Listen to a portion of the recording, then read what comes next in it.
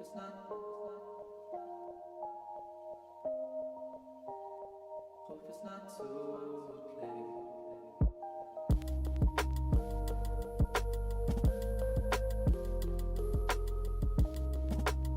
I hope it's not too late. Good, you be mine, you be mine, oh. Good, you be mine, you be mine, oh.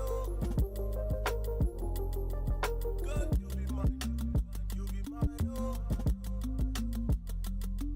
Good, you be mine,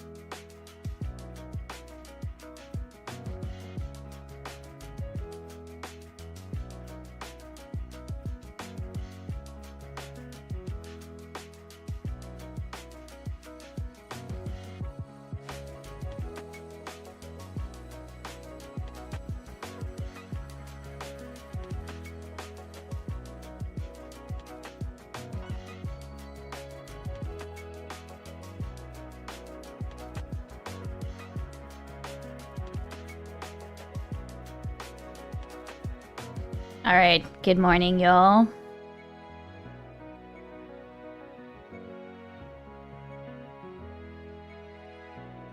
Good morning. How are we doing? Why is everything so messed up? Lego! Good morning. Wait, hold on. I've got to say hi to everybody. Where is my social stream ninja? Hello? Hello? Have I just missed everybody? Alright, well, here, I'll do it manually, okay? Good morning, 2-Bit Dork. Sen, welcome in. DB Cyclops. Hey, thank you so much for the raid. Jordy Lee Beck. Kid Notkin, also known as Kid Notkin. Welcome in. Good morning. Wait, hold on. I'm still saying hi to everybody. I'm still saying hi. DB Cyclops, welcome in. Deez, Watsaku, good morning. Don't worry, Watsaku. I'll say something in a second. McFiston, good morning. Cho. Welcome in. Thank you so much for the raid. I appreciate it. Good morning to all of the Geordie raiders. I'm assuming y'all were up all night with him. I was not up all night. I had Kid stream on. Also I still call him Kid. I had Kid stream on, but I was fast asleep. And now I've woken up and I was like, okay, well, I woke up at a reasonable time. I might as well get started. So thank you for the raid. If y'all would like to stay, we're doing our normal chill Saturday morning stream. Which doesn't usually have a whole lot of politics, but might have some politics. So if y'all would like to stay around for that, please click on that link in the Twitch chat so that you get counted as part of the raid. If you're on YouTube, I would very much like it if you would like and subscribe to the stream, because that'll help me get towards monetization. I'm also gonna put that link in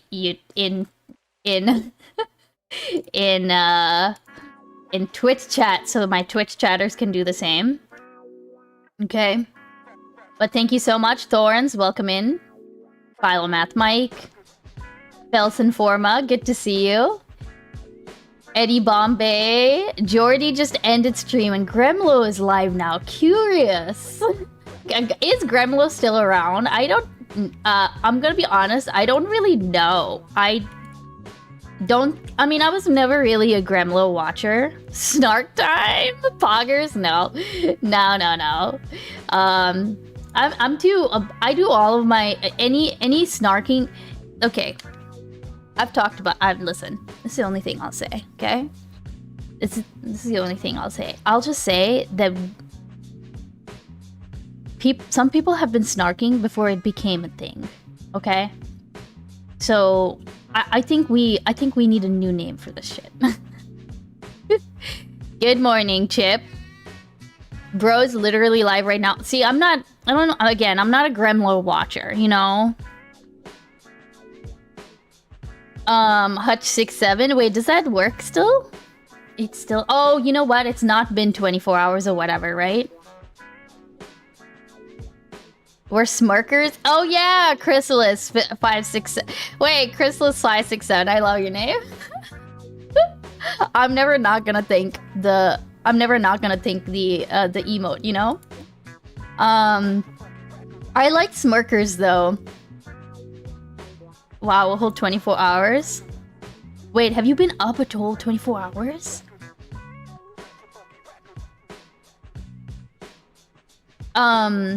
Not an actual morning stream. Yeah, I know, right? Imagine me streaming before 11 a.m. No, only 13. Gotcha. Also, I'm glad to hear that your bread turned out really good. I am going to be, later today. Okay, so I actually found, so I was at Costco yesterday. And of all things, I found Kirkland brand ramen broth. And I looked it up. And it's actually really good according to the people who reviewed it. So of course I bought it.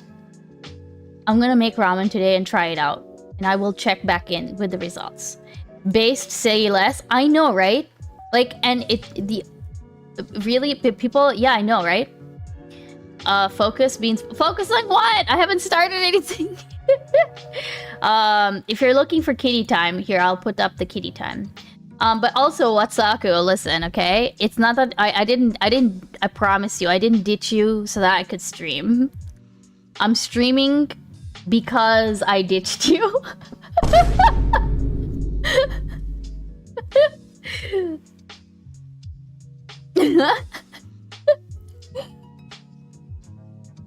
For the backstory, y'all.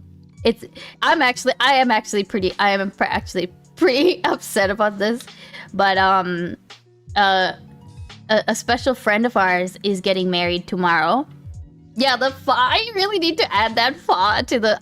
I need to add fa to my soundboard. It's so good. It's so funny. I don't know why I find it so funny. Anyways, so a friend of ours is getting married tomorrow on 6/7, and I was invited to their wedding, as was Watsaku, and due to a very long, complicated story in which my work is actually horrible, I am unable to attend this wedding. And Watsaku is, I guess, either already there or is en route. And so therefore feels betrayed. Was it intentionally 6/7? Yes, Sen. He said, and I quote, "Oh, I just thought it'd be funny." Yeah, easy to remember.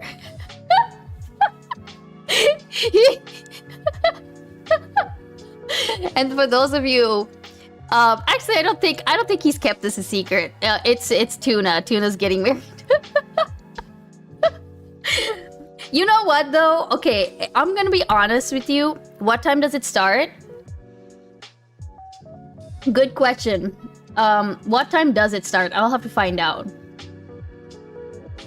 We should get a Discord call in. That would be cool. That would be funny. 6/7? No. Tomorrow at 4 p.m.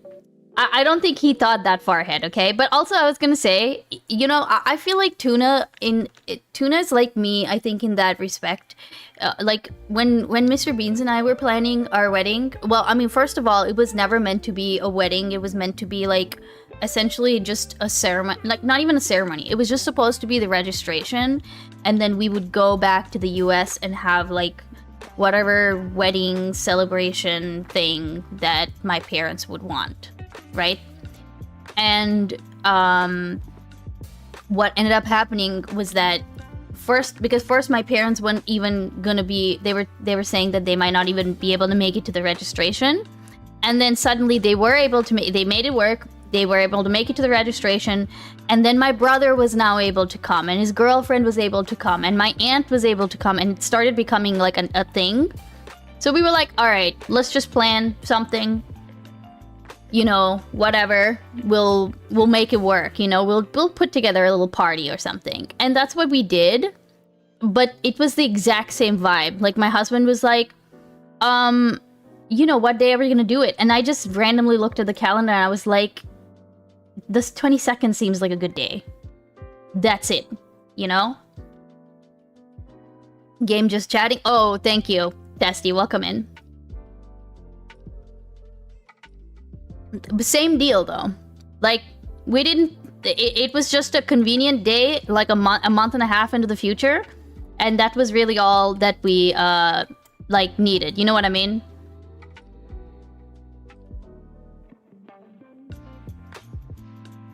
I do think it's funny that... Listen, if it helps him remember the date, it's gonna remember the date. Also, why is my lighting weird? I look green. I mean, I know I'm wearing green. I'm losing my mind from lack of kitty time. Okay, fine. Here. I disabled it because I disabled it because I was at my parents'. Okay, there we go.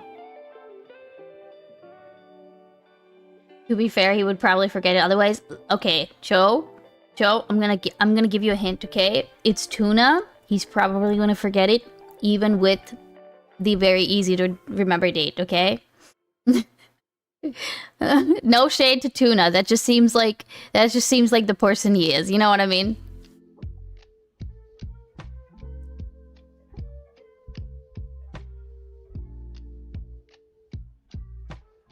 If you're away from Kitty, you need an alternative to Kitty time. No, unfortunately there's really no alternative to Kitty time apart from when I'm at my parents and I have bird time available, which I've just left like Kitty time as, you know, if somebody redeems Kitty when I'm at my parents and I can bring the bird in, then I bring the bird in.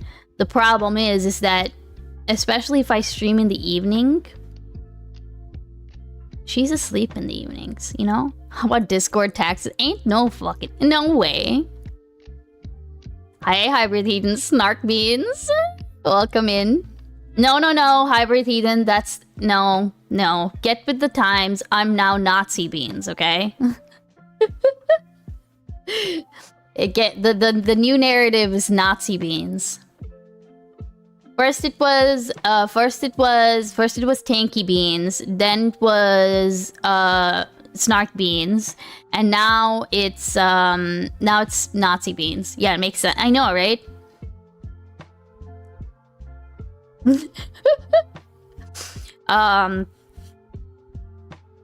Yeah, basically, all three, to be fair, all three are true. Bro, I can't believe that this is like the reaction I'm getting from everybody. You're still harboring an ergative? No. What is beans short for? Okay. Listen, we don't talk about that, Jordy, okay? We haven't gotten to that realm of bigotry, okay?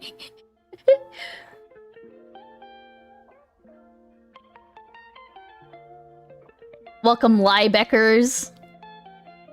Liebecker sounds kind of cool. Yeah, Jordy, what is your new community name? I guess it's I guess your previous community name wouldn't have really been much better, right? You can't exactly call your audience kids. Or libs. Oh, that's kind of funny. Libs with a Y. Beans was my name in Warframe. Solidarity. Libtards! Oh, okay.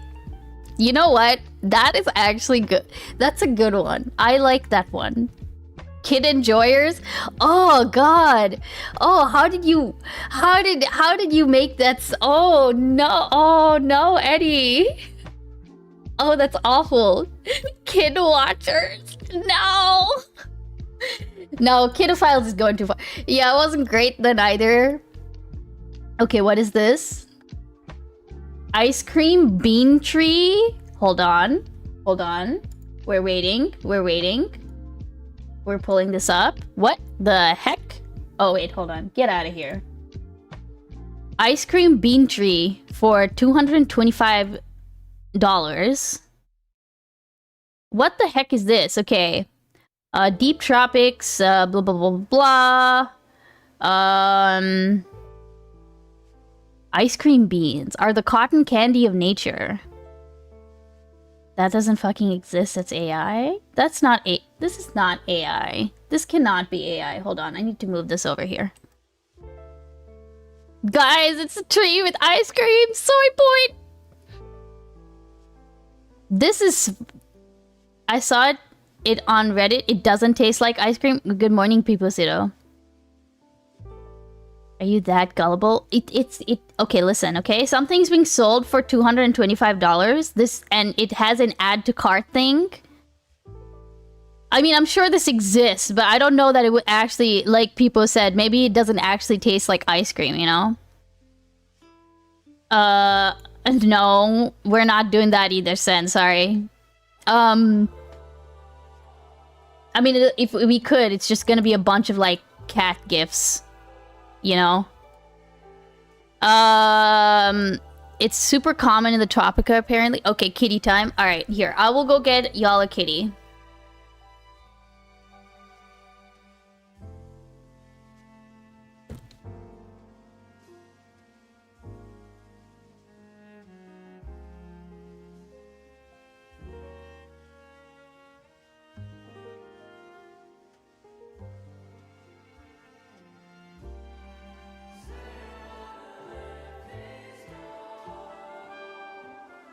Oh my gosh. It's the chonker himself.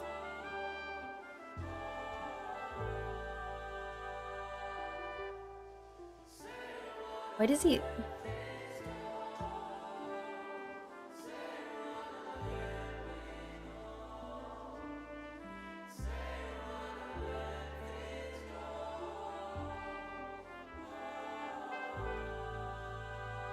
His eyes, I know, right?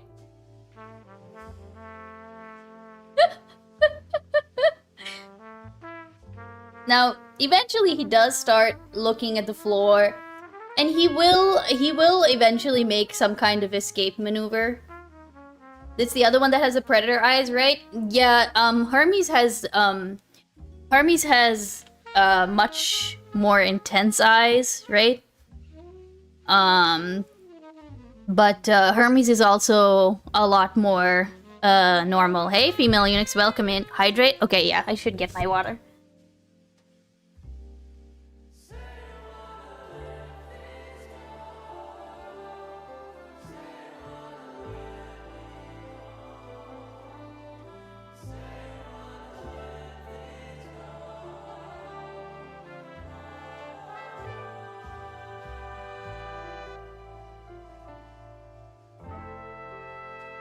Okay.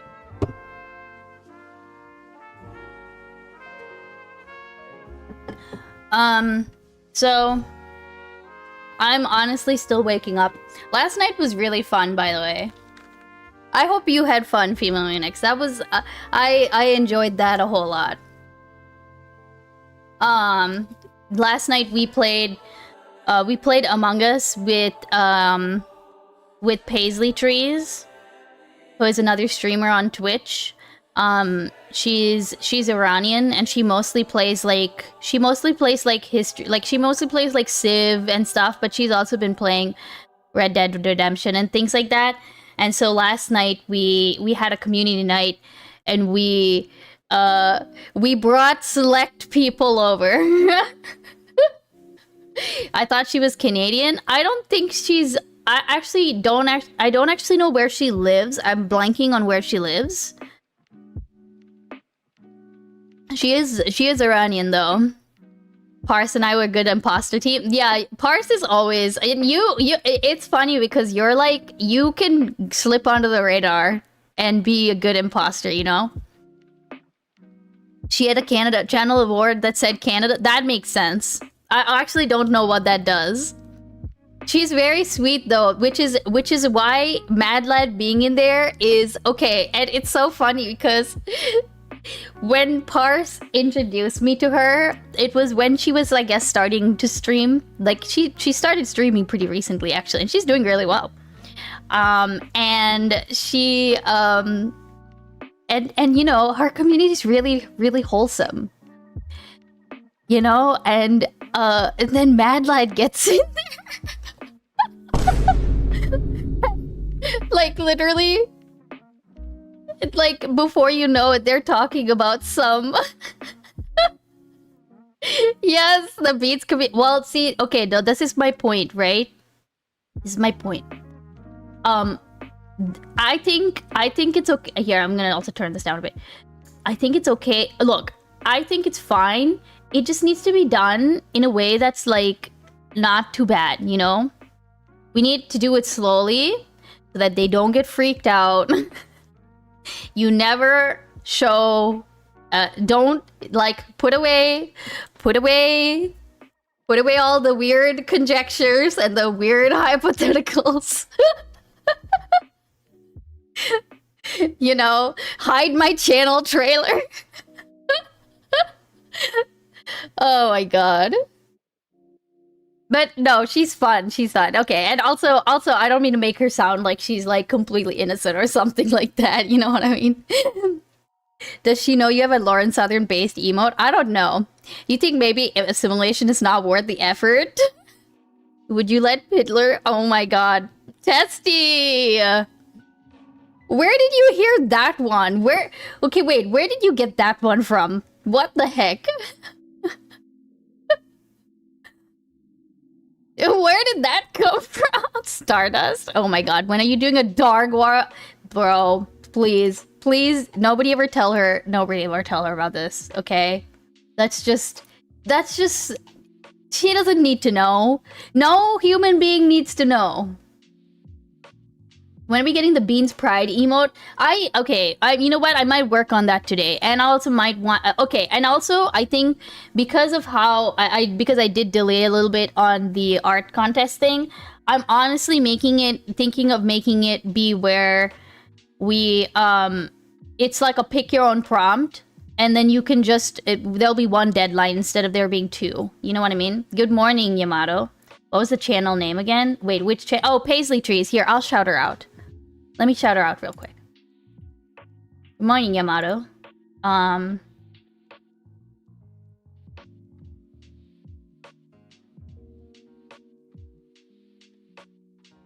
There you go. Okay, also, hold on. Yeah, she seemed really, she's really sweet. So there's like this dog. Okay, hold on. Give me the damn prompts. Well, no, McFiston, it's the ones we talked about. Okay, one would be, again, it's pick your own prompt. Okay. Either it's Beans Gaycation, Beans on a Gaycation, or it's the furry the furry pride suit. What would your furry pride suit be?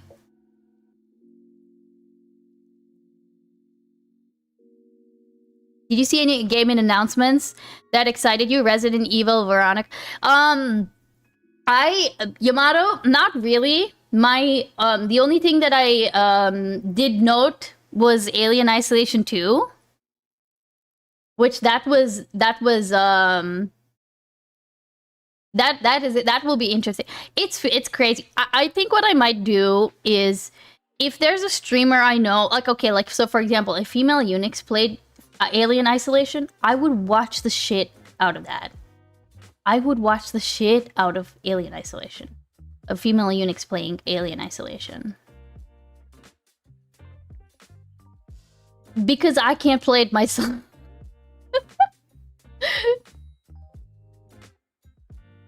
I can't play it myself. But I keep hearing about how good it is. I keep hearing about how, like, not revolutionary, but like how, you know, it's basically, it's not just your standard, like, runaway and, like, you have to learn how to, like, you can't just do the same things over and over. You have to constantly be adapting. Beans basically begging Female Unix for the gameplay. Well, basically what I mean, I could watch a let's be real. I could watch a let's play. But that wouldn't be as fun unless I know the person. I mean, I'd do it, you know? I was thinking about playing Alien Isolation. Yamato, if you did that, I would watch you. Like, that's the thing, is that I just want to be able to consume it without having to do it myself. A, because I'm notoriously bad at finishing games, and then B, because I can't do the first person, you know.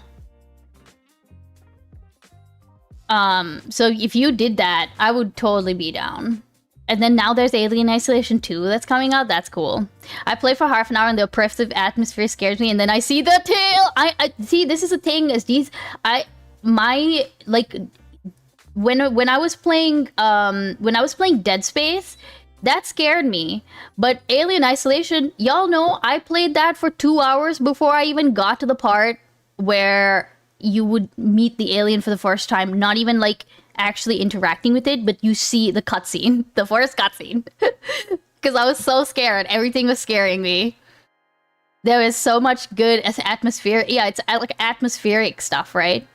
Alien Isolation pretty much wrote the book on the first person. Yeah, that's what I hear, Yamato. That's kind of why. That's how they get around the Steam refund window. That's pretty funny. Alien Isolation 2 backed by Palantir so the alien can find you in real life. Oh no. Can't wait for the Alien Isolation 2 VR stream. Nah, dog. No. Okay, now I will say... actually, the funny thing was that Alien Isolation... I was able to tolerate it okay, but then when I tried VR... I tried it in VR, and that, like, fucked me up. I think, though, that fucked me up. The VR fucked me up because of the way that, you move. At least in the way that we had set it up. We have an Oculus Rift, and so that's what we used. We set it up that way.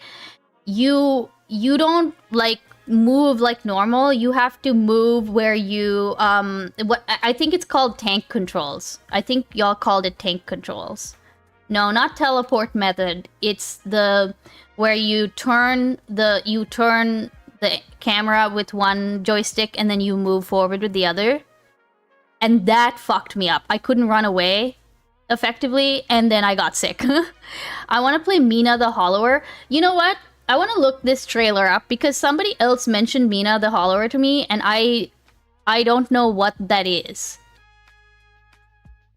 Alien Isolation 2, when the alien can't find you, it sends you blackmail threats and constantly send bomb threats. Jesus Christ. Okay, here, let's look at Mina the Hollower.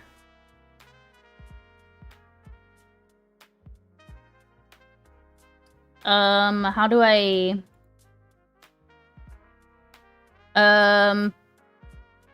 Wait. Can I just get, like, a trailer? Launch trailer? Oh, it's on PS5? Okay, hold on. Let's take a look.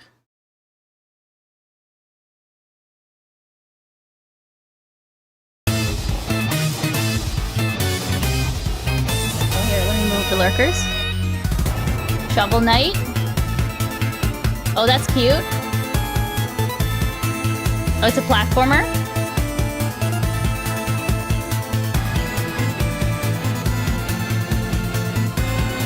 Oh, this is cool. Stop right there, terrorist. Can you finish Dark Souls before you start? Yes, people said, oh, I'm gonna finish Dark Souls. I am gonna finish Dark Souls. I need to actually, okay, I am playing Dark Souls today, by the way.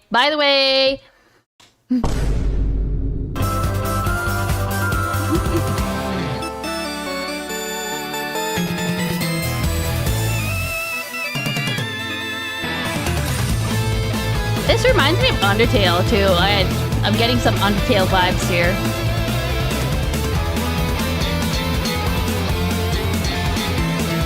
Oh, that's cool. This is cute.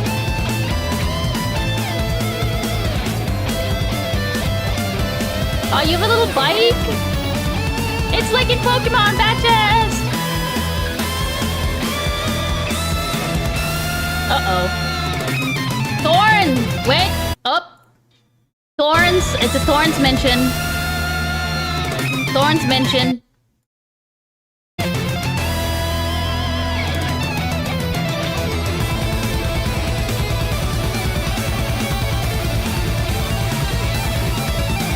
Dang, this looks sick. Also, this font reminds me of something. This logo reminds me of something. I'm trying to remember what. This game made Resi crash out on Kami. Wait, why? How? What? How, like in what way? Now I'm. Wait, a mouthful of stars, deep psychedelic folktronica ritual.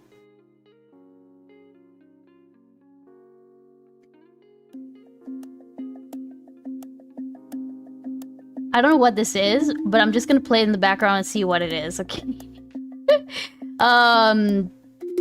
What games do you play on your PS5 games? Okay, also, this is very loud.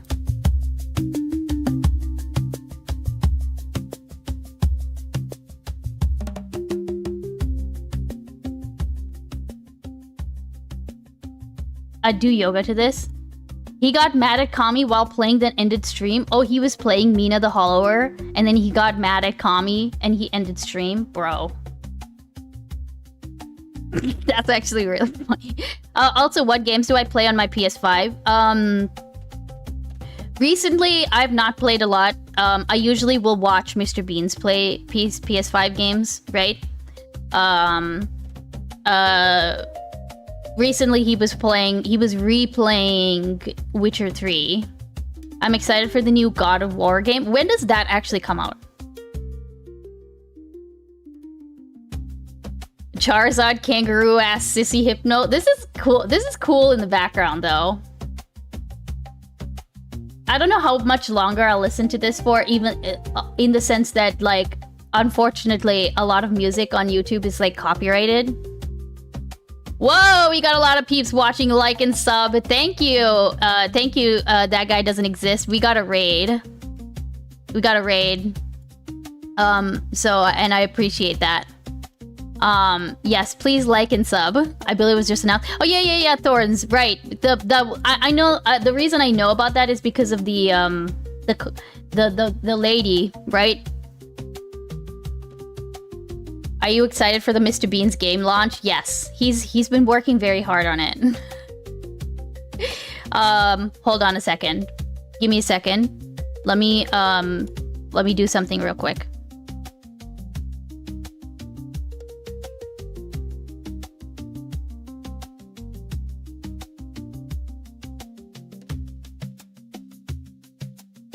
How does Twitch organize their music copyrights? So basically Twitch will, okay, here, let me, this is very funky. I do actually like this a lot, but I'm gonna go back to my normal music. So Twitch will just mute your VOD. And it's funny because Twitch will, there have been times in the past, especially in the past, where, they will, it will be so fast that if you try to make, I've tried to make clips before where, like, some pretty obvious, like, obviously copyrighted music was playing, and it would not let me make the clips, right? My normal music, my backhanded compliment? No, amphibious, no. It's really only because, it really literally is only because, so the way that I do, when I say my music, what I mean is, like, there's this music service that's called Chill Hop, and it does lo-fi, basically. And there's a whole playlist that you can use for absolutely free as long as you credit them. So all you to do is put accreditation in your, like, your bio and your video description, and then you can use their entire, well, not their entire music library. You can't just play off of their, and Chill Hop is like, if anyone knows Chill, I honestly recommend this for, like, people who stream or stuff.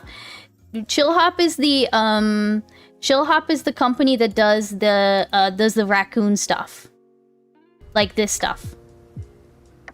Or if you've ever seen oh yeah, if you see this, right? Like this little guy, or even more recognizable is this one. And yeah, you can, so that's why I meant by normal music. Most Chill Hop these days is AI generated. Is it really? I don't, okay, if you mean Chill Hop specifically, the brand, as I understand it correctly, they do not use AI music. But if you're talking about if you just search up lo-fi, then I think that might be the case. Yeah, this specific channel, yeah, the genre, I figured you were talking about the genre. Okay, all right, so, okay, all right, I got my answer, by the way. So, real quick, let me, yeah, Chill Hop has the artist right there in the corner. Yeah. I think, Jordy, I think, so Testy, I think meant that lo-fi music in general has, like, if you search up, like, lo-fi on YouTube, and this is the problem, right? A lot of people will search for, like, background music for their Twitch streams, and I used to do that too. I used to have I used to have, and you can even okay, like I would do things like put in things like this, right? And you can even see the playlists that I used to use before, and then there was one or two times where those would get copyrighted. I mean, they don't say that you can't. I mean, they don't say that you can use them. You know, copyright. They're not copyright free. They're not royalty free. So, I did look into. I remember I looked into Epidemic Sound at one point, and I was like, I don't want to pay for another subscription. And then I found Chill Hop, and the thing is, the thing with Chill Hop was that, weirdly enough, I had already been listening to Chill Hop before this. Like, oops, I had a couple of songs that I genuinely like as backing tracks, and then I found out they had a creator program, and I was like, that's it. It's a creator program that's free. Shit, you know. Hell yeah. What does lo-fi mean? I'm gonna be honest with you. I'm gonna keep it real with you. I don't know. Let's find out together. Lo-fi meaning low fidelity. Intentionally embraces audio imperfections such as background noise, tape hiss, or vinyl crackles. Oh, as opposed to high fidelity.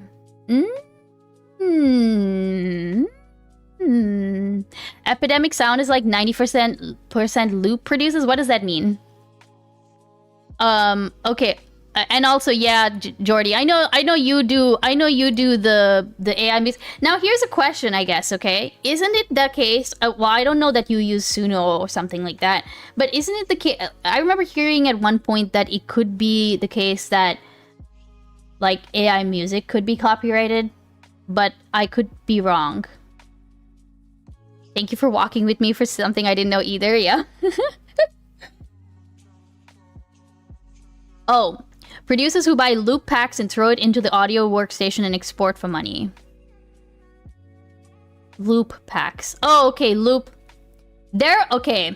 I'm gonna be honest. I remember back when I was listening to Epidemic... when I was checking out Epidemic Sound to see if there was something that I liked, there was this one track that I really liked. I don't know if it was... I don't remember if it was... from your playlist. What was this?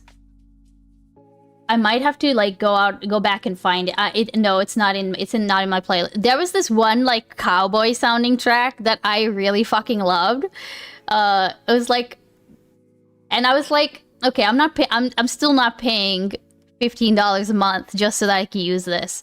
And this is the other problem with Epidemic Sound, right?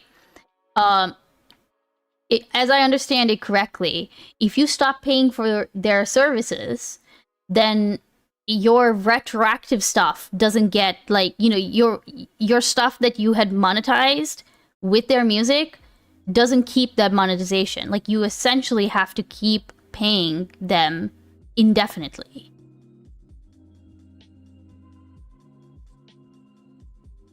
Suno won't let me upload tracks I wrote 15 years ago. It complains about copyright. Like, come on, man, you stole everything already. Yeah. And yeah, I just typically, I hate that. I don't like that. You know, I don't like the retroactive stuff. I don't know. I get it, but it's also like, I'm not going to pay $15 a month for the rest of my life, or the rest of my like content creation life. You know what I mean? I would much rather spend like even like $10-15 for a track that I like, so that I can have it and use it indefinitely. You know? I would do that. I would absolutely do that especially for music that's gonna go in like my YouTube videos, for example. Right? Because you know how YouTubers will have a sound, you know, to them. They'll have like music that they use over and over, or regularly, and but yeah. I like being able to not spend 2 hours looking for 10 good songs and epidemic songs just for them to go stale by the end of stream. I'll get a good prompt and generate 20 songs in like 5 minutes and go. Yeah, and I think that's why I like that's why I you know, obviously I don't do that. I don't go that route. I use chill hops stuff. But like if I ever and the cool thing is that I haven't even actually here. I will pull it up because, you know, it's kind of cool, right? Like their catalog is pretty big.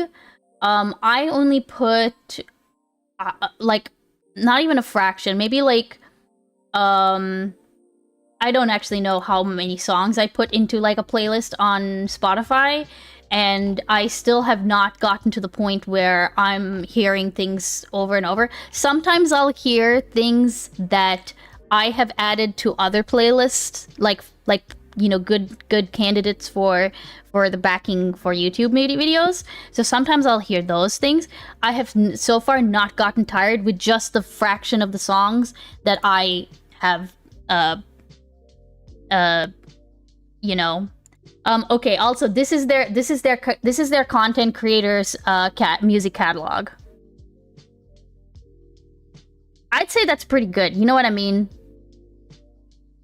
Like that's pretty fucking decent. Petition to Fa? Yeah, okay, hold on. I'll let me add. Ask Mr. Beans after he's done making his game to make some wholesome, non-copyrighted music. I could do that. Okay, yes. I'm so glad you brought that up because I'm gonna be honest, I completely blanked on what I was supposed to bring up. Hold on. Let me get so Mr. Beans, my husband, is currently working on a game. And he is planning on releasing it this summer, even though it says to be announced. Okay. I'm pretty sure it's this summer. Wait. When release? I'm gonna play the trailer for y'all. And I'm gonna pull it up on YouTube as well. But if y'all, and I'm gonna link it in chat, if y'all can go and add it to your wish list, that would help him out so much. Okay, I guess it's not summer, it's October, November. Okay? But a demo is coming out on Monday. So definitely check it out. Again, I'm going to put the link in there so you can go and wishlist it. But here, I'll show you a snippet of the... It's a... It's a game about trains, okay? Is the sound on? Maybe? Question mark? Oh, here we go.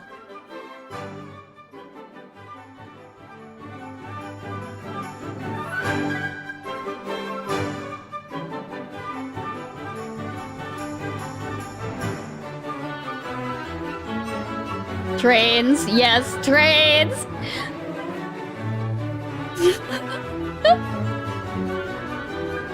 We're not beating the autism bait allegations.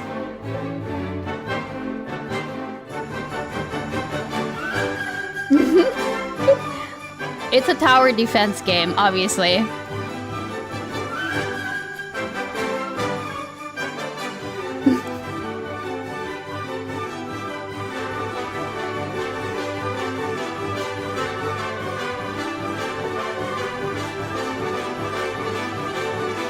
I told him war trains. Yeah, murder train. What's the recommended amount of Tylenol I need to be at before playing? That's funny. But yeah, so demo is coming out on Monday. If Mr. Beans needs someone to test play his game, just let me know. Yamato, the demo is coming out on Monday, so if you would like to try it out, they have a Discord, so you can give feedback and stuff. Like, feel free, give it a shot. Watsaku already helped out. Like Tuna helped him out a lot. Like, the cool thing is, like, He was pretty inspired. Wait, does he have a screenshot of it here? Okay, I don't think he does. But he really liked the Slay the Spire style map. You know? Wait, where is it? Maybe I won't be able to unless I watch the whole thing. But yeah, go wishlist it on Steam. Getting demos coming on Monday. You'll help me out a lot and help him out a lot too. And also make the time that this game has taken away from, like, the amount that my husband has been taken away from me, it'll make it worth it, okay? Okay, let me add Fa before I forget all over again. No worries, Yamato, I appreciate it. Okay. Fa!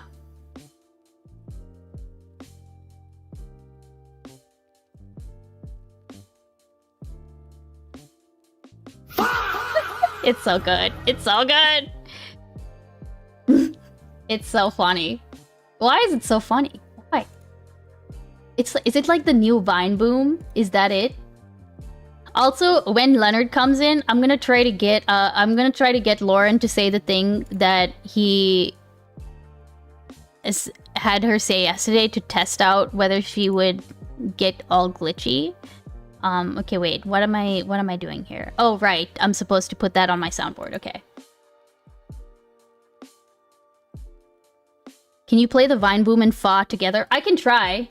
Can I? Wait, I can play things together, right? Wait. Yeah, I can play things together. Apparently Lauren Southern had a debate with Andrew Wilson on Piers Morgan. What? Hey, Mr. Miser. Wait, what? Look, I didn't have... Okay, apart from watching the... I want to watch the Leonard French video on the Lego drama. B, I want to play Dark Souls, but beyond that, I don't have a plan for today's stream, guys. We could do Lauren Southern versus Andrew Wilson on Piers Morgan. Hello? Now, does Piers copyright strike? I don't actually know. Would that be... Is that an issue? Does anyone know? Actually, Jordy, you've reacted to Piers before. No, he doesn't? Okay. We can watch Legos later, okay? I think Lauren Southern takes precedent in this case. I think Lauren Southern takes it. I'm just saying. Can you link that to me, please, People Sido, while I add Fa? Okay. Okay, we're Stream Deck audio. Okay, so we need Fa. Also cute shirt. Thank you. I didn't have no idea to find it. I just saw a clip. Also, your stream is still showing? Your stream is still showing sussy? Philomath Mike. Wait, what do you mean by that? What do you mean? What does that mean?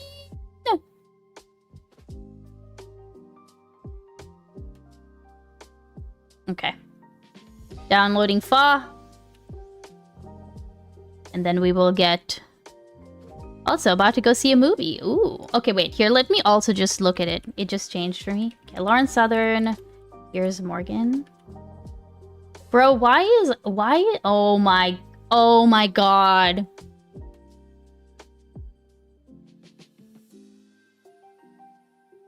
Oh, I see.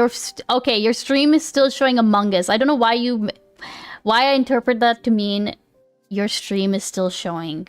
Just showing. Like... You're obsessed with gay people.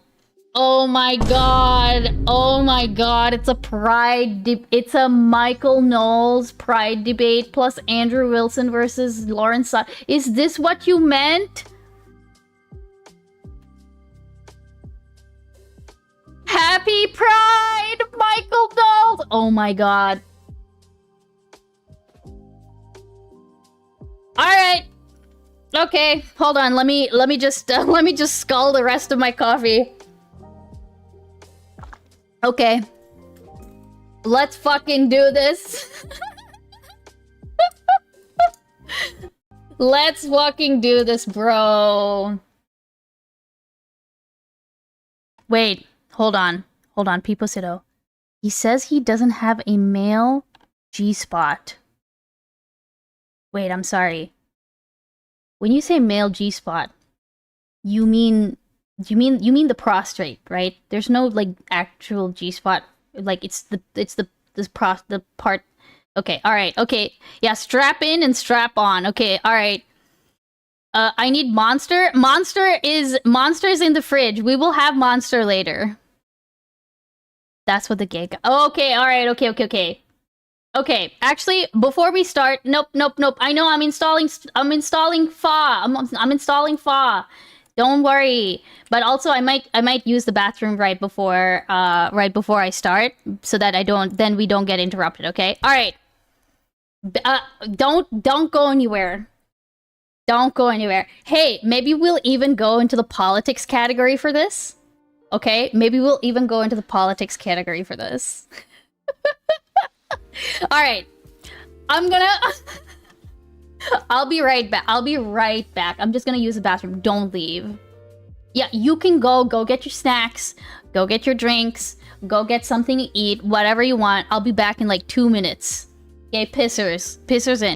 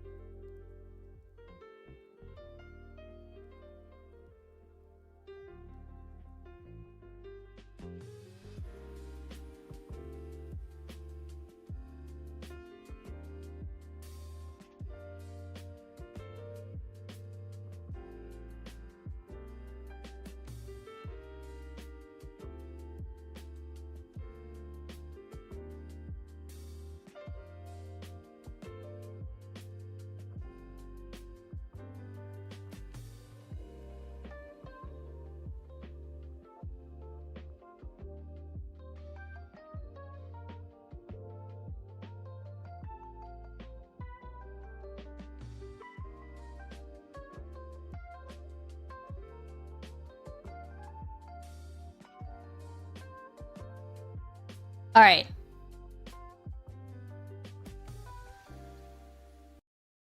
Michael, Jesus Christ. McFist. Okay, I'm getting Fa in. Don't worry, guys. I'm getting Fa in, but we need to get started, okay? All right.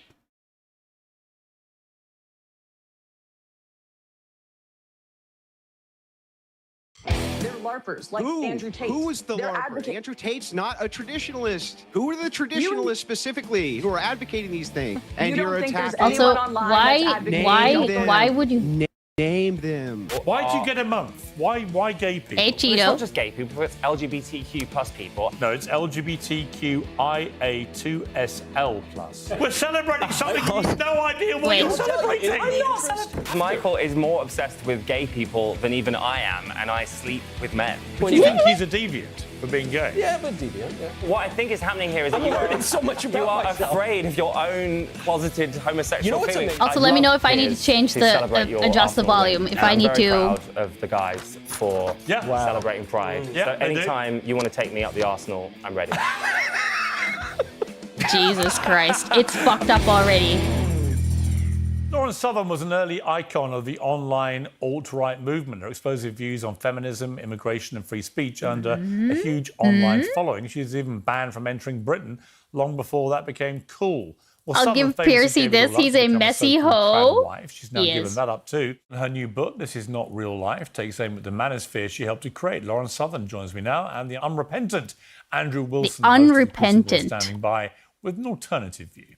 See, in your memoir, This Is Not Real Life, you detail these 3 acts in detail. My girl looking sharp, And honestly. you start the memoir by saying your journey is that of a reverse Hitler. That you want to explore Huh? what happens when one wakes up from the ideological slumber. Just explain that. Sure, I'm being a bit facetious when I call it a reverse Hitler. I don't really consider myself alt-right, not at any point in my life. However, I've certainly had more hardline beliefs when I was younger. I went viral at 19. Wait, is she 30? Is she really? Am I older than Lauren Southern? That's crazy. How old? Hold on. How old is she? Be certain about the world and how people should live their lives when you haven't actually lived it. And that's a very popular formula to get lots of accolades online. 30 because years, people want simple damn. solutions. They don't want to actually have to look inward. They don't want to have to go through the complicated aspects of life where things don't always have a simple ABCD solution. We want to know it's either all women that are at fault for the problems with their dating life or all men that are at fault for the problems with their dating life. And that if you just follow a certain code, a radical ideology, everything will go perfect. But that's not how reality works. And I certainly learned that firsthand. So I've got Andrew Wilson from The Crucible here. You're going to listen to a bit of this, Andrew, then give your view, and we'll put you both together. She is... Lauren, look, Lauren's my girl, but, like, motherfucking Andrew Wilson is truly despicable, bro. Truly despicable. Like, I cannot stand this man. Oh my god, I cannot stand this man. Alright. Also, why does it not... Okay, hold on. Play a video. This is the Lauren first is video not that went viral, worse. really, Ain't no Why I'm Not a way. Feminist. This is where you filmed yourself at a so-called feminist slut walks, mocking women who were protesting against rape. You now say you regret it, but let's take a look at the clip. Get used to it. My short skirt is happiness. I was just curious as to what her sign meant. That's all.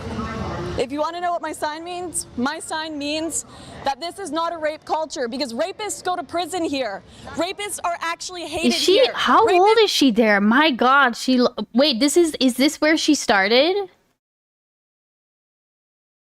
Are fired from their jobs. Men who make rape jokes are fired from their jobs. Go to Africa and you will see a real rape culture. I mean, what do you feel about that when you watch it back? You know, it's not often people have their 19-year-old thoughts immortalized on the internet. It's not that I was wrong about everything. Of course, there are men who are sexually assaulted. Of course, certainly in the era of woke, there were a lot of men just being demonized for no reason, for making jokes. I don't disagree with every opinion I had, but I don't think that going to these slut walks and having debates with people who are not prepared to talk about these issues, who are clearly in some cases, you know, you're running around naked in the street to protest something. You may not be in the best state of mind. This is not the intellectual discourse that's going to solve anything. It's clickbait. And that really was the beginning of these quick on the street, you know, 10-second clips of catch someone in their worst moment and we'll claim this is what all women are like. We'll claim this is what all men are like. I don't think that's productive to discourse, and I think it's really destroying. I hope Tyson buys up every single acre and you have to move to a city and learn to code. Fuck farmers and fuck you. Is Lauren going to show up? Andrew, I hope That's your the life question. stays sexless and your jars stay closed. Thank you, Lauren. Thank you for the 147, McFiston. Oh my god. Okay.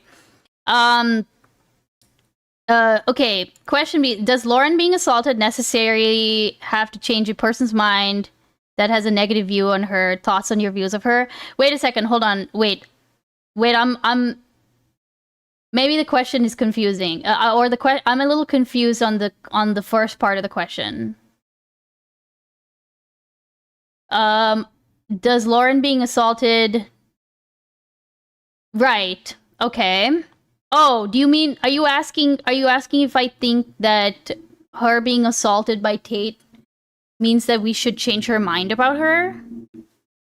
I mean, I think that I don't think she deserved to get assaulted by Andrew Tate of all people, right?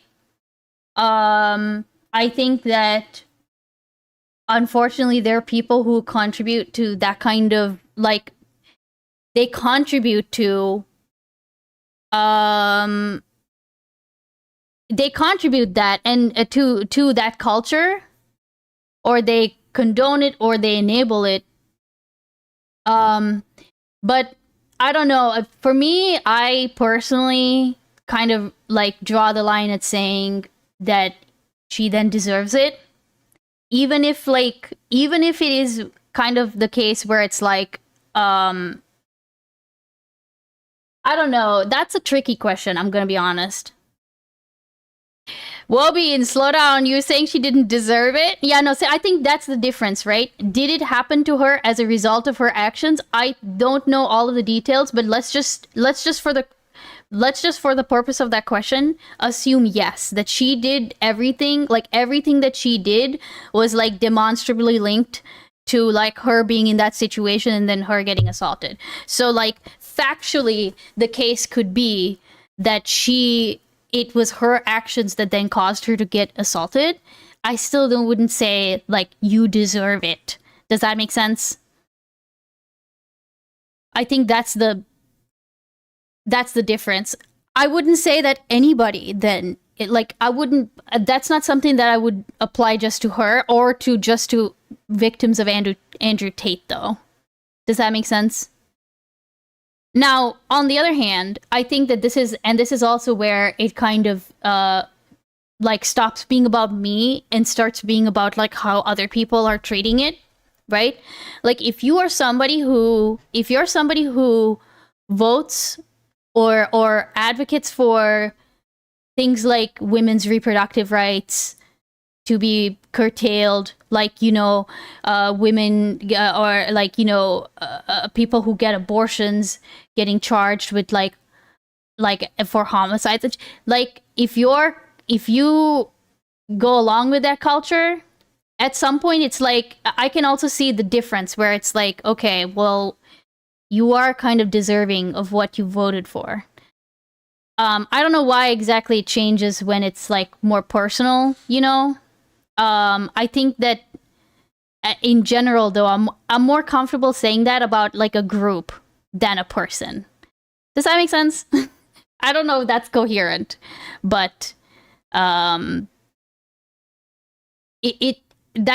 why it particularly like it does hurt when women do this to themselves, or just people who have wombs, or even people who have like daughters and wives and mothers who have gone, especially those who have gone through stuff like this, it hurts more, right? Yeah, the leopard, right? Yeah, leopards eating faces party. Yeah, culture. You wrote in the book, I wasn't a Nazi, though I can't deny that the constant stream of internet messages praising me for embodying that identity also, sorry, disorienting, dreamlike state. Real quick. Wait, why won't it play? Hello? Did it not work? Play? Oh my god, it didn't work. Hello?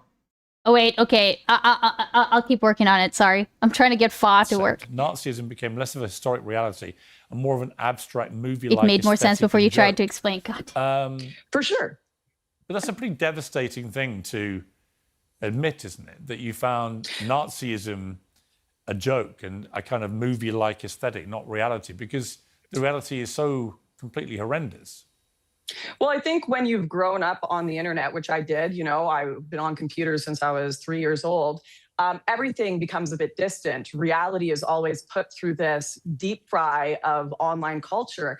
And you see this with people who have the hammer and sickle in their bios on Twitter that are LARPing as communists. Do you think that they would fare very well in Soviet Russia? You know, half of them would probably be in the camps. This is when you're 19, when you're 20, these ideologies are... It is funny. It's used as a form of humor. It's used as a form to lady, those two things are not the same. Those two things are not the same. People who are being, you know, a little idealistic, a little cringe, even if they're a lot cringe, you know, that's not the same. No, no, no, just no. Oh my god. Oh my. I mean, okay. Also, it's I don't know what Lauren's position is on this specifically. Although I guess we'll find out, right? Like, do they actually think that, you know, that Nazism is as unattainable as like socialism? Like, do they actually, is that what they think about the fascism that they are enabling? Do they actually truly reject the Nazi label because they think it's that far-fetched? I feel like, I'm sure there are people who know and who lie about it, but I'm genuinely curious now. They just think it's too idealistic. Well, that's what that kind of makes sense to me, in the sense that, you know, people will say, oh, you're throwing around the Nazi label too much. Nazi's not going to mean anything, which, you know, whatever. You can maybe, but again, like, no, I don't know. Interesting thought. I just thought about it. They can't take this girl seriously. This is all from a Twitter drama video she made joking about the manosphere. I don't know what else to tell you. This is not the mind, a fully developed mind that has integrated and really felt the world. All of it is too far away from me when I'm that age to take seriously. Not great, not saying that's an awesome thing, but that is the reality of the online discourse right now, and the one that I was a part of. When you were 22, you stepped away from the internet to marry and pursue a life as a trad wife, traditional housewife. And you write about this. I genuinely wanted to live up to the ideals I championed publicly. The moral person, the defender of family. I wanted to become that person. I clung to believe that even if I stumbled on the path, I could still get this part right. If there was one thing I could redeem, one role I could succeed in, it had to be this. I thought that if I could just be successful at marriage, it would fix me. But that idea was a recipe for disaster from the start. And sure enough, your fears became justified. The marriage ended in a very bitter breakup. That's what it seems like. That's what it seems like, Miser. Well, first of all, I entered the conservative media space thinking that it was something that it wasn't. And I lived a life that wasn't traditional. I lived a life that wasn't preparing me for a real marriage. It was a lot of sex, drugs, and rock and roll in the conservative space. But that's something I learned along the way, is that a lot of this is performative, as well as the trad life stuff you see online. I went, and when I was married, it was not a healthy situation, but I was sitting and posting on Instagram pies that I was baking, saying I've never been happier, because that's what I wanted reality to be, and that's how I wanted other people to think about me. Okay, hold on. That's kind of on point, right? I'm glad she called that part out at least, right? Also, hold on. There you go. All right, neat. That is kind of neat, and also, man, I actually have some YouTube videos about just the trad wife stuff. That I have like one video in particular. If people are interested, at some point we'll watch it. But there's like a whole world of like trad wives that I will like, you know, kind of watch the, you know, some of the drama about. If anyone's heard about Ballerina Farm, for example, that's a really interesting story in and of itself, right? And so, you know, that would be a good content stuff to go into, right? She said it was because her husband lost his job at the FBI because she came up on the goddamn terror watch list and her husband couldn't handle her ADHD. What the hell? Yeah, but Lauren is back to read TTS. I don't know what changed apart from me restarting my computer. Does Lauren Southern have an icebeans TTS? They're the poo milk people, right? Yes, and the $11 a pound of ground beef people too. That is correct. Yes. Correct. We can go, we'll go into them that another people are stream. doing this on a political level as well. We know everyone's editing their photos on Instagram. We know everyone's doing certain poses to look a certain way, but people are politically posing themselves to be of ideological sects, whether it be Christian, because you get a lot of money and accolades for doing that, or, you know, a communist. They're not living these ways. They're living in mansions. You know, if they're an activist for Greenpeace, they're flying in private jets. This is just another aspect of that is going on in the right-wing sphere, is the trad life LARPing. And I did that. I was essentially, not intentionally, I was lying to my audience about what reality was, because that's what I wanted it to be, because I didn't want to be a proof of concept gone wrong for the ideology I'd promoted for 10 plus years and essentially ruined my life for, got banned from countries for, arrested, questioned under the Terrorism Act. I didn't want me to be a proof of concept gone wrong, the same as detransitioners get kicked out of the left because they're proof of concept gone wrong, right? Oh my God! We ignore the people who fail these things. Huh? Detransitioners are not a proof of concept gone wrong, Lauren. What the fuck is this? What the hell, bro? Wait a second. Huh? Huh? Literally, huh? It's crazy. That's crazy. That's a crazy statement right there. That's a crazy statement, bro. It literally couldn't be further from the truth.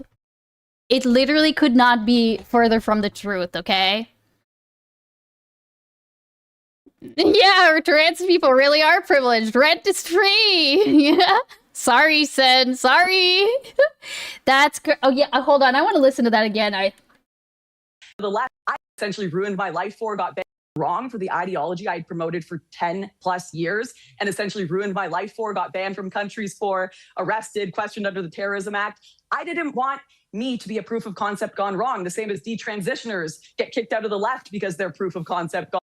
Detransitioners do not get kicked out of the left. Certainly not being, certainly for not, okay, hold on a second. Certainly not for being a proof of concept gone wrong. As if, my understanding is that the majority of detransitioners happens because they do not have adequate support. Like, I'm gonna be honest, like, you know, I'm like, okay, I live in the South, right? Like, the number of trans people that I know in real life, like, amongst my friends that I met, like, you know, in college and all that, the number of trans people who I basically knew that they were trans, right, is pretty low. The like, one of the major examples of people that I knew was transitioning and then stopped because they weren't getting support from their community, from their spouse, from their church, like. And that's, again, number of trans people that I know in real life from, like, my life in the US, I could count on one hand, and that person is one of them.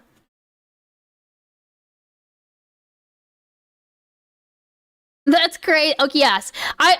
No, you feel like you're right that those people do get to, those people, or those, I know that people who detransition and then, yeah, like, and then go on to essentially decry it, or who go out and speak out as a regret person and then say that nobody should do it. Yes, correct. You are correct. Like Blair White, it's funny because Blair White is not a detransitioner by any means, but she's still one of these people who's like basically like nobody should transition, right? Oh my god, right, exactly. Like, yeah, it's not a proof of failed concept. It's crazy. That's crazy. That's crazy. Gone wrong, right? We ignore the people who fail these things because we want simple solutions and ideologies that always work, but that is not real life. Blair White. You conclude the book by saying, I truly believe our minds are being sold to the highest bidder and that politics isn't the path to real change that many believe in. Technology is being wielded to distort our perception of reality. Do we have a single detransitioner kicked out of the left?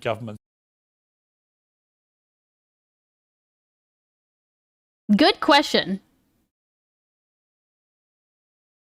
Trad wife is also not a failed concept. No, trad. Okay. No. Sen. Trad wife is trad wife is a like if you're not taught like okay. I think there's a difference between trad wife like not well no I guess it's not influencers. I don't know that I would call trad wife a failed concept though.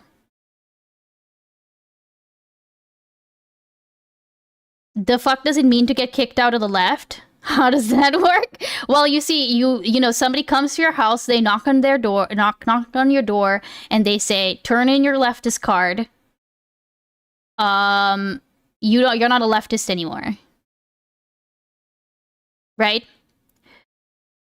Lauren is very much inarticulate on many things. I would prefer her to just move on from politics rather than trying a different mode. The problem is, Aeon, is that people like Lauren Southern would never not want to be in some kind of spotlight. So I think that is unfortunately she would just keep trying different modes. Like you don't unfortunately get to not have Lauren Southern. You know what I mean? People take outrage on the internet as kicked out. Well, okay, I will say that, like, I think when, and this is a conversation I've been meaning to have with, actually with Sen, right? Is that, like, the whole idea of somebody feeling like being driven into, like, more of a right space, right? Because people call them names and, you know, are mean to them, like Joe Rogan, right? Like, apparently, you know how, like, Joe Rogan will say that he used to be way more left or whatever, and how, you know, he, I guess, said some shit and then got called mean names, and now because of that, he, like, moves towards the right. Like, I think that's what they're referring to when they say kicked out of the left. I mean, it could also be that they load you into a cannon, but I think that this is probably what they actually mean, right? Bean, she legit stepped away from the spotlight for like years. Yes, Chip, but she's back. That's my point.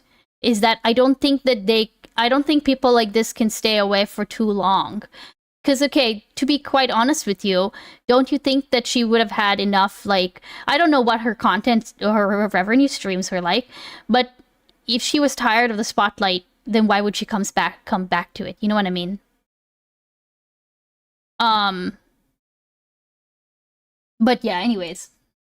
Also, since I'm stunlocked, I do actually very much like the berry shade that she has on her lips. I'm about to see if, like, the lipstick that I have matches that color, because I really like this color, okay? Complete side note from everything else. She also stepped out of the spotlight to get married and have kids, which ended up being an abusive relationship, which she left, and now she needs money. I guess that's the other part. Well, that is the other incentive to come back. But my point is that, and I think that this is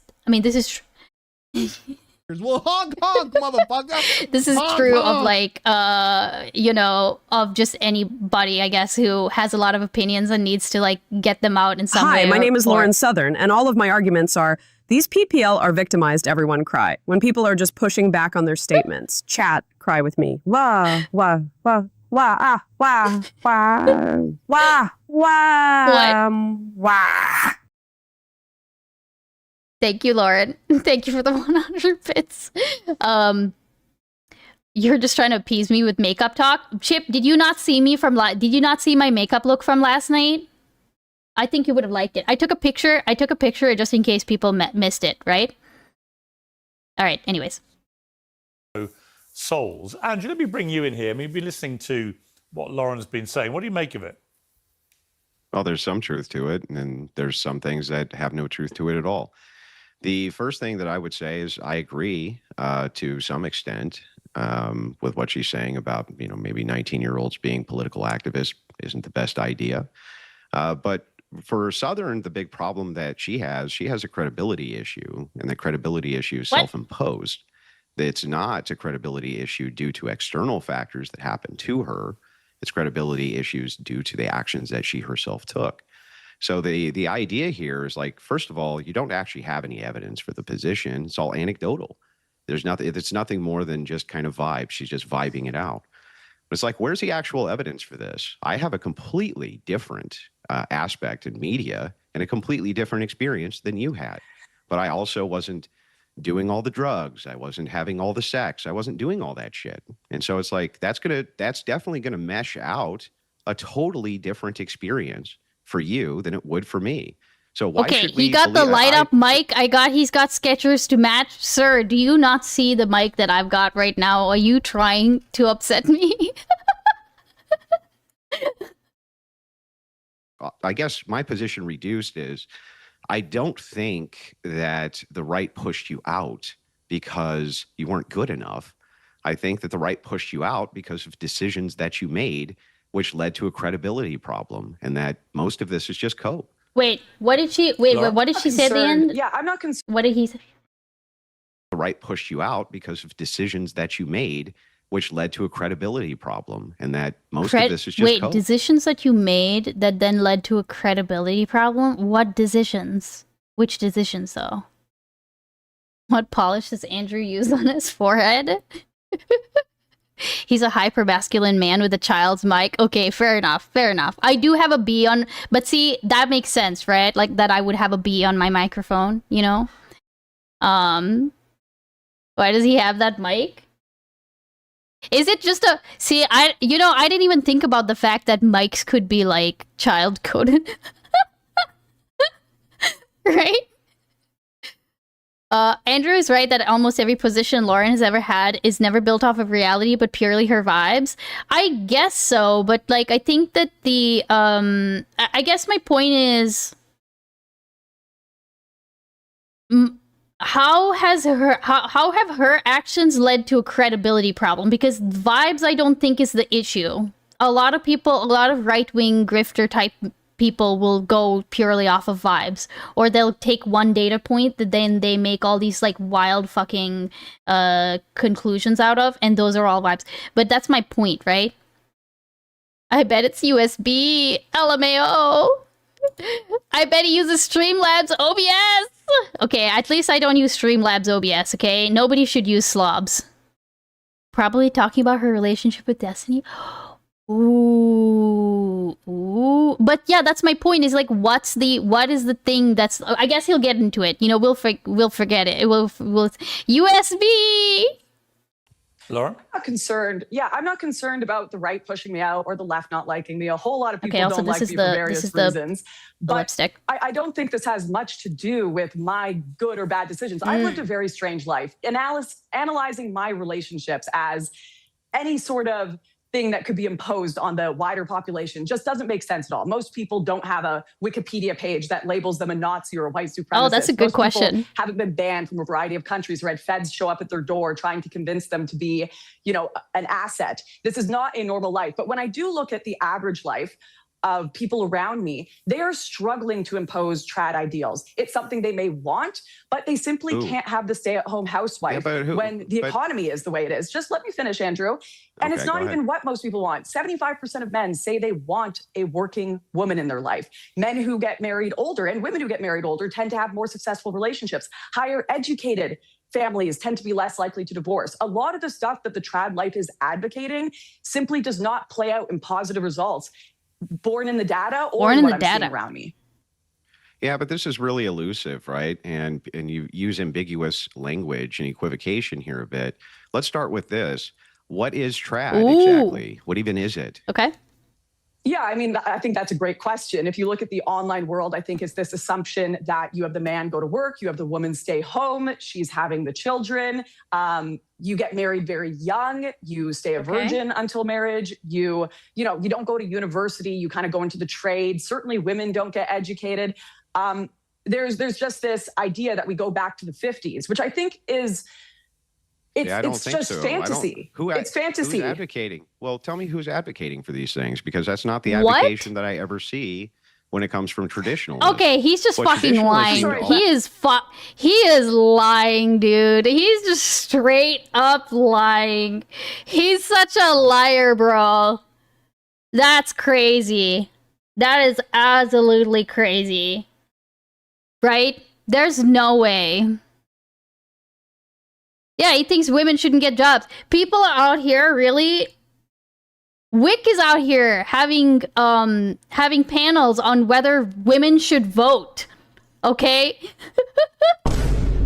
What are we talking about? Yeah, absolutely, this isn't even by the way, this isn't even like a trad influencer type thing. This is where the culture is leading us. This is where lawmakers will eventually lead us, okay? You know, when we talk about like Afghanistan stopping like schoolgirls from going to school, right? Or getting a higher education, or being trained as nurses and shit, like nurses and midwives. Like everybody's like, "Oh my god, that's so horrible." And they don't realize that that's where this is that's where it's headed in the US, by the way, okay? Like it's of course that's an extreme example. We think that just because it's an extreme example that that's not where it's headed, but that's going to be where it's headed. You know, once you start like limiting women's reproductive and start making them like criminally accountable for the abortions or even the miscarriages or like the medical attention that they need, that's where you're headed. Right? Very normal. Wait, what is this? Oh no! Jesus, here, hold on. Let me very quickly pull this up. Pentagon says Hegseth supports women's right to vote, despite sharing video saying otherwise. What is the video? Reposted video of a CNN segment with Douglas Wilson, a self-described Christian nationalist pastor who supports repealing the 19th Amendment, which gives women the right to vote. Yep. Bro. Yeah, this one. The household vote thing. Remove the wick. No, I'm not removing the wick. What do you mean? Why would I do that? I'm not removing it. Hang on. I'm sorry too. I didn't cut you off. I just let you finish. What I see advocated from traditionalists is something completely different. They're trying to epitomize a value structure, not necessarily a lifestyle structure. Not saying that moms can't go have jobs. They're saying that they need that a wife is supposed to prioritize all of her family before herself, and the husband too. It's a self-sacrificial system based on a hierarchy, and mostly a church hierarchy. Those are the advocations of the values that I see. Not a go back to the nuclear family 1950s. We've been past that for an awful long time. So I don't actually even know, like, who are these people that you're referencing here specifically? Who are these specific people who are saying this, we want to go back to the 50s. Women aren't allowed to work, right? Oh, he's doing his tactic. You know, it's. Well, I'll tell you one who's saying it, actually. Oh my god. Piers Schmears Morgan to the rescue. Fuentes, listen, I don't consume like Fresh and Fits content. Like, I'm pretty sure they've said something like this, right? Yeah, Pierce coming in with the receipts. Who is Kirikou? I'm just lucky Kirikou isn't here. Who's Kirikou? Okay, anyways. You say, because he says it brazenly, that's exactly what he Bro, wants the to do. coffee and cigarette in his hand. He wants them to stay at home, not be allowed to work, not be allowed to vote. But Andrew Tate's not a traditionalist at all. He's the opposite. No, but he's advocating for a return to the kind of dark ages for women where they have absolutely no right to talk. Maybe, but he's not a traditionalist. Southern's talking specifically don't be a about pedantic traditionalists. fuck. And I'm asking her the specific question. Who are these traditionalists specifically who are making these advocations that a mom who has children at home can't have a part-time job, but rather, hey, it's probably good to avoid babysitting fees, things like this, to have one parent who stays at home, one parent who works, if it's possible, to prioritize their children. That seems completely... The fuck, dude. I hate this man so much. Rational, reasonable to me. Who's advocating this throwback to the 1950s specifically? I think that's great that you don't have these views, Andrew. And I would agree with you that the average normal traditionalist living in the real world does not possess these beliefs. That's not how you answered. That's not okay, Lauren. Like, I get that Lauren doesn't have a name. I get that Lauren doesn't have a name for him. But that doesn't mean that she needs to go in this direction. Like, oh, I guess they don't have those values. Also, Rare Popo, thank you for popping in. Not like this. Also, thank you for the hydrate. Yeah, the GOP plan is to make women not work even if it isn't possible. Right. No, okay, now I will say, and this is the only bone I'm gonna throw Andrew, okay? Because I think there is something to be said about how, okay, so just on a financial level, and people who are parents will know this, right? Childcare is very expensive, right? Like daycare, very fucking expensive. It's so expensive, in fact, that there could be a case where a parent's whole job could go straight into like their childcare, essentially. Like the pay for one parent's job could go directly into daycare, right? So in that case, it's like well, okay, at some point, and this is why sometimes people do this. This is why sometimes you'll see moms who stop working so that they can take care of their children. It's because in those cases, they've determined that childcare is just less, like, it's less financially feasible than somebody just staying home and not generating any income at all, right? So isn't the average like 12K a year? We could look it up. I'm just saying that, like, I know that that's been a consideration, especially if they don't have like family around in order to support childcare, right? I'm about to answer your question. As Piers noted, the LARPers online, like Andrew Tate, the people who are posting Norman That's Rockwell right, Matt Philo. That's He's not. He's LARPing. Oh, no? As I've been LARPing. He's not LARPing as a traditionalist either. When 10 years ago, I had to make a video explaining why I wasn't married because I was getting so much pressure in my comments section saying, why aren't you married at 21 years old, Lauren? This is not a random phenomenon that I'm making up. You can go watch it. It has over 1 million views because there was so much curiosity in why I wasn't married at that age because I was a part of this right-wing community, and not all of it's bad, but there's a lot of LARPers. I'm not giving you names. Who are the names of these people specifically? The name one. I'm saying they're LARPers. Lauren, they're LARPers, like Andrew Tate. Who is the LARPer? Andrew Tate's he's not a traditionalist. Okay, he's not a traditionalist, but he preaches for others. Like it's a mindset. Okay, the way I would maybe I guess I'm workshopping this. I guess I don't think I would agree with his framing of, okay, name me somebody or you're wrong about your position, right? What Andrew Tate is specifically himself preaching is a specific lifestyle that serves him and only him, and serves men over women, and essentially treats women as this like second class. If you have people who take women as second class, then they are just going to be way more likely to also think these things, that women belong in the kitchen, like, you know, they are to be used and abused, that kind of shit. You know? She is fumbling. She's fumbling, I think, because she's trying desperately to argue his framework without having a name, and he's realized, okay, she doesn't have a name, therefore I can just keep asking her this question over and over, and that's how I'm gonna win this particular battle, right? He finds a way to be elusive rather than engaging with substance. Well, it's not even just, I mean, I think it just contributes to this idea of women being second class. Like that's really all she needs to, because I think lots of people could agree to that, right?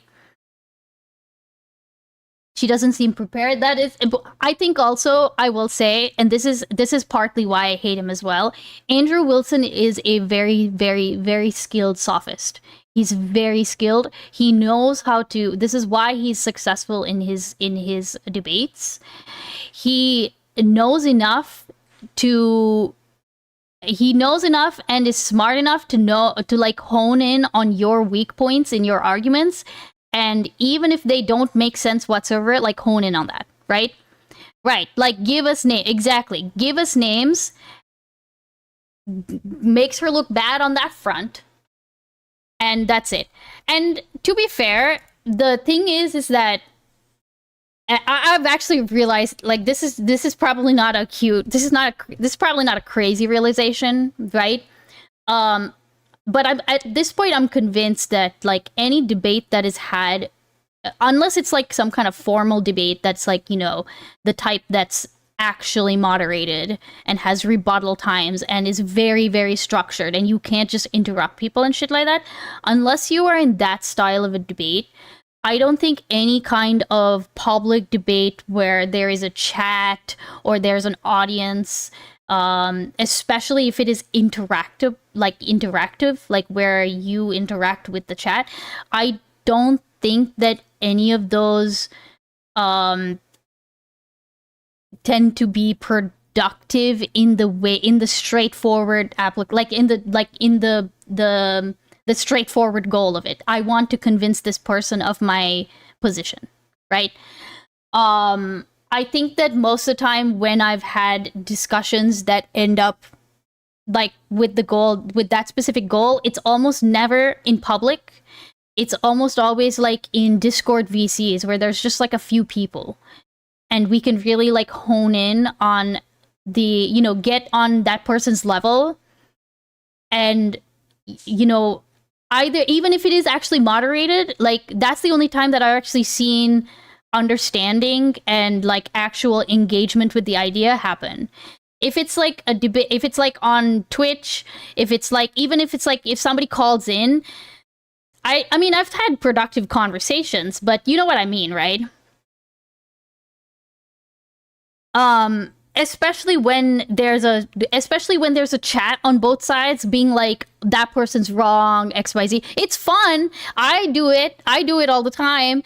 I just think that like if your only goal was to get a better understanding of the other person's position, then this is not the topic for that, right? So when I see a conversation like this, there's no way I'm going in thinking that either of them are going to gain an understanding. This is entirely like aura wars, you know, like you're just going in there to mog your opponent. To be clear, I think it's entertaining, right? I definitely, on an entertainment level, it's great, right? I'm just saying, if your only goal was understanding of the person, it's hard to make that happen when there is an incentive from the audience to misunderstand your opponent. Does that make sense? I think that's more of maybe what I'm kind of getting at. And for BPF, we know that BPF would like, this is all BPF is. He's all spectacle. That's it. There's no understanding. Even if he is trashed on his point, even if he is made to look bad, even if he has a spark of understanding that we can perceive, he will never take it to another conversation, right? That's, I think, part of the difference. I don't know about Lauren Southern. I feel like she would also kind of do the same thing, unless she has a change like the one that she's had more recently, where she's realized that this is all making her worse off, I think, right? He did that well with Dave Smith. It was funny. Wait, what do you mean by that? I think non-strict informal debates aren't where it's at. C-SPAN debates all the way. No, really? I don't think Piers has super chats, actually. I don't think it's like that. I'm sure he has comments on his videos, right? Sophistry is how he can afford to chain smoke. Okay, I'm so sorry. Actually, I'm not sorry at all, but I'm just saying. Like, okay. I'm sure, like, just imagine how his fucking studio smells like. Bro, that place must smell awful. I feel so bad for the people who work there.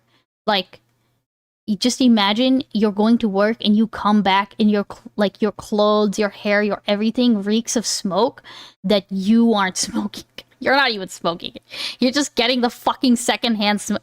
Indoors, bro. Indoors. Every single and never. No. No. No. No, absolutely not.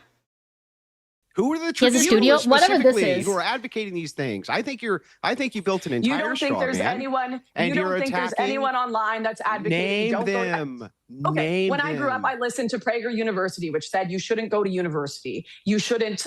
You should get married younger. You shouldn't bother getting educated. These are all. I just said Prager University videos that I watched. Carolyn Borisenko. I don't know. Who? Okay, yeah, Dennis Prager himself. Dennis Prager himself did not make an advocation to go back to No, he did. the 1950s. Ridiculous. The idea that there isn't a general sentiment Bro. that you shouldn't go to university, that you should get married young, that women Number should be at one home kid having babies, orbiter.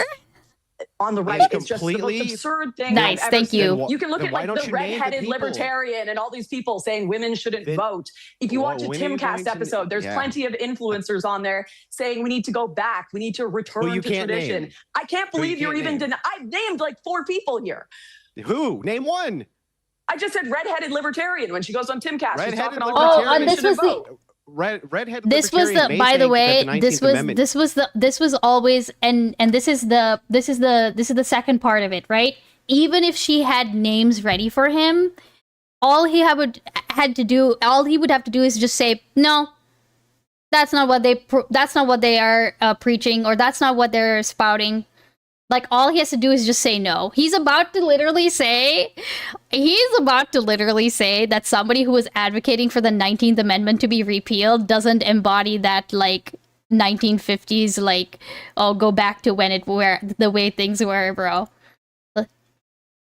Let's listen. needs to be repealed. Let's for listen to that who? again. Name one. I just said redheaded libertarian when she goes on Timcast. She's Redheaded talking all about how women libertarian. shouldn't vote. Redheaded libertarian may think that the 19th Amendment needs to be repealed for external reasons. I don't know exactly what her reasons would be, but that would I have have nothing to against do. these people either. That would but have the nothing- idea that there isn't No. this Lauren, advocacy going on the Lauren. internet is absurd. That has nothing to do with the position that these are traditionalists who are saying we need to move back to the 1950s and wives can't work, and that's ridiculous. I've never heard Bro. this inside of any of these circles. You've Most never heard the traditionalists- argument. You've never heard the argument that, hey, women coming into the workforce ruined society. We need to repeal the 19th. We need to get rid No, of. these you know, are mass oversimplifications. You've never Here's heard what I this hear. on the internet. You've Here's never what I Mass hear. heard this. I'm going to oversimplifications. tell Also, you I've that realized what you're which doing is lipstick I actually need. oversimplifying complex issues, which people are prone to do.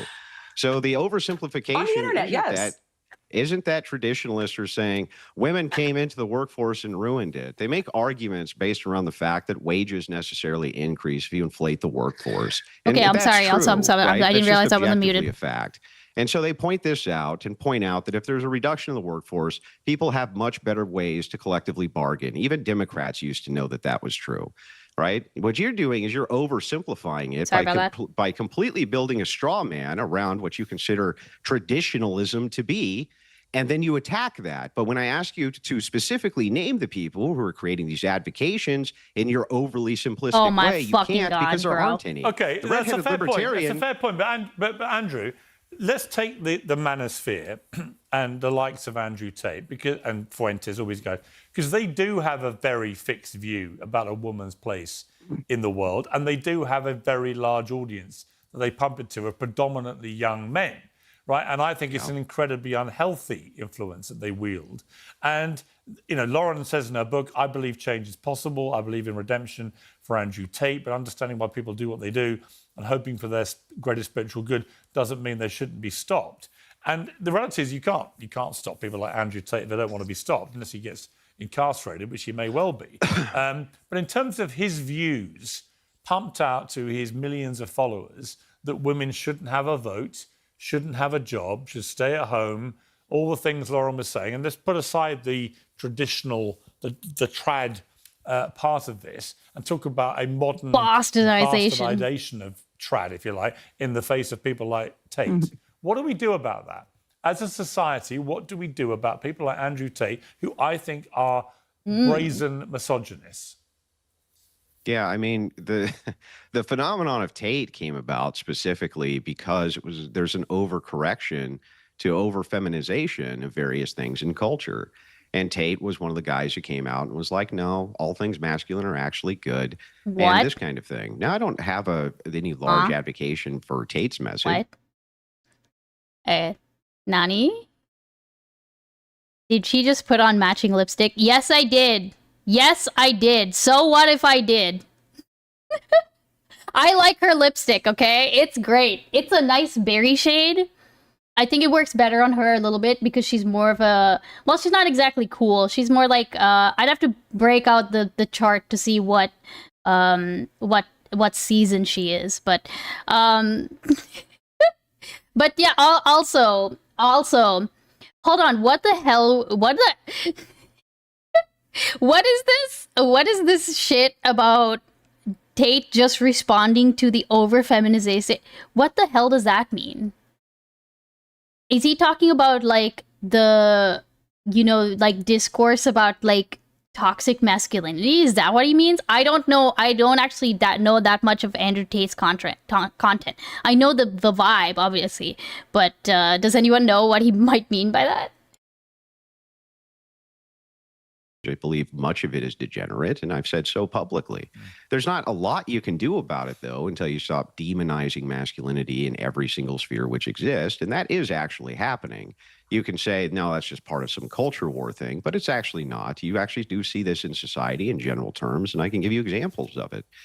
Now, as far as Fuentes is concerned, you're talking about two distinct ideologies which are coming together. The Fuentes ideology is focusing on everything from a religious Catholic lens. Within the purview of his lens, it's hierarchical. And so it's not that women have less ontological values. That's just that within the hierarchy of family, the man's going to be the Christ head, and the woman who's the wife is going to be subservient to the Christ head. That's the way that it operates within his view. That's consistent with his view. Now, that's consistent with most Catholic views, in fact. Now, Lauren's right in a sense that when that's applied, it's very tough, but the church promises you that it's going to be. It's really going to be a tough thing to submit to your husband. It's really going to be a tough thing for the man to submit to the church. The church assures you that this is going to be the case. It's really interesting because never do I really see... It's always the... You know, it's funny that he's bringing this up because never do I ever see the whole man submits to the church part of it. It's always women submits to her husband portion of it. Like, I know he's like a Christian, like a catfash or something like that. But you don't hear this. This is absolutely not portrayed in like the way that these influencers preach this stuff. It's always, especially when you're talking about trad wives, by the way, and trad wife influencers, you never see this I am submitting to God thing that the man's supposed to do. Because in essence, especially within the household, the man is elevated to that position. Right? Yeah, God is the ultimate... Exactly, right. How the fuck did Fuentes ever get into this level of discussion? He hates Jewish people and loves Hitler. I don't actually know. I don't know how he wormed his way in, you know? The fuck does man submit to church even fucking mean? He goes to fucking church, he doesn't fuck a bunch of women. No, it's the idea that your spiritual guide should be God, or your spiritual guide should be your church. And I don't even necessarily... I mean, I do have a problem with it inherently, but especially in the way that it is applied, it is never applied in that manner. There's nobody that ever comes in and says, hey, by the way, man, you are not submitting to the church like you should. It is almost always... The criticism is almost always, the wife is not submitting to her husband as she should. Right? And this is even clear, by the way, in the way that, like, PragerU talks about it. Right? We literally have, like, I distinctly remember seeing the video that Prager himself made about, like, how a woman should, like, submit to sex even if she's not in the mood for it, right? Where was the conversation about men submitting to the church, right? Where's the conversation about men not expecting his wife to do like to be sexually available whenever she likes. You know, that's never that motivation's never considered as to whether it is a good thing to do, because it's assumed it is in their, it's like baked into them that if the man wants something, then it is correct because he's the head of the household, and in the household there's nobody above him, right? That's my understanding of it. So this is great. Didn't Prager make arguments about incest? They assure you of it. So it's not like you don't know that it's your cross to bear, that this is going to be really tough. It is really tough. And I've never heard anybody BS about that. That it's, yep, it's real tough to be a Christian. It sure is. Lauren, you were brought up in a very evangelical household. So what do you feel about that?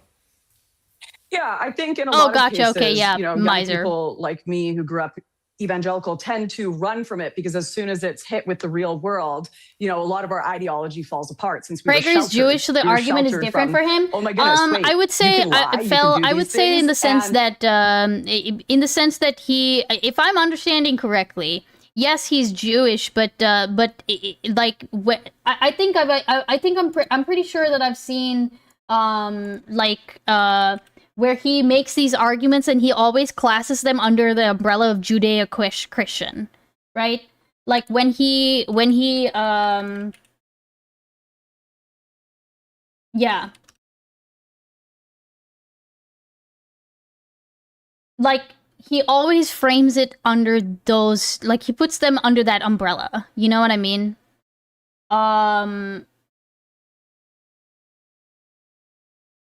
I mean, I understand why. It's because he's keeping it broad, right? I can't imagine why he would do that unless it's a thing where he thinks it applies to both. You know, he's going for mass appeal there, right? I think suffice to say that this is an issue that exists in. It's not just like, by the way, it's not just like Catholic or Christian cultures in the US either. Like, obviously this has like cultural overlap where like other cultures just have tendencies to see the man as the head of household, right? So I'm not like denying that, but yeah. You need to stop being such a cunt. Jeez. Thank you very much for the 99. Unfortunately, I think that because it's 99, Lauren's not gonna show up, but yeah, anyways. Lauren's sister is the DJ, and like the furthest thing personality-wise, just weird to see. Interesting. You see, icebeans, Prager was following his spiritual guide, his dick, to get his wife to have sex. Yeah. Okay, anyways. especially when you have this kind of online performance of Christianity, when you meet these characters in real life and they don't actually live this way, it gets very confusing. And I think, you know, it's all well and good for Andrew to say, well, we just need to adhere to the church. And I agree. I think that would really help society. But most young people are not being raised religious. They're not being raised in homes that have morals and traditions. They are being raised on modern media. They're having sex before marriage. Oh, no. They're starting OnlyFans. They're going off the path and they don't see a way back. And I think calling them irredeemable, going on things like the Whatever podcast or Fresh and Fit and calling them whores or sluts, which there's another one, Myron Gaines, one of these people promoting this very rigid belief of where women need to be in society. I don't think that's offering people a solution or a way back. You know, the problems of traditionalism are completely different now than they were 50 years ago. We have things like Tinder and Hinge now. How do we deal with that? There's way more optionality than Christians or anyone ever had in history. We need a different way to tackle this than just telling people return to tradition or go to the church, because they're not going to right now. The church needs to look like something that is enticing, not something that is judging them, something that offers forgiveness, not something that offers them eternal shame. I don't know what to make of this point of hers. Like,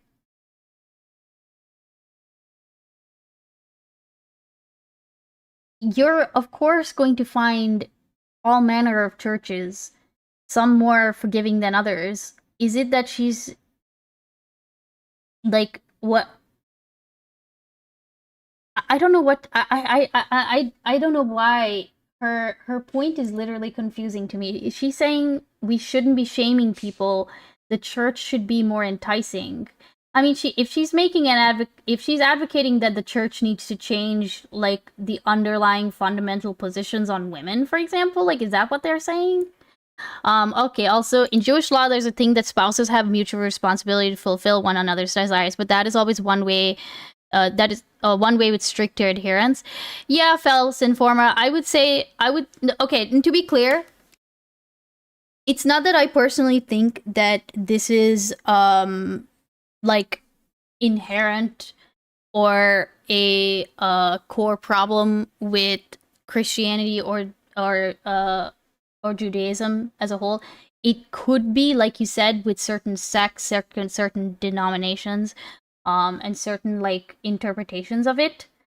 But nevertheless, I guess the point is that these specific influencers like Prager, like Dennis Prager, they call on that very specifically to push forward their what they think is correct, and then they use what they point to is they say, "Hey, it's not me. This is not my opinion. This is like the Bible's opinion. You know, this isn't the Torah or whatever the fuck else, right?" That's the issue, especially if the way that they're interpreting it is that you need to submit, like financially, emotionally, psychologically, sexually, all of these things to your husband. Like that's the idea, right? I think she's saying that traditional culture is oppressive and needs to modernize, and is this expressly true for religious groups as well? Of course, I would argue that there's no really fixing it. I don't know that it's... Well, I don't necessarily think that it's... there's no fixing it. I think there is a way to fix it. I mean, obviously, I think that... okay, I do think that there are some fundamental things about Catholicism, for example, that needs to change if they are to... Like, they will probably always survive, right? But for them to not be something that is only mostly propagated through, like, childhood... you know, like childhood indoctrination, then they are going to need to change certain things about themselves. And it's not as if Catholicism hasn't, for example, like just if you take Catholicism, it's not as if Catholicism hasn't changed before, right? So this idea that they can't be changed, I don't think that that's necessarily true. I think we're just looking at it in terms of our lifetimes, right? Like we're thinking, at least this is how I would think about it, right? Like we're thinking, will the Catholic Church ever make a neutral statement on gay marriage? You know? And the answer is probably within our lifetimes, no. Right?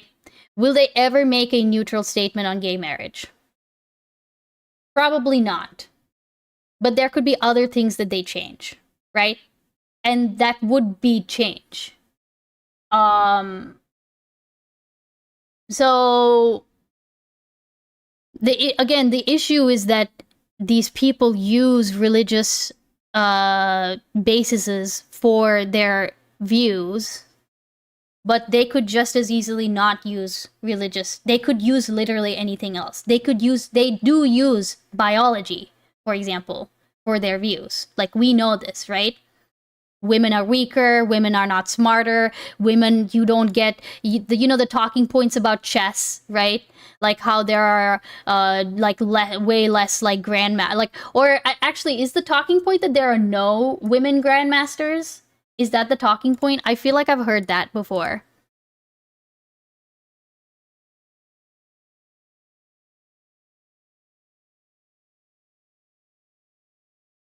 Okay, yeah, see? List of female chess grandmasters. About 44 chess players. Right? Women have a separate grandmaster title in chess, I think. Wait. Where's Mad Lad when you need him? Wait, there are 44 female chess players who hold the title of Grandmaster. Since 1993, players who win the Women's World Championship are directly awarded the Grandmaster title. I mean, I think it's the same. There's women, there's Grandmaster and women's Grandmaster, really? Maybe the Wikipedia page doesn't specify that there's a difference. It just says that if you win the Women's World Championship, then, you know. Hey, in pursuit of knowledge, thank you for the follow. I appreciate that. I'll also welcome in Ford. Women's Grandmasters specifically were for women because otherwise there would be very few of them. Right, so it's like, okay, regardless of like the Grandmaster thing, which, you know, I can look into later, the point is that they'll use that as an example, right? That's a really common talking point. So we're talking about my point is we're talking about religion, but we could just as easily be talking about like biology. And that would be the basis on which they say, okay, yeah, women belong, like, you know, they shouldn't be in the military. They shouldn't be firefighters. They shouldn't be X, Y, and Z, right?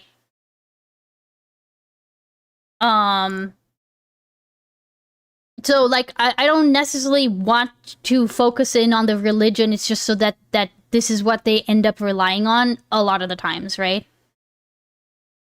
There is a phenomenon that women have a lower ELO score even when you count for the number of women and men players, but it amounts to a 100 ELO, which is notable but not significant.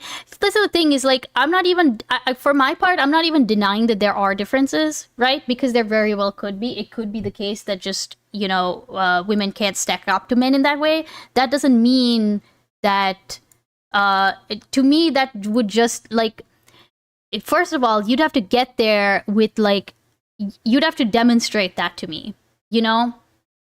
You'd have to demonstrate, you'd have to actually put them all in a group, or like, you know, you'd have to do the sciencey shit that means that it's like a valid result, right?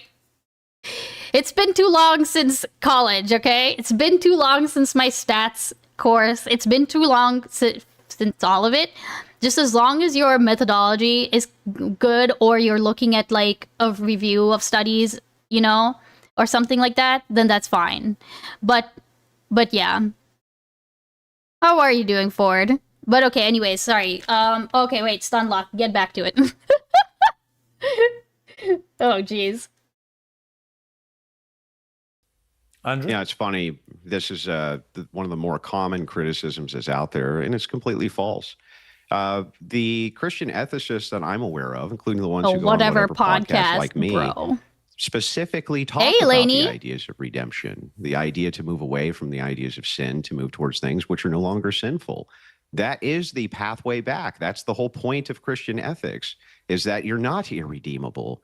You're not horrible, ultimately. You are a person who can be redeemed. However, some people are ideologically captured. And when you become ideologically captured, it takes long amounts of conversations to convince you away from ideology, because it creates cognitive dissonance. Oh my and God, the cognitive bro. dissonance Don't is talk very about painful. cognitive dissonance, But you piece of Christianity shit. does offer these redemptions. I don't know where you get the idea that it doesn't. But pointing out that I agree. I agree. But pointing out, but pointing out that a prostitute is a prostitute, I don't think is problematic. They are indeed prostitutes. Sex worker, Now, sex worker, sex worker, sex worker. Sex worker, sex worker, sex worker. All right, sorry. Whores, in a general sense, is nonsensical and shouldn't be done just because you don't like how they live or whatever. And by the way, every woman online gets called a whore by somebody. Doesn't matter who it is. It doesn't matter if they're relational to Pierce, or it's you, or it's it doesn't matter who it is. They're going to get called a whore. That's just the way that it works online. Eleni, thank you for the follow. Every guy's a cuck. That's such a funny timing. She's nodding. She doesn't disagree. That's how it operates, okay? I'm not saying that that's not the case, but that's just part of media, right? People who are anonymous, they suddenly get very gutsy and ballsy and say all kinds of shit they're not supposed to say. But the point Also, here is that oh there my is an God, offerance I'm of so redemption sorry. that I comes just through these noticed. ethical What the fuck systems. is this? What is this? What is this? I should have followed you sooner, by the way. You're cool. You're fine. Yeah, Andrew is very good at rage baiting. Andrew is... And again, like I said, Andrew is extremely, extremely skilled in, like, sophistry. He's extremely... Like, look at how he zeroed in on the point that she made, specifically, that the church is not, like, you know, that the church is... Like, basically, he's contradicting exactly, like, literally the thing that she just said, right?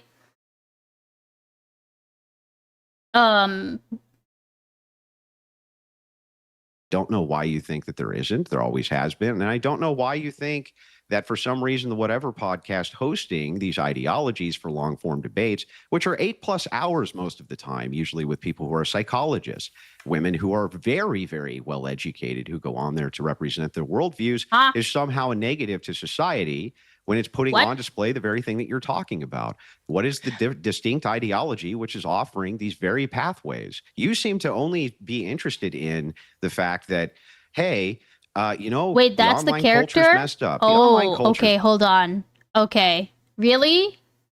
Okay, I'm gonna be honest. When I saw it, I thought that it was like some kind of like, I'm gonna be honest. I thought he was doing some kind of like interpretation of like Charlie Kirk. Wait, psychologist, he's referencing erudite? Hold on, I gotta go back. Always educated most of the time, usually with people who are psychologists, women who are very, very well educated, who go on there to represent their worldviews, is somehow a negative to society when it's putting on display the very thing that you're talking about. What is the distinct ideology which is offering these very pathways? Hey, Luther You Blissett, seem to welcome only in. be interested in the fact that, hey, you know, I have the not online watched culture's Evil messed Dead. up. I'm The online sorry. culture's I'm sorry. I'm sorry. My bad. My bad. I've not watched this thing. always been messed up. It's never not been messed up. It's always going to be messed up because culture itself is screwy. Okay. Okay. It just is ultimately. But when you talk about these ideals, I think most of this is stemming from the fact that, like, look, most of the reason that you're in the situation, I read your book, at least most of it, and I watched your interview with Jeremy Boring. Thank you. Most of Should we these read her book, things- chat? Most of these things that are going on with you are because of you. Now, people have agree. completely Should we read her radically book? different experiences than you had. And just pointing out that, like, oh, the manosphere is a problem, Christian ethicists are a problem, things like this. But you can't even tell me specifically who. Like, Andrew Tate's not a traditionalist, and you know he's not a traditionalist. I don't even know why you brought him up. Oh my God. So who? Pierce So who brought are him all these up, but traditionalists? I'm saying it's What people LARPing what as cigarette is he wanting to on, by the return to way? tradition. Also, I'm natively Sri Lankan. Watch that stream I sent. Do you wait, Miser? Can you link it to me again? I don't. You referenced it earlier, but I don't know if I ended up watching that or And not. it's people LARPing as wanting to save the West. This is my issue, is the LARP that is going on online. Myron but Gaines, who? we're going to fix society by taking Since I away started women's watching rights. sports, I think that this is, bro. it's akin to the people saying, you know, defund the police. no. Not only Oh, is this no. just not going to happen unless society falls apart, it's like fantasy football ideologically.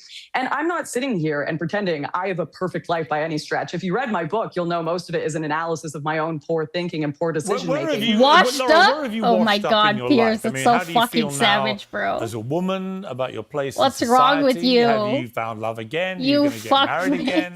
Kids? I mean, what's your worldview now of that, for example? I'm a lot less strict. She in wrote my a book. life She did. about how I did write a think book. it's supposed to look. You know, I'm not delusional about the fact that I'm not an easy person to be with. As Andrew has pointed out, I've made a lot of poor decisions in my life. Not all of it because of my own fault, some of it, but going viral at 19 for being on the right wing, getting slandered as a Nazi, a white supremacist, banned from countries. I can't even rent places to this day unless it's from a friend or a friend. I can't get a mortgage. I have federal agents trying to turn me into an asset. Like, these are things most people can't handle. I'm actually dating a lovely conservative guy right now, so I'm healing that part of my life at the moment. We'll see where that goes, but it's not advocating that my life is the perfect model. I'm saying I made a lot of mistakes, and I made a lot of mistakes because I got sucked into the internet. Here, and we'll the look at that in a performance bit, over Paris. what reality was. I was more interested in projecting a certain ideology and getting likes and accolades than actually living that and changing my own life. And I think that's the biggest problem with stuff like the Whatever podcast, Andrew, is it's an insult to the intelligence of the audience to pretend it's anything more than clip farming to humiliate these girls for entertainment and money. If you really care about someone, you take them off camera and you talk to them about their soul. You don't ask them, do you identify as a Christian on the internet? You ask them how their journey is off camera. You don't try to clip farm to humiliate them. That's a completely Is she different woke thing scolding than him actually right guiding now? people towards hell. That's very interesting. That's very interesting. Is she like not woke scolding him, but you know what I mean? She's like saying like, how dare you go in and degrade these women, Andrew? Why would you do this? Yeah, she's actually being, this is very interesting. Christ scolding. Yeah, Christ. Yeah, no, from a Christian point of view as well. Like, except the thing is, look, okay, Andrew's not like, and I don't know what the fuck Andrew is. I don't know that it's like he's decided that his approach to treating people the way that they are is completely in line with his Christian values. I'm sure that's the I'm not even gonna call him like a fake Christian or something, you know what I mean? She's learning the part. She's going in before she's on the left. Right. We can fix her, guys. We can fix her. Well, before you answer that, Andrew, I just want to say, in your book, you talk about the numerous times you allied with the far right in the UK, and you conclude the British, at least the ones I encountered, had a serious problem that ran deeper than mere alcoholism. It wasn't something I observed from a distance. I felt it, lived it. The closest I've come to defining it since was when I read Trappist monk's Thomas Merton's autobiography. He described England as a vast and complicated charade, a place where most people were already morally dead, asphyxiated by the steam of their own strong yellow tea. Sorry, Piers. Wow. Wow. You know the moral of that? Stop hanging out with the far right. Piers is upset, Andrew, bro. conclude things Piers for is me. literally personally insulted by that. Can we hear that again? That was from her book? That was from her book? Asphyxiated by monks deeper than mere. Talk about it numerous times, if I may say. Well, Before you answer that, Andrew, I just want to say, in your book, you talk about the numerous times you allied with the far right in the UK, and you conclude the British, at least the ones I encountered, had a serious problem that ran deeper than mere alcoholism.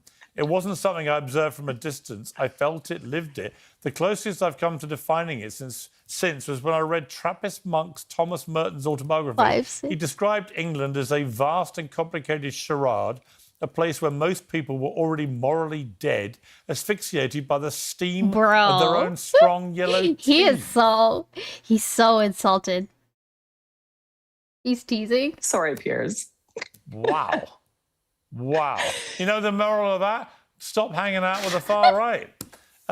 Andrew, conclude things for me.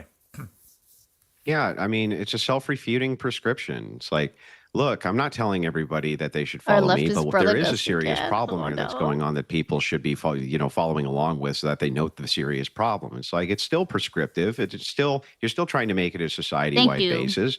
You never really did answer to me who these individuals are who are advocating these things, and how it's not just a straw man position that you completely built up in your head so that you can attack it publicly without ever giving anybody any actually real details about specifically who these people are. Is this all what it is that he has? Like, bro, that's getting old. Okay. they're actually advocating for, what their positions actually are. It's just one. Me, Andrew, I'm one of them. It's me. I was one of them. Yeah, I know. I went online and I told people how they should get married, how they should live their life, and I hadn't lived it. It's me. Andrew, where do you think she got it from? You think she pulled it out of her ass? No, she got it from other people. You dumb fuck. Literally.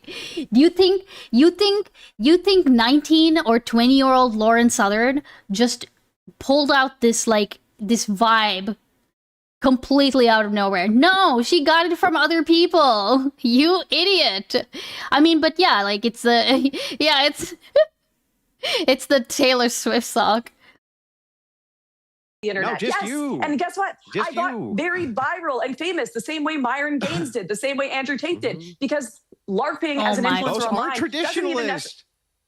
right, Neither but of them they're are advocating. traditionalists. Do you not say they say we need to return to traditional values, we need to return to the 50s? Not for them, of course. Not for them. No, they want to live their life how they want to live it.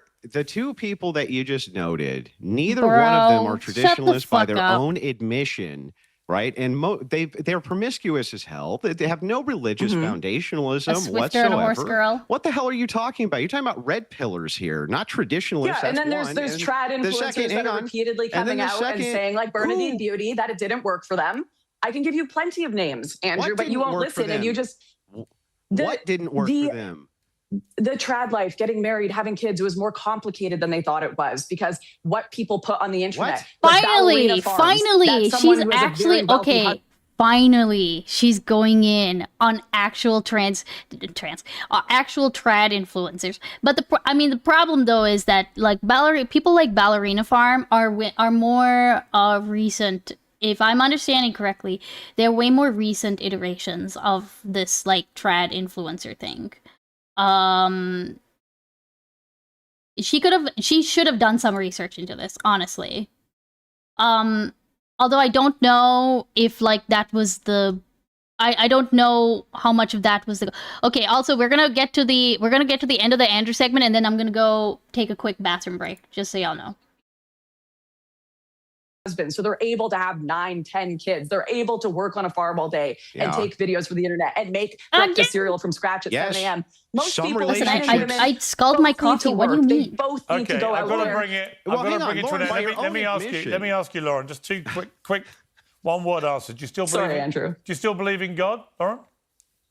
I do believe in God. Yes. Do you consider yourself a feminist now? I don't know what that word means anymore. It means the same thing the alt-right meant in the 2010s. It tends to be a word to shut down discussion. And what about Donald Trump? Where do you stand with him? Oh, Lauren. Oh, boy.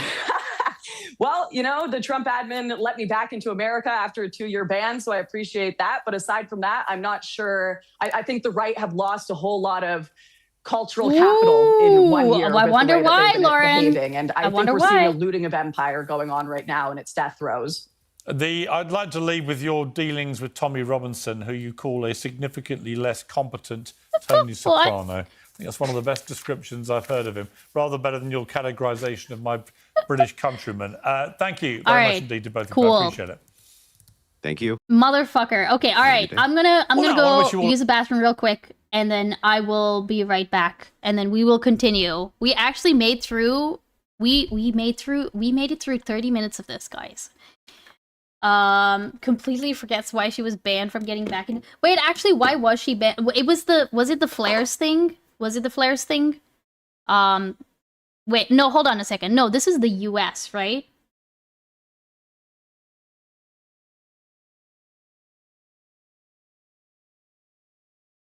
Or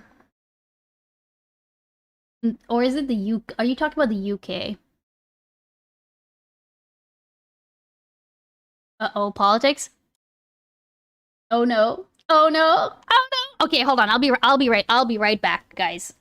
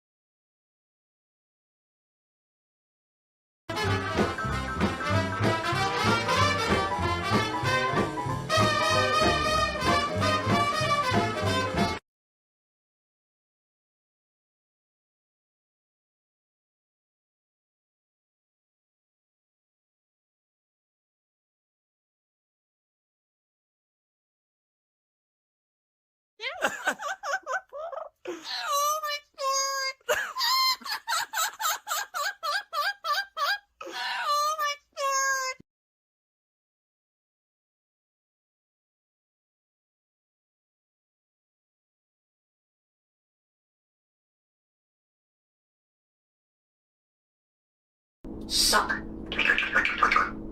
Suck. Suck.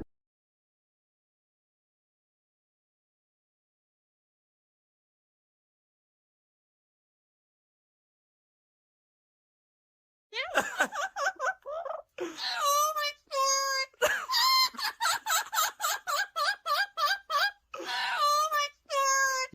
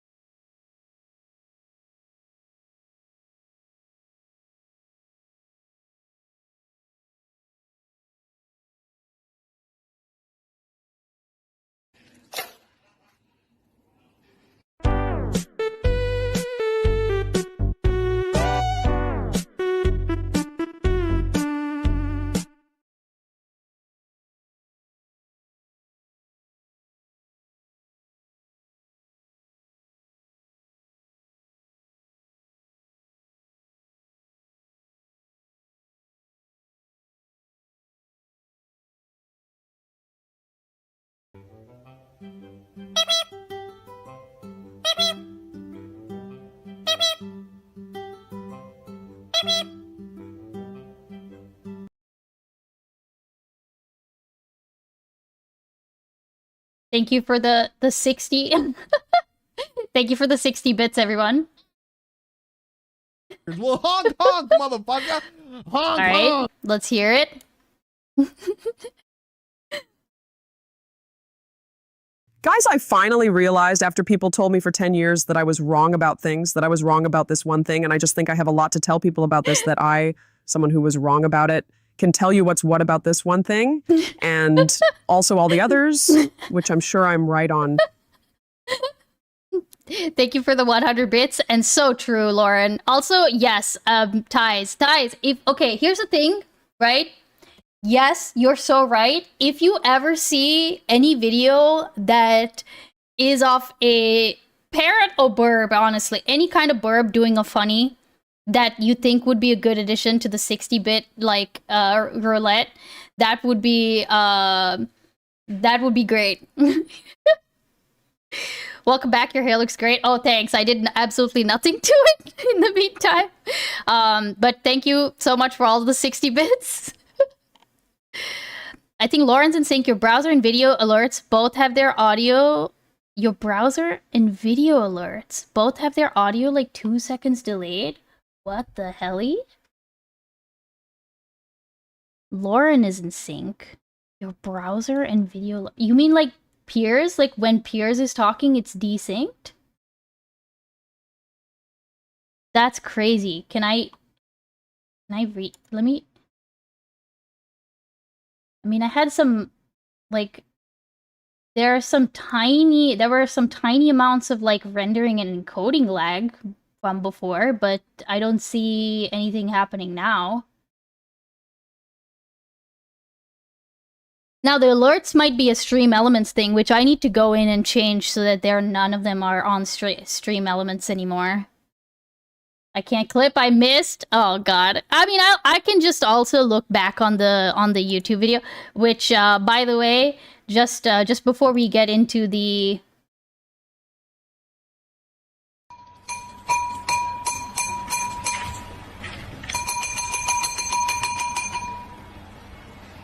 Okay, hold on. Thank you for the 60 bits, but also that's crazy. It seems synced on my end. Also, hi, Ergy. Taylor. It seemed synced on my end. Is it just out of curiosity? If you refreshed, does that also, like, if you refresh, would it also be like, what if I refresh, right? What if I refresh? Nope. Let's bring up the tab again and see what happens if we do it that way. Well, now I want to wish you all a very happy Pride Month. That special it's like time some again. You all OBS look forward sources. to it as You much know, as I it might be the fact that I just have like a shit ton of OBS sources, right? That I need to get rid of. That could be it. How is your audio hooked up? It's I don't do. It all goes into desktop audio. I gotta be honest with you. The only thing that's routed differently, they won't load it until triggered. Okay. I mean, there are some things that like I should still extensions. Yeah, I have some OBS plugins if that's what you mean. But no browser. It just goes into the desktop audio. It looks fine for you? Is this desynced? And then it's all over in the blink of an eye. Well, 28 days or more. 30 days, is it? What's he saying? Hang on. I meant exactly. Yes, a ton? Like, it's desynced a ton? Okay, wait, hold on. Let me look at this clip. What the hell is happening? Get into the... That's crazy! Double desync? Okay, hold on. That's crazy! Get into Go to the advanced audio properties, okay? Also, this is a crazy freeze frame. Okay, advanced audio properties. On desktop audio, I'm guessing. Okay?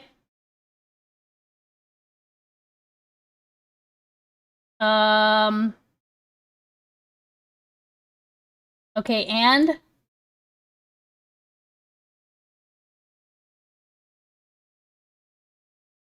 There's no sync offsets on any of these, if that's what you mean.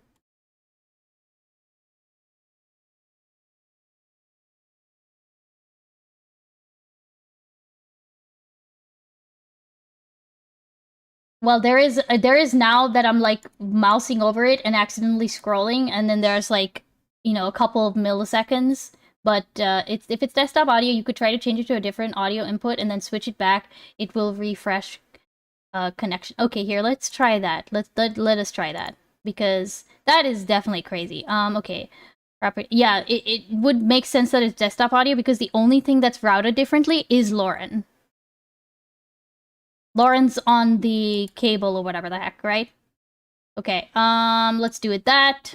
Okay. And then I refresh. Now click the button that says install Arch Linux. No.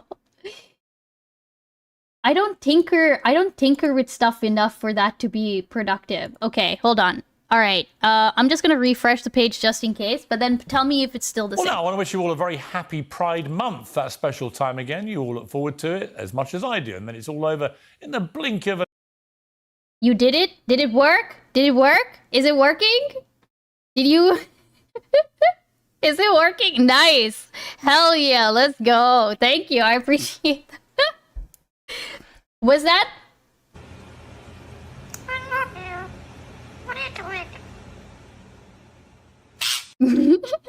Thank you for the 60 bits.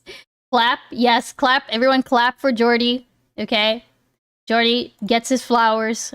We'll do a nice little here we'll do a nice little shout out, okay? Go check out Jordy's channel where roughly 30% of it is spent in production.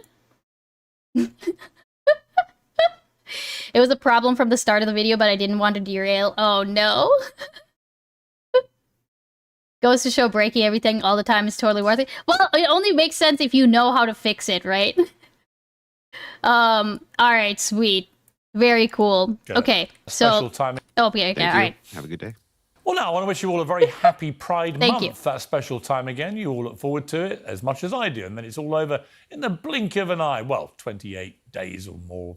30 days, is it? Hang on. I meant exactly the complete opposite, of course. It's impossible to keep track of all the celebrations and well-wishings that may interest viewers all over the world, but we do have a short selection. You the New York Times has 9 comic books to celebrate Pride, while the London School of Economics found 14 Pride books. Darlington Cinema, up in the heartlands of the British working class, has a season of LGBTQ plus films, missing quite a few digits and numbers there and letters. Great news reaching us from the small town of Bedford in Massachusetts, where officials have approved its Pride Month banner for the 5th consecutive year.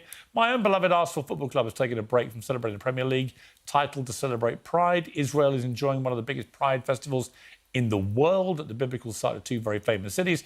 And there's plenty, as always, for the kids. Sesame Street, Barney. The biblical side of two very famous cities? World title to celebrate Pride. Israel is enjoying one of the biggest Pride festivals in the world at the biblical site of two very famous cities. Bro, what was that? Why? What? Just why? And there's plenty as always for the kids. Why do you Sesame Street, gonna Barney, say and it like Snoopy that? Have all met this important moment 20 years ago. The gay Oh rights wait, is he mad about it or something? Yeah, what? Okay, listen, I have not watched. Okay, I do try to limit how much Piers I watch because it is pretty damaging to my brain. But like, so I don't actually know his entire position on Israel Palestine. But my God, what a way to characterize that. Oh no! Stonewall run a famous Is he? campaign Oh, called he's Some People Are he's Gay, probably mad Get about Over It. Well, exactly. That's always been my view, and I wish we'd all stuck to it. It wouldn't be Pride Month without a visit to the Uncensored studio by comedian and commentator James Barr. And I'm delighted to say this year he'll be sitting alongside Michael Knowles, who I'm sure is equally thrilled to be celebrating Pride Month. Happy Pride. Welcome back. Okay, I have to say, I didn't think that when I saw this title, I thought that Lauren Southern was going to also be talking to Michael Knowles. Okay. So I'm a little disappointed. I'm not gonna lie. I'm a little disappointed, but that's fine because Michael Knowles is already bad, right? Why? yeah. Why? Why couldn't we just say everyone can be what they want, get over it, and get over it? Why a month of celebrations? I don't get an hour for being a straight guy. I make the point year in, year out to you. You get. I'm sure you do get an hour with your lovely wife to celebrate being straight. Nobody else Okay, that's pretty funny. That is pretty funny, okay? celebrates or my maybe hour. it's less than an hour. But I don't go out and see straight flags or you're banners straight, or as I've said cartoon before, strips. you are a straight flag. You are the pinnacle of the straight movement. I think a lot of straight people watch you and That's feel great. that they are visible. But gay people, queer people, we don't have that representation. Really? No, Piers, we don't. We grow up. Where do you told, feel invisible? Everywhere, all year. You personally feel invisible. I've seen your. This guy is catty AF. Oh yeah, no, you need a cat. You need somebody who is catty, okay? Lauren Southern is no, this guy's I don't know who this guy is really. He already seems perfect to me, okay?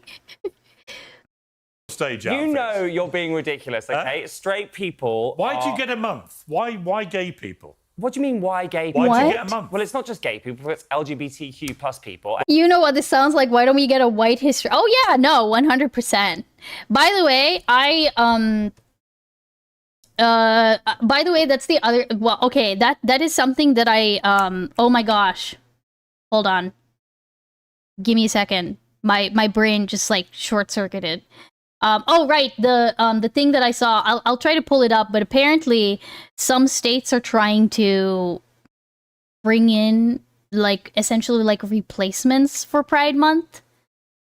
Like they're trying to make it like here I'll bring it up while we're talking. I'll bring it up. What's the exact number of? It is a month. Well, hang on. It is a month. Hang on. To LGBT plus. You missed out Q. It is a month. Why did you leave out Q? Oh, shut the fuck up. Shut the fuck up. Shut up, Michael. No, but hang on, because it's now LGBT plus 2Q. He's off the radio in the UK. Of course. Hey, Bars. Hang on, I've got it here. Listen. Do you know what it is? Do you know the exact latest one? Well, because it changes lots. And So what is it's it? lots of different communities celebrate lots of different versions of it. What is the But official one? overall, it's LGBTQ plus. No, it's LGBTQIA2SL plus. Right, sure. Okay, that's the extent. Okay, motherfucker. Like, he's, bro. Like, What does any of that mean? Are you now going to test me on what that is? Yeah, because I've no idea. That's amazing. You know, two means two spirit. That's right. I heard it that does. one. Yes, two It's spirit means in two modern spirit. India. oh yeah, here you go, Yamato. Queer or questioning, and then also intersex, asexual. Okay, and then two spirit. Yeah, two spirit. Yeah. What's that? I think that is a American, You know Canadian. I actually, to be honest, Brilliant! I You've don't no know. idea. But listen, We're celebrating something you've no idea what you're celebrating. I'm not celebrating. Okay, this is so stupid, bro. This is like the stupidest point ever. This is like, is this actually an own? In the Hey, interest of pride, I'll Say-san, tell you what he's it a is. bonger. They say that Two-Spirit was this ancient Native American sexual identity. But it's not actually. It was invented in 1990. How does Michael Knowles know this and you Because don't? I'll tell you Wait. exactly why. Every year. I Because have to. Michael is more obsessed with gay people than even I am, and I sleep with men. That's why Michael knows what so that is. amazing. All we right. always get, we social conservatives, we're always accused of being obsessed with these issues. Well, and you I say, are. hey, no, listen. You I are. didn't invite myself to sit here and talk about this with you. I'll tell you how. Okay, hold on. What did he say? What did he say about the two? What did he say about the two S? Sexual Sorry. identity. That Two-Spirit was this ancient Native American That's sexual right. identity. Thank but you. it's not actually. It was invented in 1990. How does Michael Knowles? Okay. He's being a shithead. I just literally looked it up. The term was invented in 1990. The term. What the hell, bro? Alien Isolation stream when? Say-san, I can't play Alien Isolation. I can't do it. Yeah, the name, right? The name, bro. Hold on, I'm looking it up. I'm trying to see if, like, okay, here we go. I mean, they're talking about the name, but the actual idea. I'm trying to look at, like, when that was started.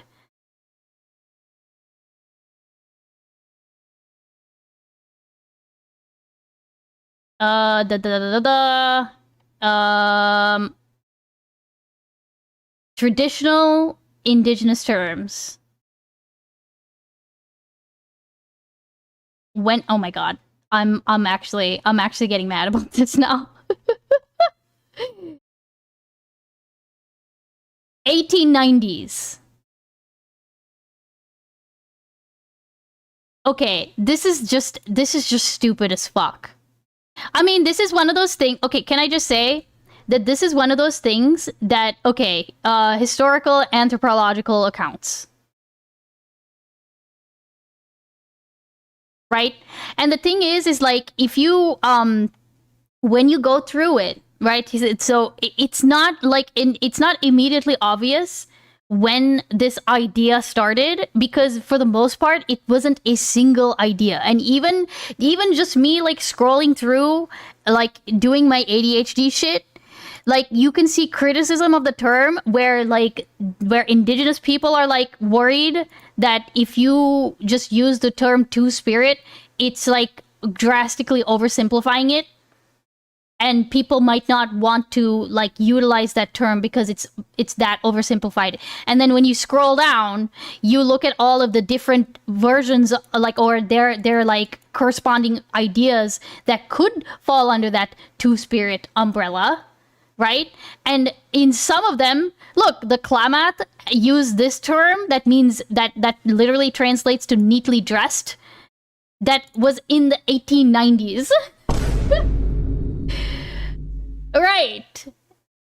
So, okay.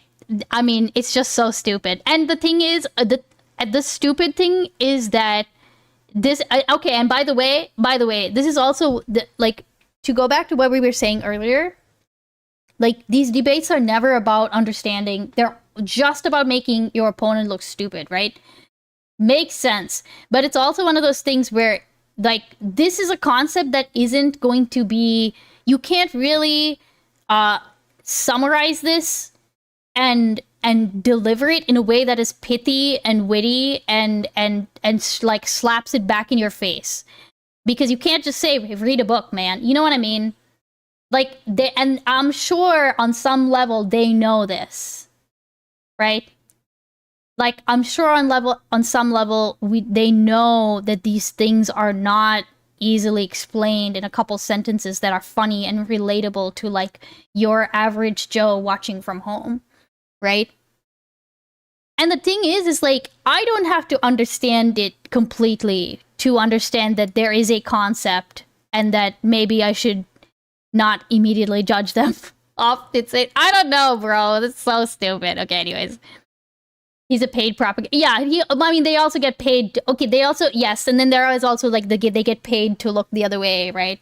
But yeah, anyways. No, Because I'll tell you exactly why. Every year. Because Michael is more obsessed with gay people than even I am. That and is I pretty sleep funny. with men. That's why Michael You know, knows it's what so very amazing. We social conservatives, we're always accused of being obsessed with these issues. Well, and you I say, are. hey, no, listen. I didn't invite myself to sit here and talk about this with you. I'll tell you how we won't talk about it anymore.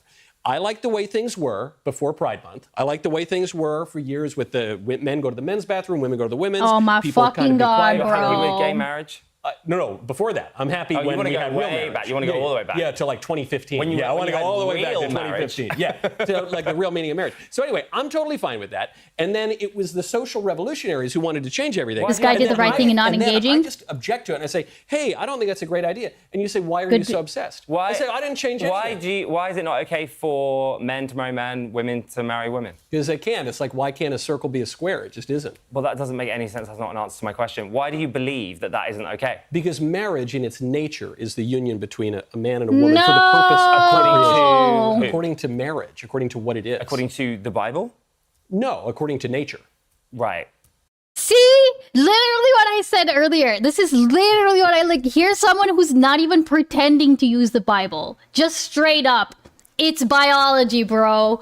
It's biology. Yo, what the actual... What? Oh my God. That's actually really funny. Animals marry beans. No. Listen. Women are the weaker sex. Okay, where you literally can't change your chromosomes. All of that shit. Oh my God. Insane. According to nature. Yeah. It's like what are you talking about? According to nature. Well, marriage. You've seen in nature that there are gay animals, right? Yeah, that's not marriage. They're not married. No, because marriage is what? Like, But just Michael, some the kind of union social- between a man and it's a woman. social- Okay, also- But it's a social construct. Michael, it's a But that natural can change. It institution. can- But Michael, it's do not you natural, accept- is do you it? accept- Because as you just Hang quite on. rightly pointed out, That's animals natural. don't get married I'm about to naturally. I'm about Human beings to, do. I'm about But to say that's something. not natural. I'm about to We're say natural. something you might agree with, so shut up a minute. Right? Do you accept that his proclivities to having sex with other Proclivities. men But it's also love. I want to make that distinction. and love, but is a natural thing? Yeah, Hey, I Maruti. think that there are all sorts of kind of weird deviancies and aberrations that But come that's out. not an in the okay world. word to What use the about. But if it's Fuck. natural, Word I'm why, using. if it's natural, why is it deviant? Well, because we mean natural in two different ways. We mean natural like things that just happen. Like, animals will kill each other and eat each other, or the cannibalism is natural, I guess, in that way. And we also mean natural as man's participation in, like, the moral law, in the eternal law. So you say, well, Huh? look, maybe Wait, cannibalism is natural. what? In a Huh? What? Huh?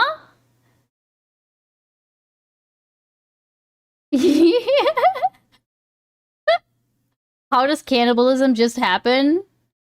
Ergie, I mean, cannibalism happens in, like, animals, if that's, like, not human cannibalism, but, like, is it still called cannibalism if it's animals eating their own kind? Because that definitely happens, right?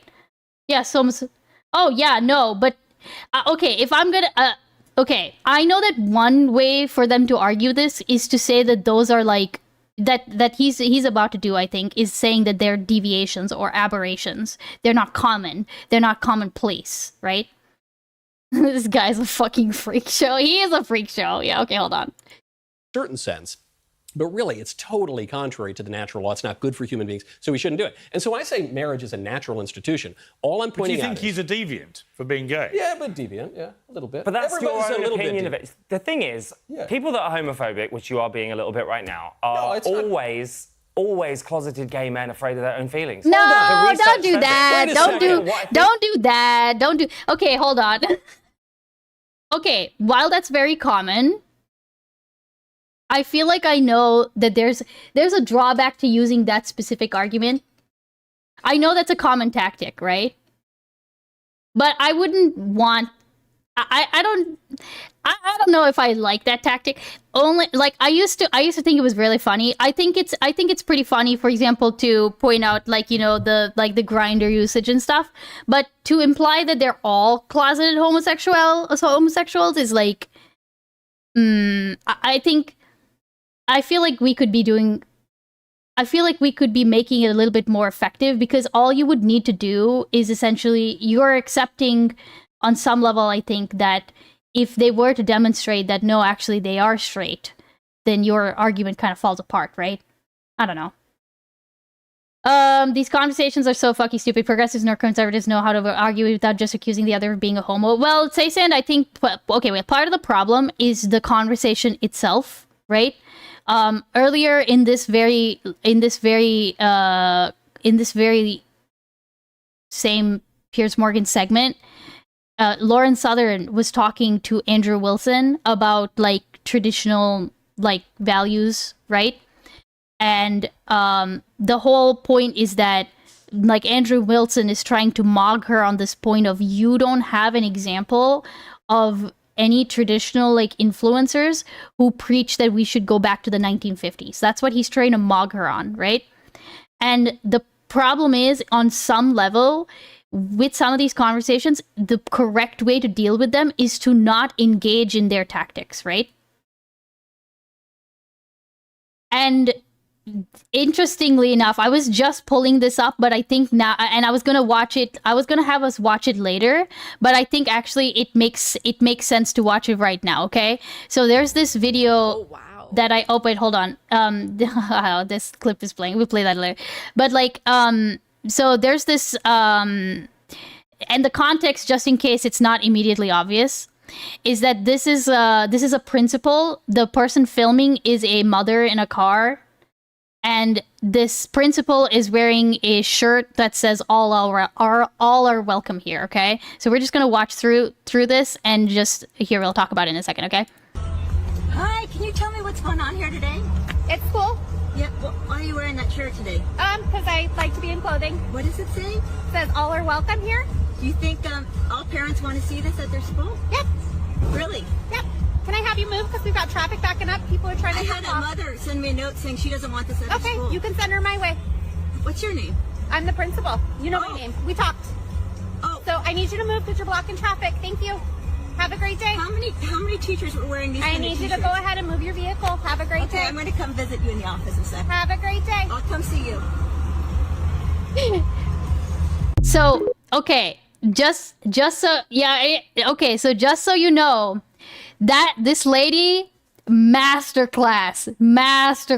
Like, notice how she didn't engage in a single thing that this woman said, okay? Like, literally every line is like, you know, like she does not engage in any way. The only thing that she quote unquote engages in is when she answers her to tell her what's on her shirt, right?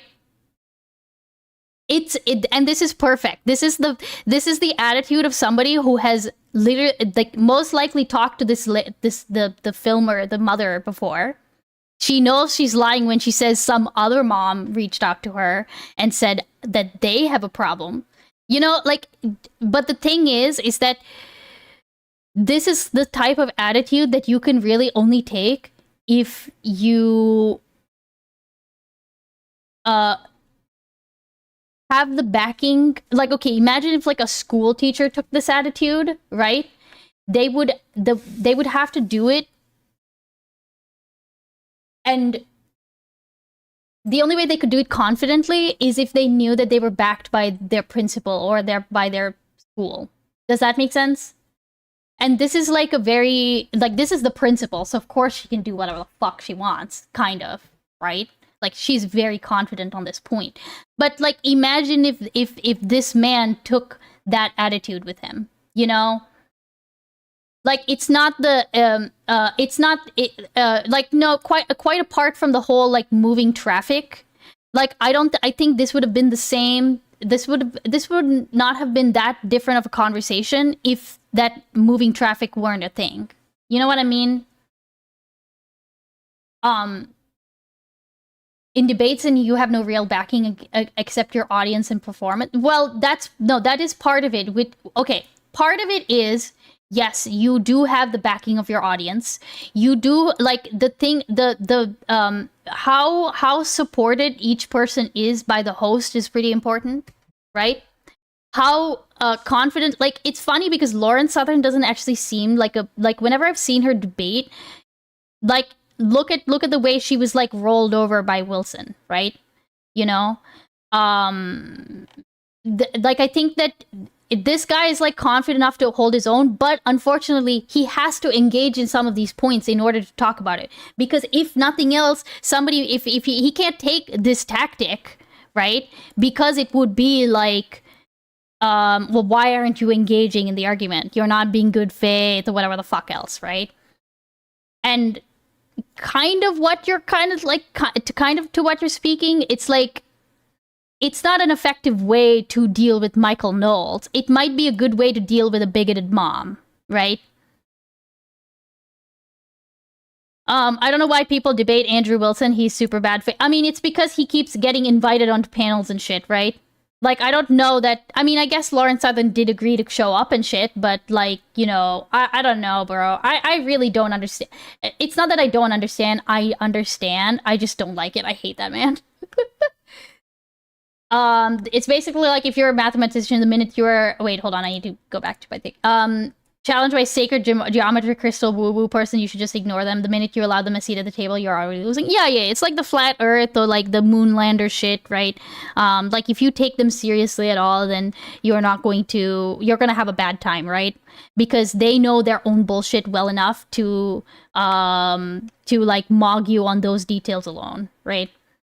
Andrew Wilson should just stick to moderating debate. He's at least good at that. Funnily enough, Ash Kitty, I agree. I think he's a great moderator. He's a funny moderator, too. But he's just a horrible person.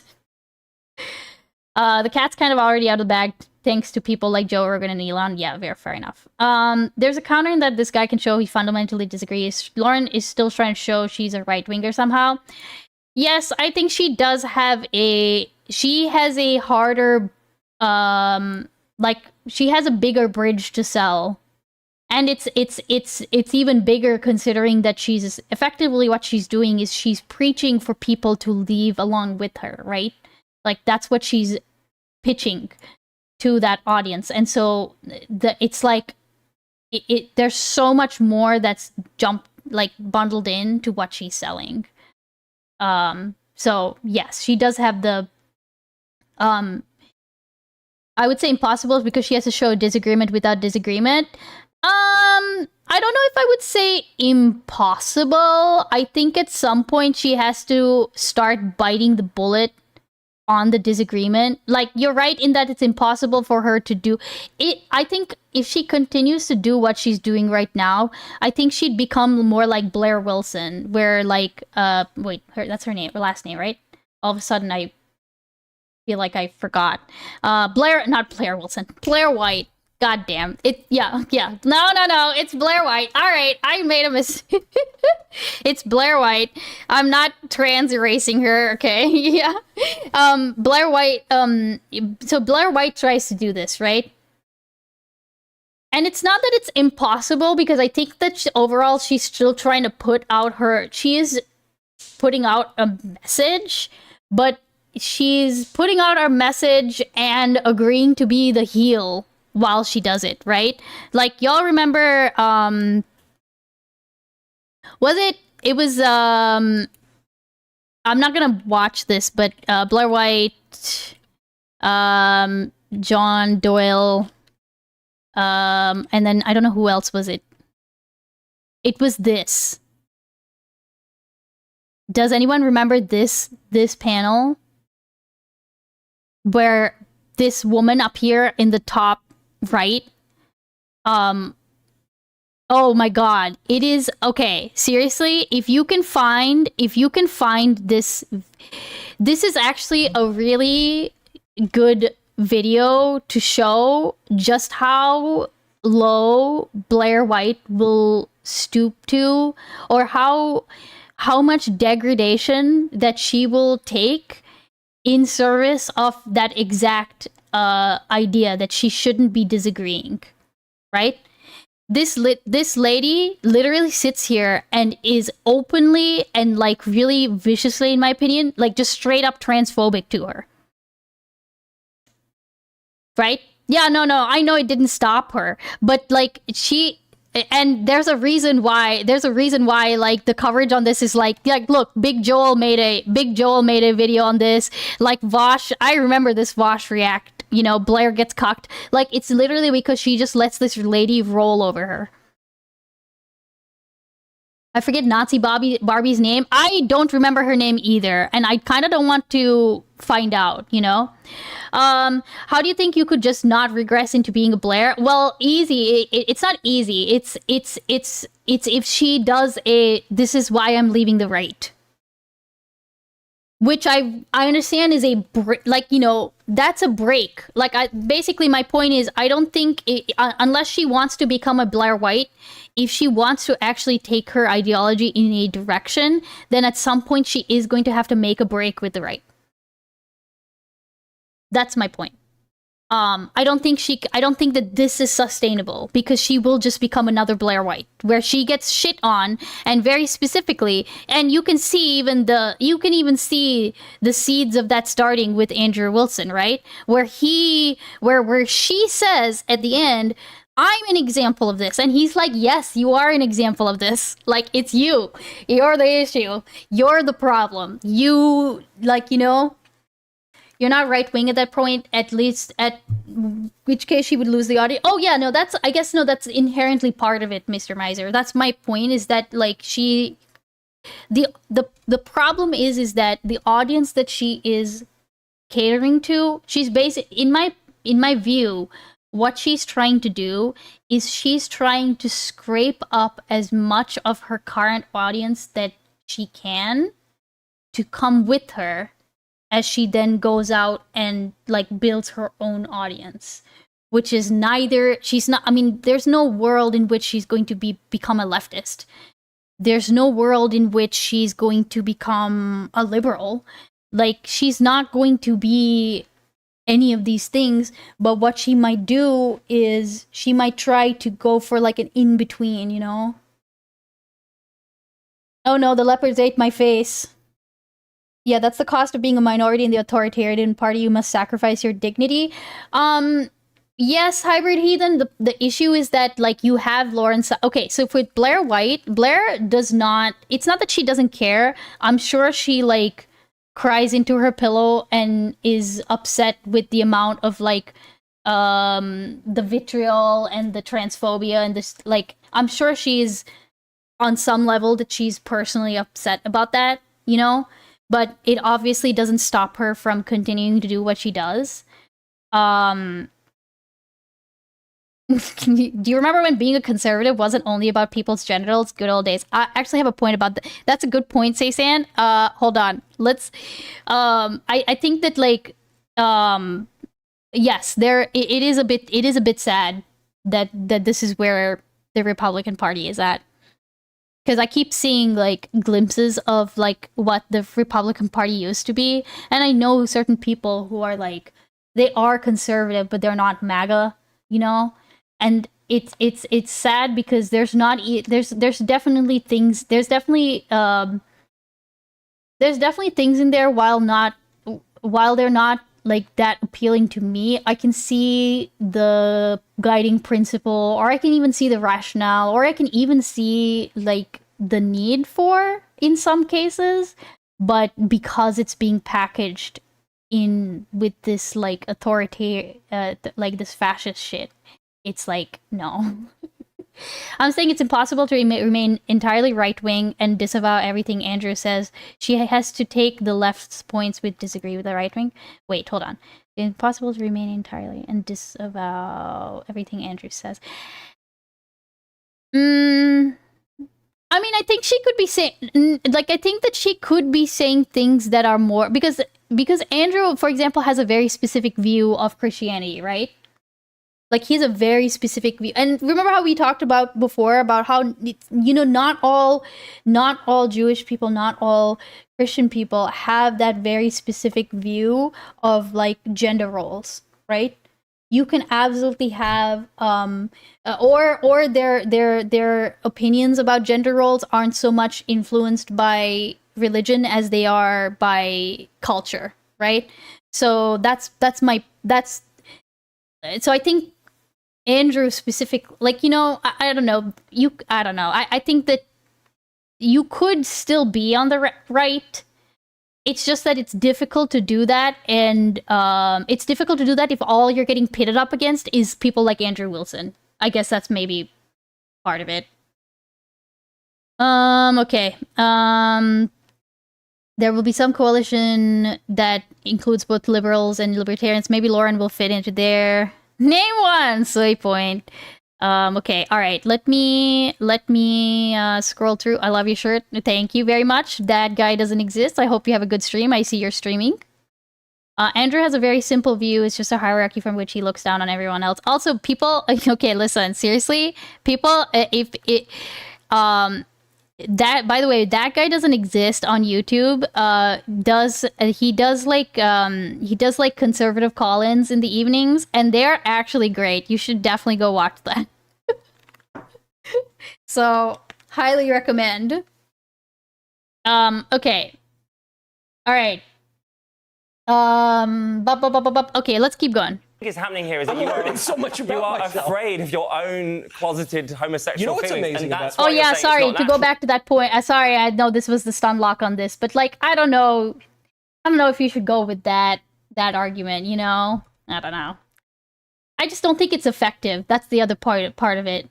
I think it's, again, like I said, as soon as somebody comes along and like demonstrates, like, no, bro, I'm straight, then that kind of falls apart, and all you can do is just say, yeah, no, you're secretly caught. I don't know. What's amazing? Well, interestingly, that's what's happening. Interestingly, have you been to gay conversion therapy? Hold on, I've never made it. I think no, well, you I've should never try been to it any therapy because it worked on me. No, well, that's why I'm gay. What's so amazing about that rejoinder, which you always hear, is if you express the view of homosexuality held by Christians, religious Jews, Muslims, like perfectly ordinary people. Hold on. If you just express that view, notice what the really pro-LGBT activists will always say. The very first thing they'll do to insult you is to say, well, actually, you're secretly gay. No. And I say, I wasn't even using it as an insult. You're the one using it as an insult. The old conservatives and racists and hated I gays, said yeah. you're secretly gay because you're being nice hair? homophobic and saying I'm a deviant. That's why I said you're secretly gay. But that is because you're afraid of gay people. And the only reason that would be is because of that. And let me just come back to what you said about religion.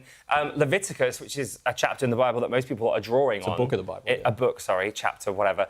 I don't mean to offend anyone here, but that was written by the Jewish people after the Babylonians invaded as a sort of strict moral code, right? Yeah. You're impressed by how intelligent I am, sounding briefly. I'm that is not God's word. That is the word of a strict moral code that came in after an invasion, after a war. There are so many other chapters that are ignored, other texts that are ignored. Just for your edification, Christians and Jews and Muslims believe that the Bible is, in fact, God's word. Yes, it's but not that God literally writes it in his hands. isn't God's word. But I'm just pointing out to you, you say that a Jewish scribe wrote down the book of Leviticus, therefore it's not God's word. The Christian belief is not that God, like literally a hand came out of the cloud to write the Bible. Yeah, it's that God inspired the men who wrote the Bible. Okay, but why are the men that wrote that book correct and the other books that weren't included incorrect? What other books? Oh no, don't go with this. No, don't go with this talking point, bro. The Queer Thing About Sin, which dives into this quite deeply. Can you explain the point? I'm trying to get. I think the point is that a lot of books were written around then, and only certain ones were chosen. Also, you're only handpicking certain books that were not the Bible were also written at the same time from that book. All right, why are you not worrying about what you eat? All right, let me just ask again. But let me ask again. Regardless of your individual views about this, okay? Why do you get a month? No, that I do. Okay, if you're gonna argue that point, no, I don't think you. I think that's not a great point to argue either, because why wouldn't you just go with the argument that those were specifically very specific laws that applied to those people in that time? And why wouldn't you just go with some laws that don't apply today? Like, why wouldn't you go with the really easy example of, like, no mixed materials? Or never argue the theology point if you haven't studied it.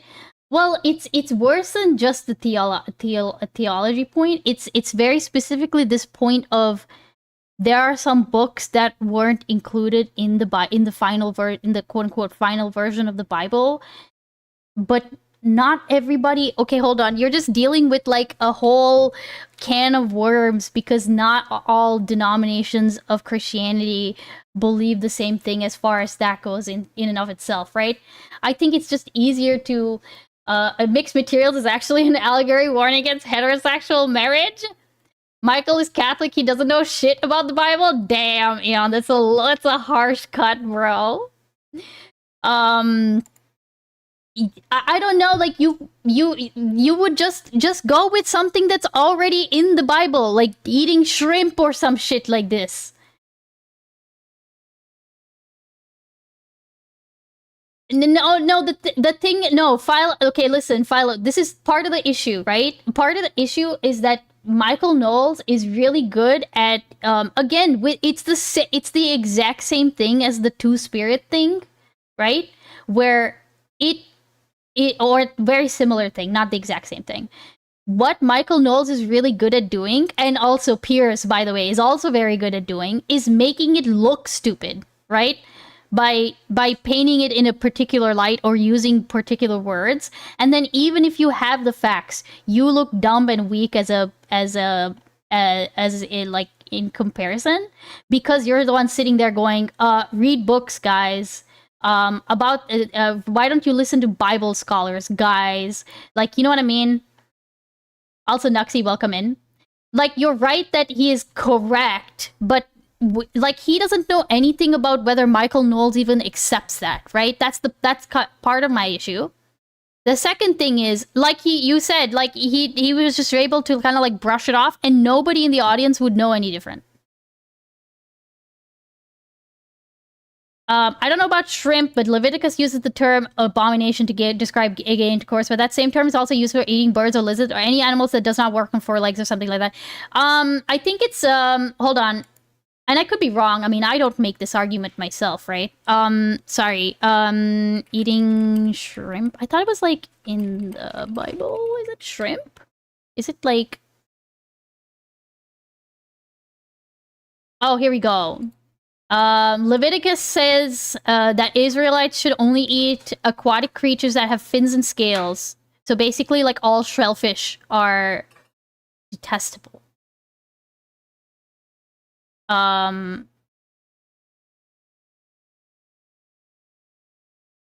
then in the New Testament, those restrictions were declared invalid.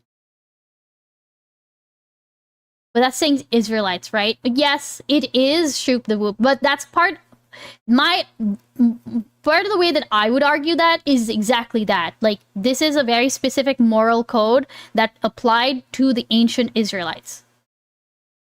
Like, very specifically, right? They had all these, like, restrictions. They had all these ways that they were supposed to, sacrifice to Yahweh. They had very specific ways that they had to prepare their bread, their offerings, right? Like, they had, that's what these books are, a lot of these books are about, is just fucking rules on how to do this shit. They don't apply today. People don't hold to those same standards or traditions, or... So, why would I then also listen to the one that says you can't, like, have gay sex? You know?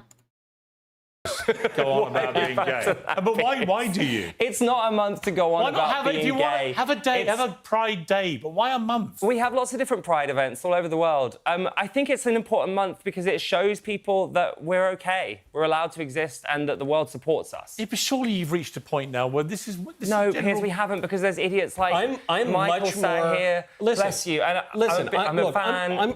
I'm from New York. You're a fan of an idiot. Yeah. I don't want to offend you. And he's here sharing a platform with a deviant. I mean, I'm a little bit confused. Look, he's happy to share a platform with a deviant. You think you're a fan of an idiot. I mean, forgive me if I'm sitting here feeling a little bit confused.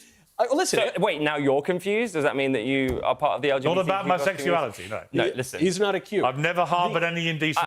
Hold on.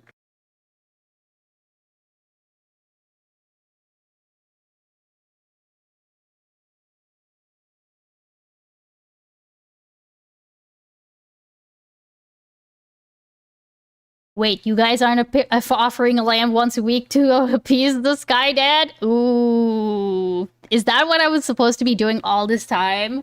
Oh, no! No! Alright, okay. Keep in mind this argument does not work on Catholics since they don't view the Bible the same way Protestants do. Now, I will say that is something that... even though I'm like, I was raised Catholic, I'm also learning that as well. Like, or at least, that, it's things like for Catholics, it's more than just the Bible. The Bible is just one pillar on which they base this. But just because something is explicitly like contradicted in, or forbidden or something like that in the Bible, doesn't necessarily mean that they might not believe it, because they believe in other things as well, right? Like the epistles and shit like this. Like the teachings of the church are considered a pillar. Like the church itself is a pillar. Like the guidance from the Catholic Church. So, and in that sense, I don't know if it like surpasses the importance of the Bible, but basically it just means that if something is, you can't just like, it's not one and done. What is that fa sound effect from, Hassan? I have no idea. I just find it very funny, right?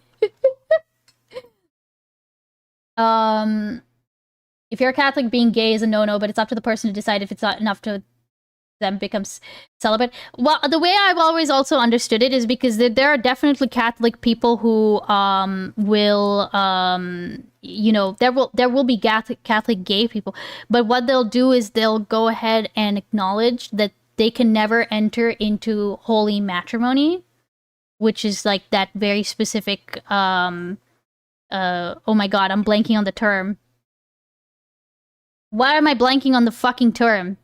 It's like communion, baptism, communion, confirmation, marriage, confession. What are they called? Why am I blanking on what the fucking catch-all term for all of those are? But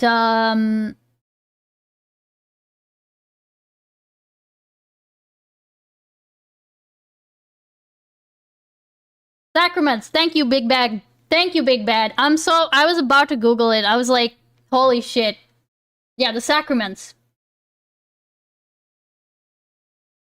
They just accept that they will be married to their husband, but it will never be under the Catholic Church, right? Protestants are the loony extremists here. To be fair, Catholics are... no, I'm not gonna say anything. I think your question is you're simplifying it slightly, and I think you know why. No, I'm genuinely Okay, I also need confused. sauce for this shit. Hold on. I get why certain days get celebrated as a day, right?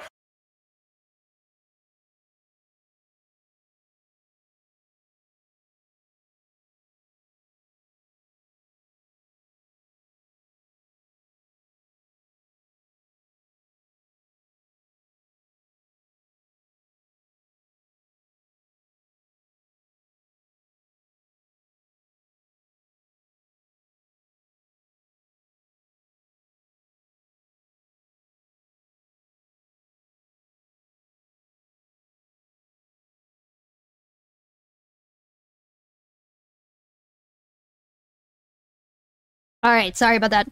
Well, you have a day where the world's focus is on, okay, that day.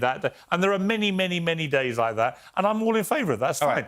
And I'd be totally fine with a Pride Day around the world where everyone who's LGBTQIA2SL, you don't even know what 2SL means. Muted. I'm not to muted. your point, we hadn't checked. Piers, hang on.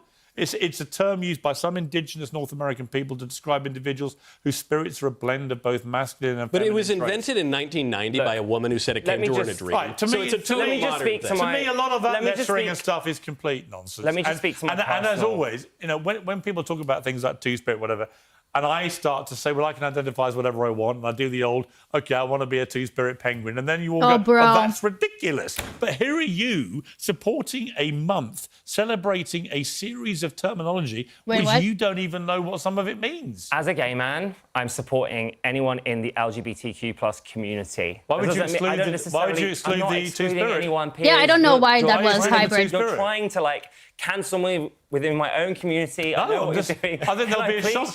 They will be as shocked as I am. What is the L for? Describe what the two-spirit Wait, wait, hold on. Ergi, you mean the L as in LG... Wait, hold on a second. Wait, you don't mean L as in the LGBT, right? Oh, do you mean the 2SL? Wait. Well, LGBTQI... 2S plus. That's what I know it as. LGBTQIA 2S plus. Oh, maybe. Okay, yeah. The L is for libertarian. Oh my god, okay.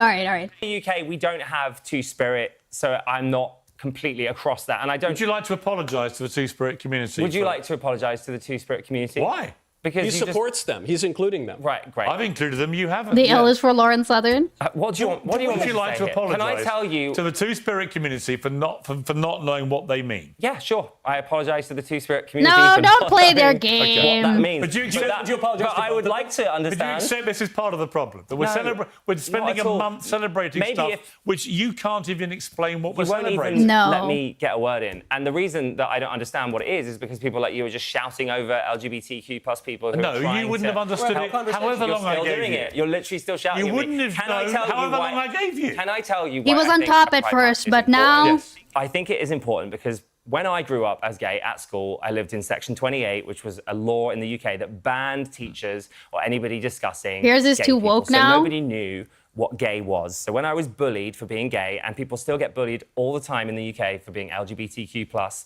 two-spirit around the world, that is very difficult. And I think Pride Month gives TV shows, stations, conversations like this a platform But you're to not say explaining to people again. that feel alone that I they get are it. not alone. I get it. And look, it was illegal to be gay when I was born. Exactly. Right? So I'm not oblivious Which is why to... you're not gay. Yeah, And, but you know, also if- it's why I hope you would say, I don't have a trace of homophobia about me. I've always been completely tolerant of... I don't know about that one, Pierce. Holy, I don't know about that one. I don't know about that one. I don't know about that one, brother. of LGBT community. Well, you hide behind that. I lose it when you get into all the other letters because even you don't know what they mean. But I'm not those letters, so why would I necessarily know what they mean? Wow, so you only care... No, I don't only care You only about... care you can't about expect me to certain numbers know- of letters for Pride Month. Do you know about every single different type of straight person It's all not over me the world? wanting a month to celebrate Okay, it. but it's You not... do. You're oversimplifying You mentioned the T. Forget the two-spirit for a second. You mentioned the T. In Pride Month, are we really expected to support the T? In other words, am I obligated to believe this ludicrous notion? Okay. Okay. Okay. All right. Okay. That a man can really be a woman? Am I a hater? Am I a bigot? Am I secretly trans if I don't believe in that? I don't think that you are obligated Actually, to believe okay, or wait, support. actually, hold on. Actually, unintentional good point from Michael Knowles, in the sense that this is why you can't use that argument. This is why you shouldn't. This is one of the reasons why you shouldn't use that gay argument, right? That secretly, if you are homophobic, then that means you must be a closet homosexual. It's because then they get to turn around and use this, like, if they use it for any other thing, then you can't apply that, right? Michael Knowles is gay though. Is he? Okay. I don't actually know. I don't actually know. Is he actually gay? He 100% is gay. Like, you mean a closet gay? Yes, he's married.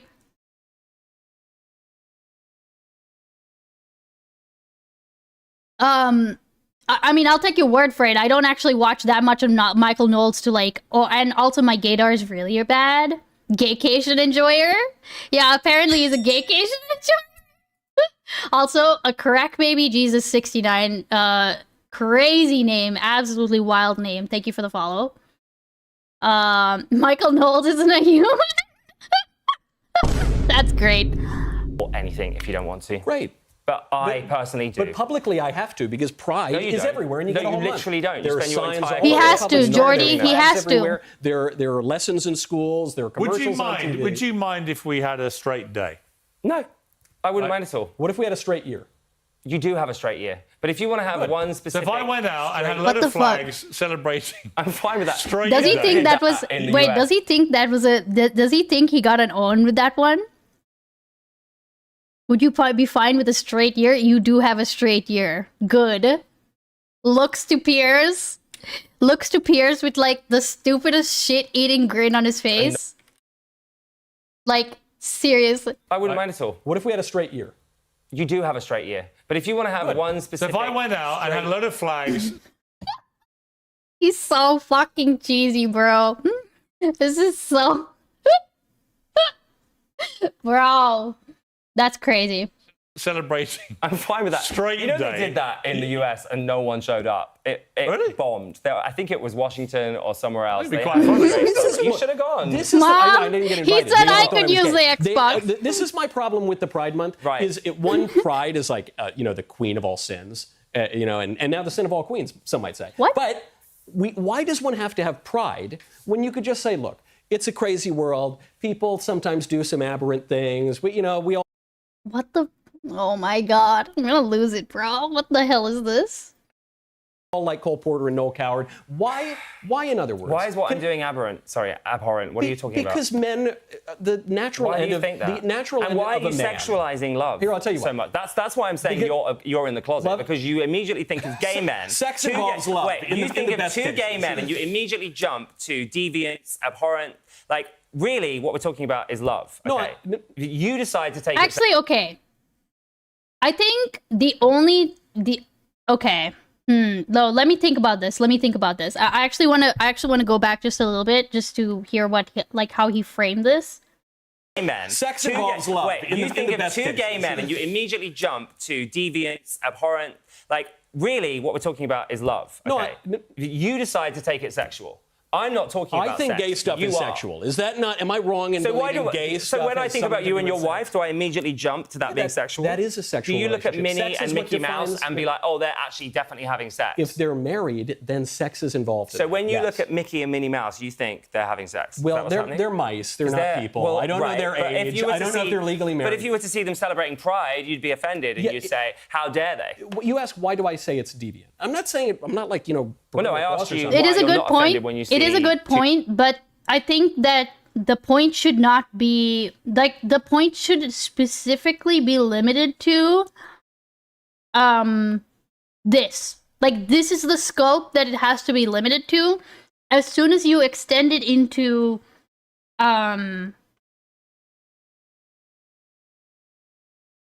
as soon as you extend it to you are doing this because you are gay, that's where it falls flat, in my opinion.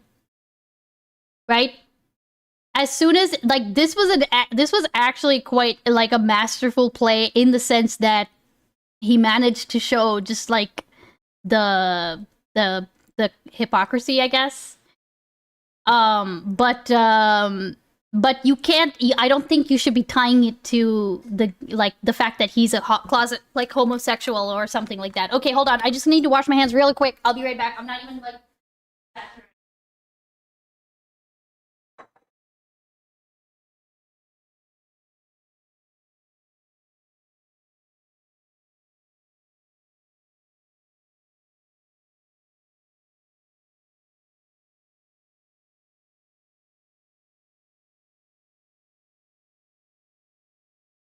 Okay. Let me take a look. Let me take a look. Let me catch up real quick with chat.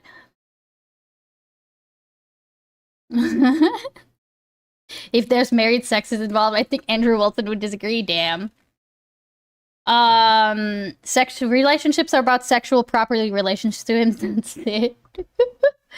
It doesn't need to be a claim of null sexuality, but it is a strong claim for how honestly he's seeing everything through the lens of sex. Well, the thing is, unfortunately, I say unfortunately, but I think a lot of people think this way. You know, it's only now that we're starting to get criticism or pushback on this idea that, like, you know, if your child is having, like, if the first thing you do when you know that your friend is about to have a baby boy is that you go out and get a little onesie for him that says, like, you know, ladies' man on it. Like it's only now that we're starting to get to the point where people are thinking about what that actually means, or like the whole like, oh, you know, like, you know, your kid has like a little girl friend at school, and the first thing you do is like you basically be like, oh, he has his first girlfriend. Oh my god, soy boy, batches. Like and like it's not that those things are not natural. They are natural, but what they are also is what you're doing is you're engaging in like heteronormativity, right? And if you think about it in that same way, if we made jokes like that, if we made jokes and statements about like that, but about a little boyfriend that your son has, and that's the point at which you start saying it's a sexual thing, don't sexualize them, stop putting that on them. Well, you were putting that on your child when you said the thing about little girlfriends, right? So if you don't want, like, so you do see it as a sexual thing. Like, you don't get to say that it's not a sexual thing. So if you don't want it to be sexualized, if you don't want your child to be sexualized, then maybe consider that, like, when you do this, it's going to come off a certain way, right? I got a onesie for my friend that says, I tore my mom up. Oh my god. And that's hilarious. Holy shit. I'm gonna get them a I'm a mistake and I shall end the sham of a relationship with my mere presence onesie. My friend has a shirt that says made in Disney World. But yeah, anyways. I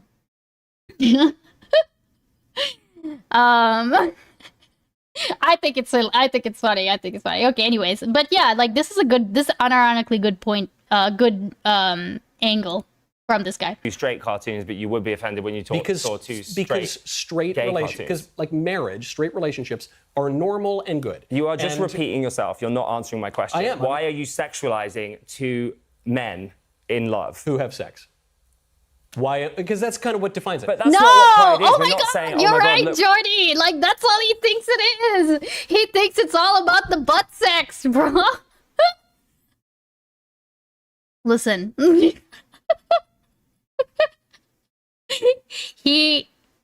Okay.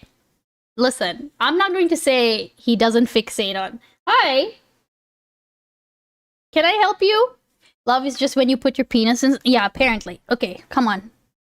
You want to come sit in my lap? Is that what's happening here? Okay, apparently. What's a gay without the butt sex? Apparently nothing, according to Michael Knowles. Like, the butt sex is required. Okay? Are you gonna sit? Thank you. Hi.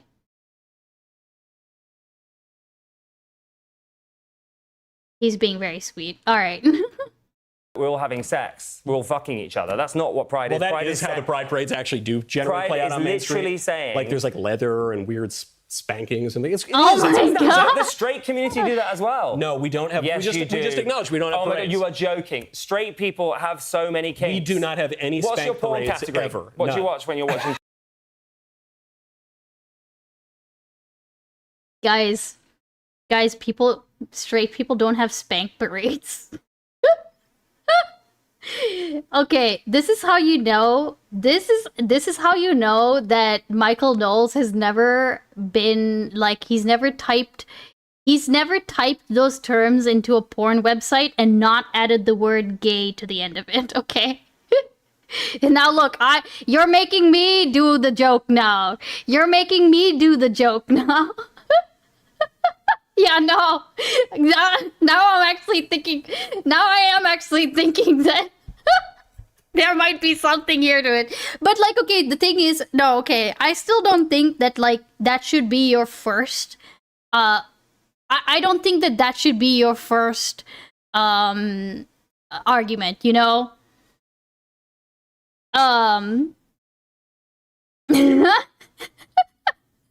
It's all Michael can think about. It haunts his ever conscious and unconscious thought, every conscious and conscious or unconscious thought. Every night he's taken through a factory of horrors as greased up muscly dude after greased up muscly dude just pound flesh into each other. Oh, here we go. Honk, honk, motherfucker. Honk, Thank you for the 100 bits. Lauren will read it for us, okay? It's all Michael can think about. It haunts his ever-conscious and unconscious thought. Every night he is taken through a factory of horrors as greased up muscly dude after greased up muscly dude just pound flesh into each other. He wakes up in a cold sweat with a rager and knows this is the work of Satan. Thank you, Lauren. I appreciate it. We just so thoroughly normalize women as sexual objects that it's a given. He doesn't think twice while driving past a strip club or strolling his street. Yeah, well, I think, yes, because that's normal, right? I do not watch pornography. Come on, you must. What's your category? I don't watch pornography. Really? Ever. Wait. This is important. People have so as well. No, we don't have. Yes, we just acknowledge we don't have parades. My God, you are joking. Straight people have so many kinks. We do not have any What's your porn parades category? ever. What do you watch when you're watching porn? I do not watch pornography. Come on, you must. What's your category? I don't watch pornography. What's Really? You don't? I don't. What's this? Is this your hand on the Bible? Yeah, I don't have a Bible on me. I don't have Leviticus either. Okay, you've never watched. What about when you were at college? No, I might have seen a naked lady once or twice. But oh my God! What kind of naked lady are you into? What are your kinks? I don't. What do you like doing with your wife? Well, if you're going to sexualize my community, if you're going to do that, I'm going to do it back. He goes, why do you think gay people are having because I'm playing the same game, because I'm doing this, because I'm giving it back to you. Here's why we would say it's deviant, is because man has like natural ends, like the eye is for seeing, the glass is for drinking water out of, and man has a sexual end, which is sexual congress with women, which creates babies. Okay, why do you have a G-spot? Why do you have a G-spot in your bum?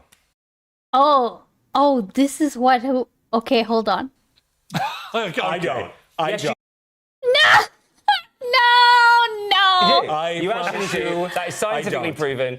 And if you go all the way back to ancient Rome... Did he take a sip of water when asked about his kinks? Okay, no, wait. We need to go back. Wait, this whole line of questioning is just fucking perfect. Okay, wait. What do you like doing with your wife? Well, if you're going to sexualize my community...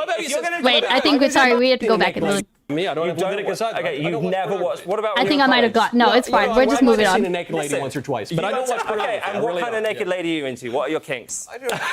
What do you like doing with your wife? Well, if you're going to sexualize my community, if you're going to do that, I'm going to do it back. He goes, why do you think gay people are having... Because I'm playing the same game, because I'm doing this, because I'm giving it back to you. Here's why we would say it's deviant, is because man has like natural ends, like the eye is for seeing, the glass is for drinking water out of, and man has a sexual end, which is sexual congress with women, which creates babies. Okay, why do you have a G-spot? Why do you have a G-spot in your bum? I don't. Yes, you do. You actually do. That is scientifically proven. And if you go all the way back to ancient Rome, men have been having sex with men. I just want to clarify for the audience. I do not have that. Insane. How do you know, though, Michael? Like, how do you know? You know, you're so confident. What do you know, bro? He goes home, he's like, honey, I need you to do something for me. Yo! What the fuck, bro? He has an episode of his show talking about Sydney Sweeney being dubbed mid by Twitter. What the fuck? And Michael Knowles, recovered prostate cancer patient.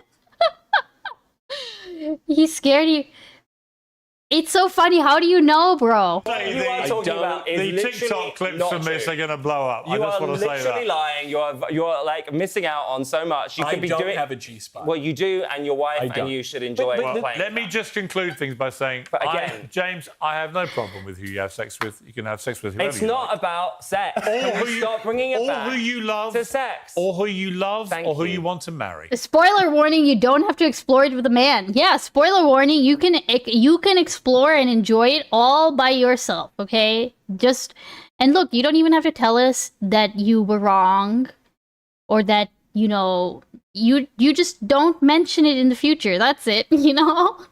You have my blessing for all the rights that I enjoy, and I believe that firmly. Thank so you. on that, I totally disagree. Well, but I agree, Pierce, because I would say No, you don't agree. Shut the fuck up. I totally believe in your right to marry. I want you to have every right that I have, which you. is to marry a woman. No, he can enjoy the rights that everyone in America has, which is that they can marry any consenting adult that they want. Sorry, Michael. Sorry, we don't yet live in your fascist, Christo-fascist little bubble. We don't yet live in that reality. Don't put that shit on us. That's not how this works. Sorry about it, Michael. Go die mad about it, okay? By the way, that isn't going to happen. When you said that, maybe he's in the closet, a lot of gay guys eventually go the other way. What? What? What does that mean? Pierce? Look at his face. Look at his face. What? What you're suggesting that I'm going to marry? I think you're probably one of the least likely gay people I've met that would turn the other way. What? What do you mean, brother? Huh? Huh? What? Is he saying he's secretly straight? Yo, you're telling me that this man right here in the pink shirt with the earring, I like the gay accent isn't super prominent here, but if you talk to this man for a little while, I think I could probably, even with my bad gaydar, I could have probably clocked that he is a gay man. But bro, what is he doing?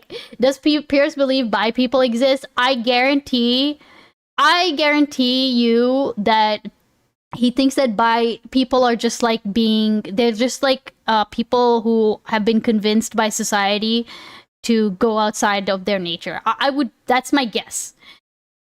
Pierce has gone senile. Okay, Pierce has been senile for a while, right? Yeah, but what does he mean by that? I think he means that, is this you'll grow up and then marry a woman? So much. And listen, you never know. What? I'd love, Piers, to celebrate your Arsenal win. And I'm very proud of the guys for celebrating Pride. Yeah, so anytime you want to take me up the Arsenal, I'm ready. Ooh. Okay, that's funny. That's so stupid, but that's funny. On that note, I can't even describe what that note was. He's blushing. Look, he's...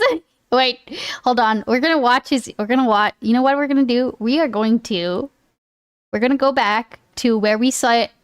I just want to see if there's any perceptible difference in the amount that his ears go red, okay? A lot of gay guys eventually go the other way.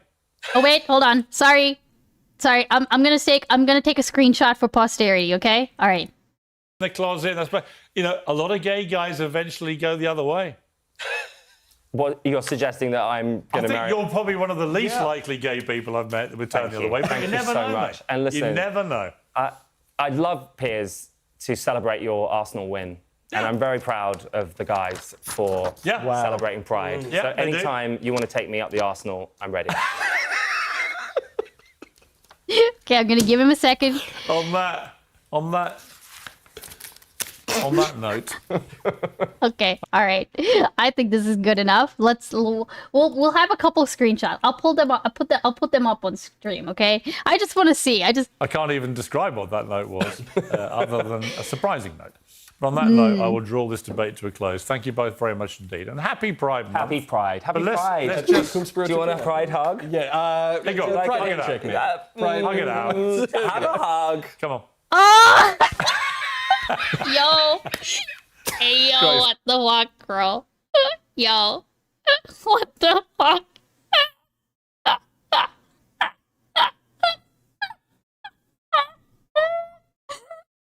Oh my god, I can't do it. So, To watch thank that you both again. very much indeed. And happy Pride Month. Happy Pride. Happy But Pride. let's just... Do you want a Pride hug? Yeah. Hey, go on. Pride Hug it handshake, out. man. Pride. Hug it out. Have a hug. Come on. Great stuff. Michael, good to see you. James, actually, always good to see Oh my you. god, he was so scared, bro. Please read that book. My friend wrote it. It's amazing. The Queer Thing About Sin. The It's Queer a Thing great About Sin. book. All right, it's on my list. It's really good. I think even if you still disagree with it at the end. That and All right, Leviticus, we're going side to by leave side. these two to have a good old cozy chat about queer things and sinning. And kinks. And come back to other stuff. Yo, what the he just You know, I will say going the touchy route isn't always something that plays out, right? But the fact that Piers was sitting there saying, "Yeah, no, take the hug, bro. Like, go ahead and take the hug." Yeah, he doesn't want to catch the gay. that is honestly. No, that was pretty good. No, that was well played by this man. I think Andrew would have treated like like this is the thing, right? Oh my, it's so funny because there's absolutely okay. It's on one hand, I understand why people will bring up that closeted gay thing, because truly, and this is the sad part, is that yeah, touching gay men will apparently make you gay. Like, hugging a man is not masculine, right? Yeah, he doesn't want to be seen the way he sees them, and makes him exactly right. Like, you could tell that in this man's face while he was being hugged, that he genuinely thought that like he knew this was gonna get, he knew that this was gonna get clipped and put on like Twitter or whatever, right?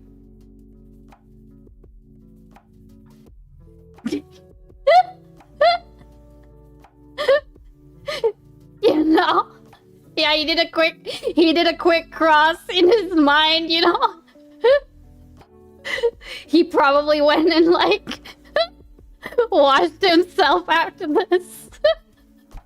A really, really, really cold shower. I mean, I get it in the sense I get it in the sense that they are scared to confront the fact that they're scared to confront what they know or what they think they know about masculinity and how it's supposed to be expressed.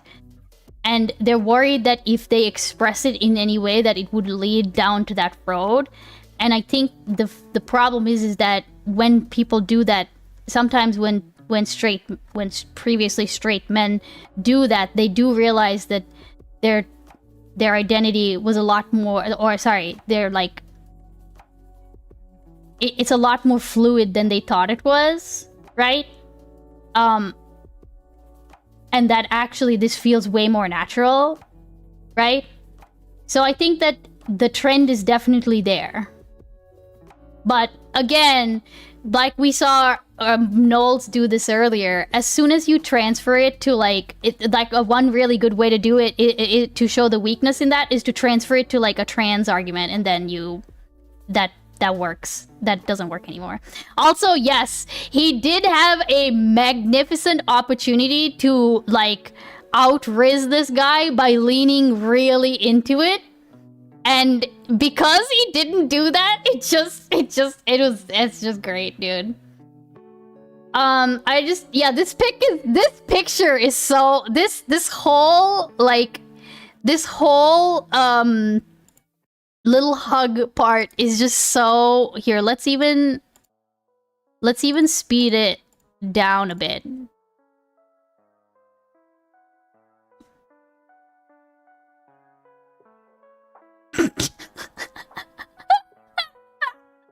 Speed it down. Okay, yeah. Frame that picture behind you. Straight men's homophobia is rooted in misogyny. Yeah, Just ideas of what masculinity is supposed to be like, right? That, honestly, I would not have a problem with that, Tyson. I have to think about what I want, like, my background to be. It's kind of sad because it kind of does have to be where, you know, just the layout of where I stream. Like, this is where the TV has to be, right?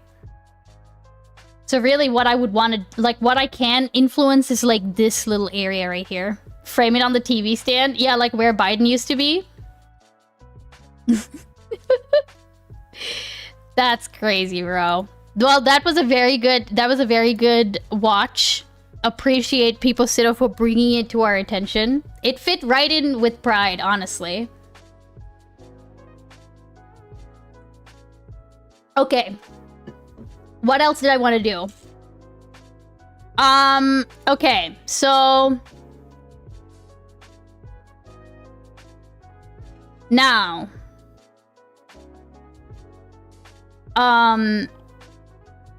Where is this? Let's see how long this is. Okay, it's 34 minutes. I think we can do this. Also, I'm sorry to say my little Photoshop experiment didn't work. Piers did not actually blush. Unfortunately. Okay. So there's a lot. I know that there's a lot about the Lego drama, the Bricks and Minifigs drama. I kind of want to watch just this one video because I want to know, like, the legal stuff behind it. And I know that I watched a bit of this video, not the whole thing. So we could either watch this or the Legal Eagle one.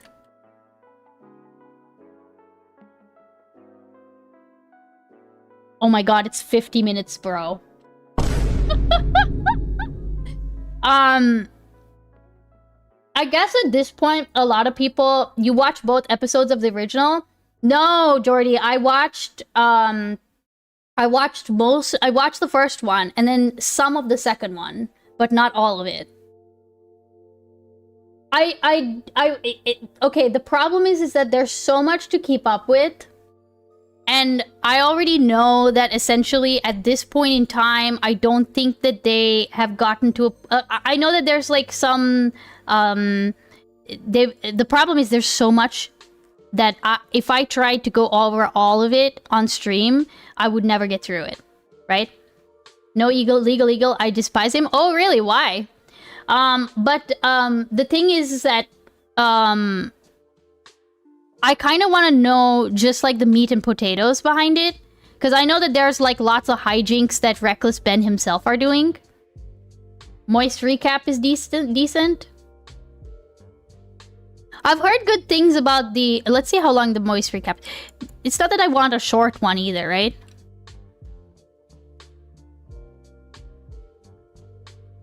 Lego scandal keeps getting messier. Lego scandal is actually crazy. Like, that's part of the problem is that, like, there are multiple parts. And, like, I kind of want to know, like, the legal stuff behind it, which is why the Leonard French video sounds like it would be good to go through. Especially if people haven't really... If a lot of people haven't really seen that one. I might lean towards that. I guess... Jordy, in the second episode, is there anything that is like, apart from them continuing to do their hijinks, and I think Ben getting arrested and shit, is there something specific that I should maybe know? I don't get the Legal Eagle hate. I didn't even know that there was Legal Eagle hate. Okay, also, real quick, as an aside, I did say we would watch this clip afterwards. Let's see.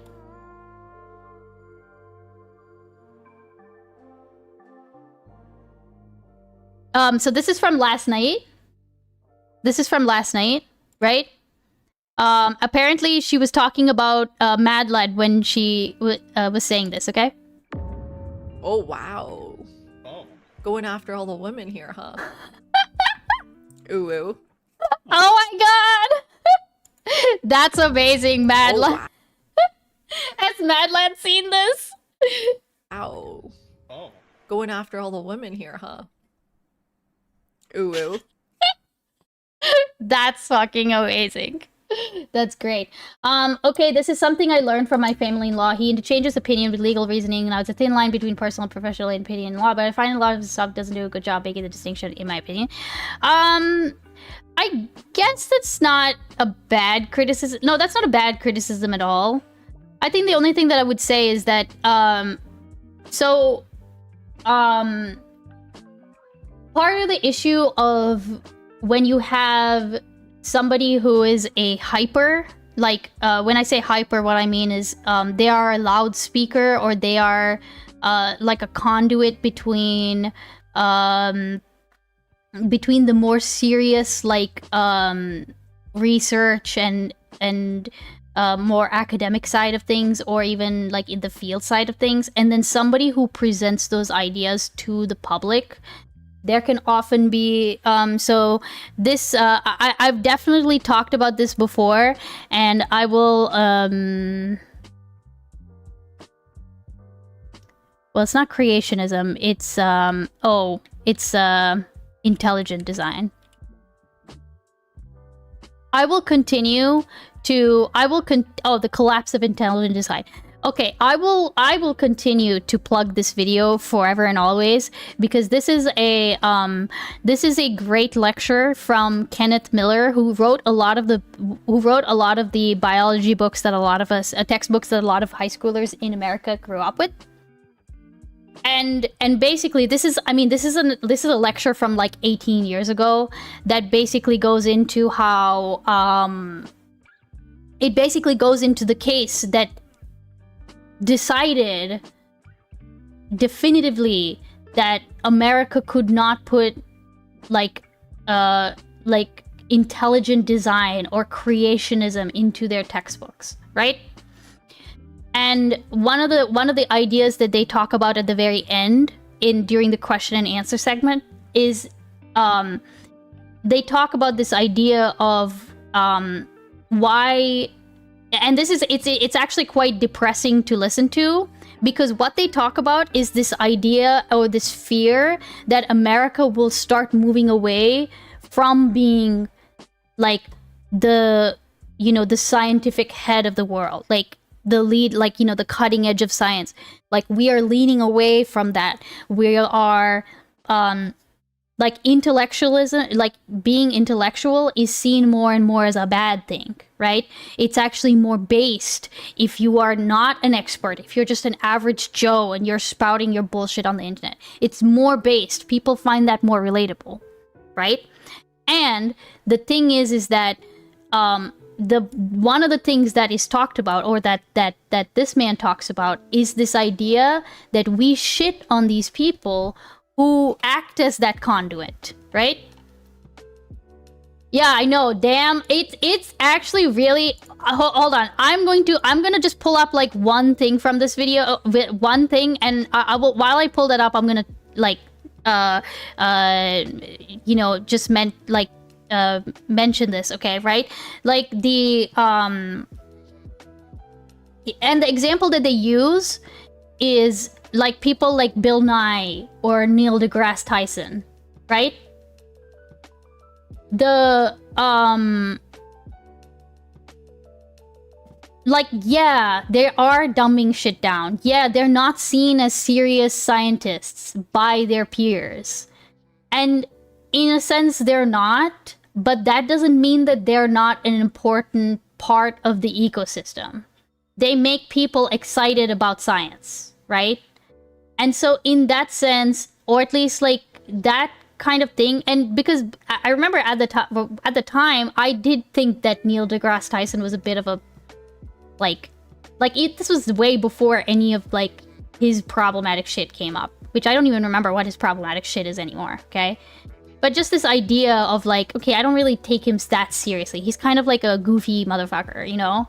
But no, he plays a role, right? He plays a role in that he is getting people, he's dumbing it down.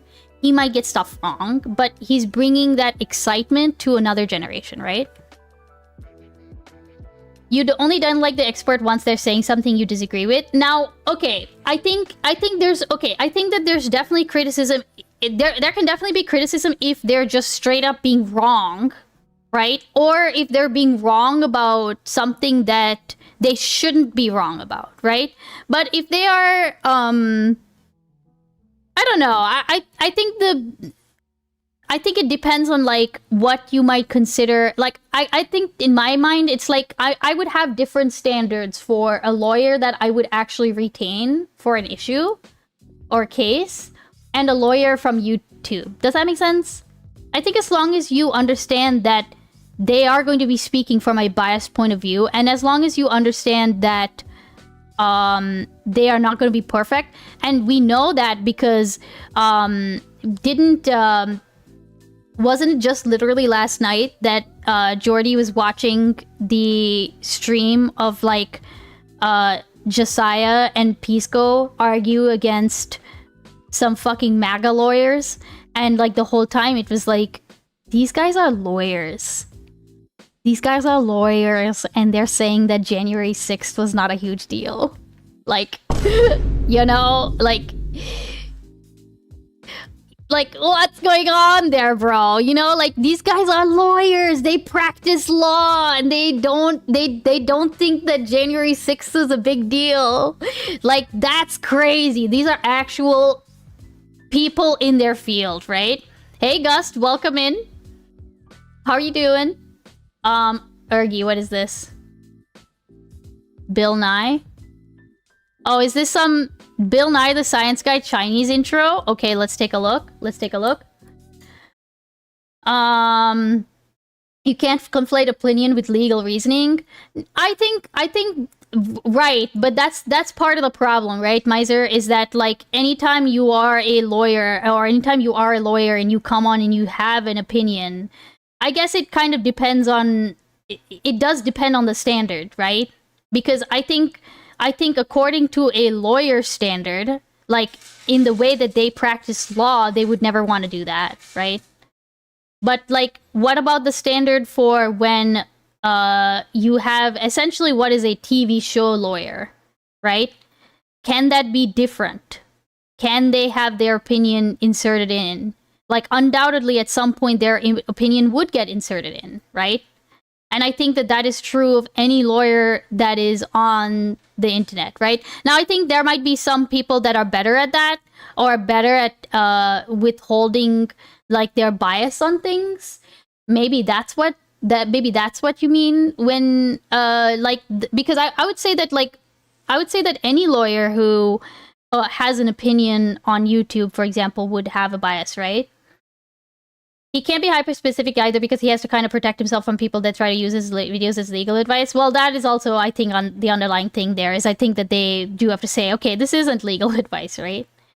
Lawyers across the board have learned how to play their game, but the courtroom is not reflective of reality. Okay, wait, hold on. Also, you said something about Jordan Peterson. Okay, the right loved Jordan Peterson because he came off like an expert even though he was just a kook psychologist.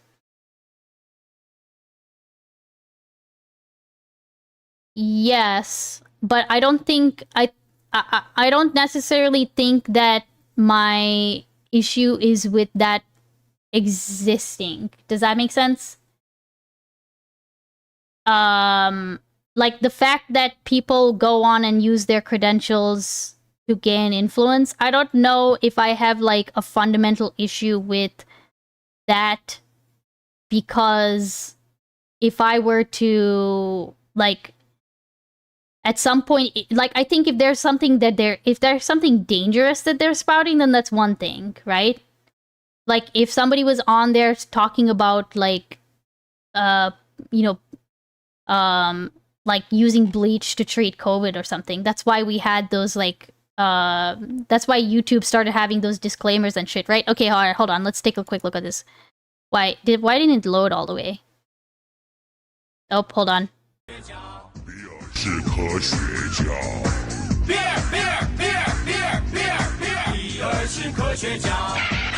What the? 科学定律。 Oh no. 惯性是物质的性质之一。 What? 倒数7秒，计时开始。 That is great. That's great. Okay, I gotta stop before I type essays in Twitch again. Fair enough. But yeah, trying to explain sociology, political science, and philosophy when his understanding of the concepts he was talking about were infantile. Yeah, I understand. Okay, hold on a second. I do understand that. Okay, I do understand that. And what you're saying then in that way is that you're saying that he's incorrect in his understandings of what he's talking about, right? Or like you said, you called it infantile, right? But that's not the criticism that's being made against Bill Nye. What's being made against Bill Nye is that, or at least what Miser was saying, if I'm understanding correctly, let me go back up for a second. He's okay, yeah. The interchanging of personal and professional opinion. That's the part that is not offensive, but that's the part that he's criticizing. The point being, as an expert is only valuable as long as they're saying the thing you agree with in our modern world. Well, yeah. But then once again, I would then say that his opinion is valid so long as his direction doesn't take him in a direction that means he's giving incorrect legal analysis, right? Like, if he is being consistently incorrect with his legal analysis, no matter who or what guided his direction, right? That would be the point at which we would say he just doesn't give good analysis. Right? Because I can understand that there would be, for example, like, okay, so like to take the example from last night when Jordy was watching Josiah and Pisco versus those MAGA lawyers, right? Like, they're wrong on both. They're wrong on a couple of different angles. They're wrong on, like, okay, they're wrong in what we call wrong. Like, we say that it is a problem. We say that it is a problem that you are not treating January 6th as a big deal, right? And then there's also the legal side of it, which is, like, quite definitively, they were convicted. A lot of those people were convicted. It was an insurrection. You know what I'm saying? Like, it just is legally, it is incorrect for them to treat it as if it is not a serious matter, right? So they're wrong on both fronts. But Miser's criticism isn't that at all. It's that they're interjecting, like they're interspersing legal opinion and professional opinion and personal opinion. Were they even constitutional law? I don't actually remember who they were. Kind of the point that Jordy was watching them for was specifically so that he could see, like, Josiah's reaction to them, because Josiah went quite hard on them. And I'm gonna be honest, I was falling asleep during this point. So I did not, all lawyers are universally bad at politics and should stick to exclusively to explaining law. I mean, are you agreeing then that that there shouldn't be people who essentially mediate? Because, okay, look, this man is a mediator, right? I think we will watch this man and see if he's a little bit more on the level of what people might prefer to see. But I think that, like, the point is that I don't know that we can then say, like, even if you prefer that person, right? I don't think that there's not a market, or that people like legal, that there's not a benefit to them existing, if that makes sense. Right? Okay. Okay, I'm gonna use the bathroom real quick, and then when we get back, we'll watch this video. And then I think we will be done with stream, unfortunately. But, I mean, it'll probably take me like an hour to get through this anyway, okay? Alright, I will be right back. Don't go anywhere. Or rather, you can go somewhere. Go get a drink, or go get a snack. Go use the bathroom. Go get your blanket and get cozy and shit. I'll be right back.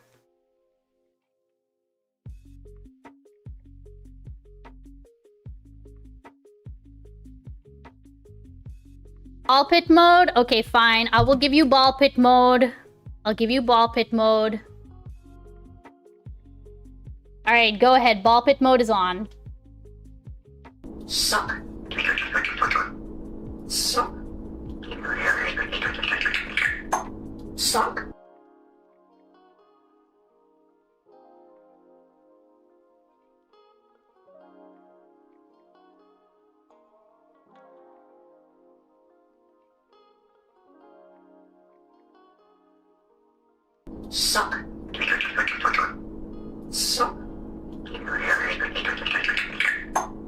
Suck.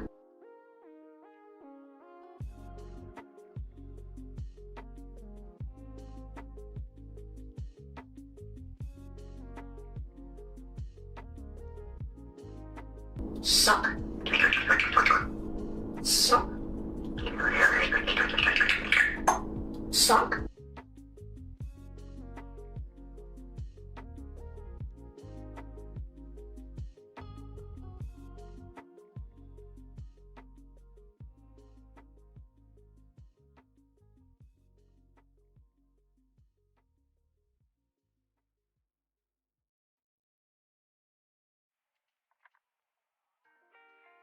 Suck. Suck.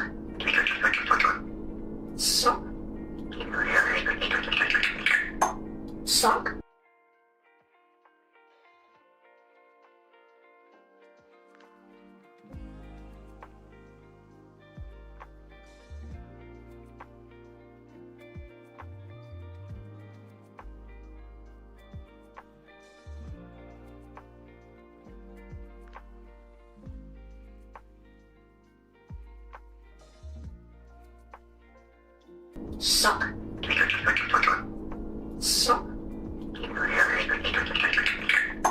Suck.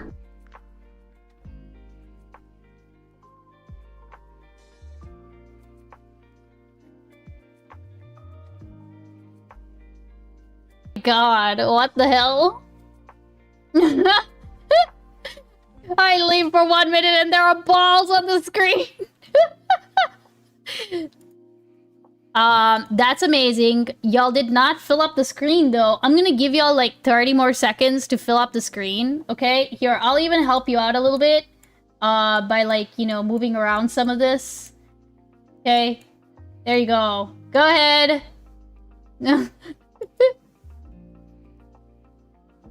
Okay, hold on. I don't like this gap though. Hold on. Give me a second. Yeah, I don't like the gap. The gap needs to go away. I'm trying to help y'all out. You can do it!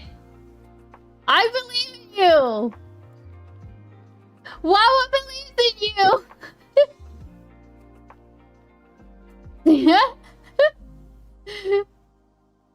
It's the way, it's unfortunately the way that okay, oh, almost just like up here. Oh, you did it! Okay, wait. You did it! Good job, y'all. Alright. Okay, you want the now is the most satisfying part where they all go away, alright?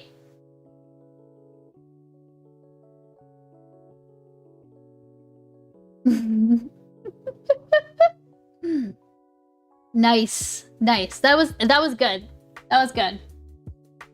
it's the way that they like, specifically the walls that we have set up. I also need to make it so that the walls are more like noticeable. That is phenomenal. Yeah, it's this little program that my husband made for me. I need to add some more stuff. I want to add more toys to it, basically. There are more balls on. Yeah, exactly. They stack higher, and also the thing is, at some point that they can stack so high that the new balls that drop just roll off of the sides of the walls and they are lost forever without you ever seeing it, essentially. Right? Okay. What happened? Oh no, it was just our ball pit mode was on for a little bit. Also, guys, with the 60, how many 60 bits did you? Holy shit! 1, 2, 3, 4, 5. 5 sucks in a row. Wait, really? There were 5 sucks. Okay, I really need more. I need more parrot. I need more parrot videos. You know, like funny parrot videos. I promise. I'll go through my I'll go through all of my saved like parrot links essentially, and I'll add some more. All right, let's get into this. Leia, let's get into this. Parrot videos are they really are. They really are. Okay. Let's go. Some serious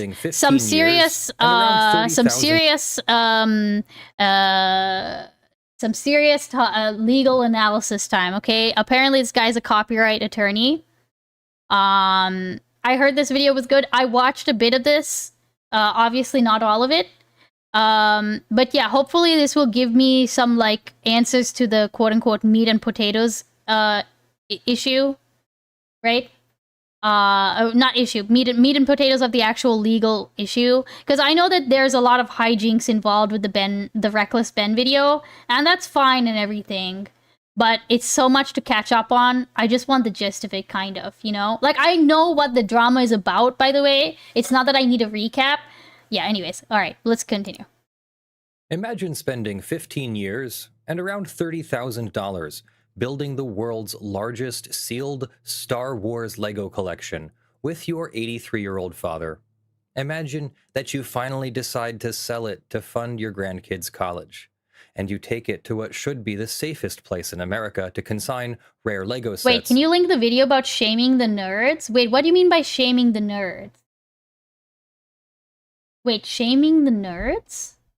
Oh, yeah, okay, yeah, I can link that. I will say that, you know, I keep in mind this video that I was talking about, for the most part of that video, they don't talk about that idea, okay? Very specifically, they are talking about essentially, it's a presentation, okay? So, but I keep coming back to this video because there are so many concepts that are introduced into this, like, lecture that are just interesting as fuck, okay? So, yes, I will link it. I do tell people to watch it all the time. So yeah, and again, the actual, if you only wanted to watch that actual concept, then you could just go to the end and watch that, like, listen to the question and answer section. But I honestly like recommend this entire thing, right? Because I think that's the other part of it here. I think maybe we can actually, oh, this was what I was supposed, I'm sorry, before we started this, I'm so sorry. I just remembered, I said I was going to,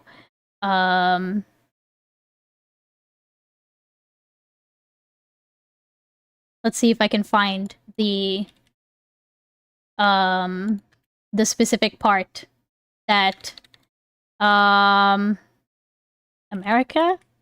maybe? Why? Oh, here we go. Oh, here we go.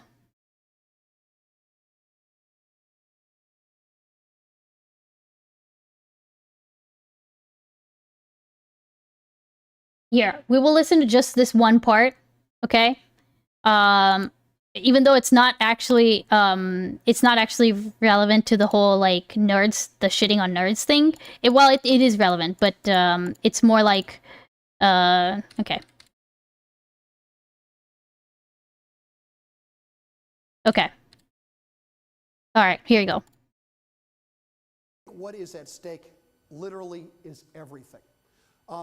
This is a cartoon, last panel of a cartoon that a friend of mine sent me, and you can see there's a young man here. I assume I know he's a little quiet. Just bear with him. Hindu or Pakistani. He's in a science laboratory studying science, and you can see this as the creationists found unlikely support among students in China and India. And this young man is saying, "Oh yes, America, we would like it very much if you would teach your students, your children, religious dogma instead of science. We'd like their jobs." And I think to pull absolutely no punches, what is at stake in this argument, in this debate, in this political struggle isn't whether students will learn evolution. I think that's small potatoes. I don't think a generation of citizens will be harmed if they don't quite understand the difference between allopatric and sympatric speciation. I think what is difficult is to contemplate a generation of Americans growing up with a wedge driven between them and science. And the intelligent design movement proposes to drive exactly that wedge, which is aimed to produce what they call a theistic science. If that happens, then something that all of us in this room have taken for granted during our lifetimes is going to change. And that something is that the United States is the worldwide leader in scientific research and technology. If we put that mantle down, and I think this movement has the potential to cause that to actually happen, a dozen nations around this world will eagerly pick it up, will take scientific leadership from us, and will never give it back. And that is what is at stake in Ohio and every one of the American states. Thank you very much for coming tonight. Yeah.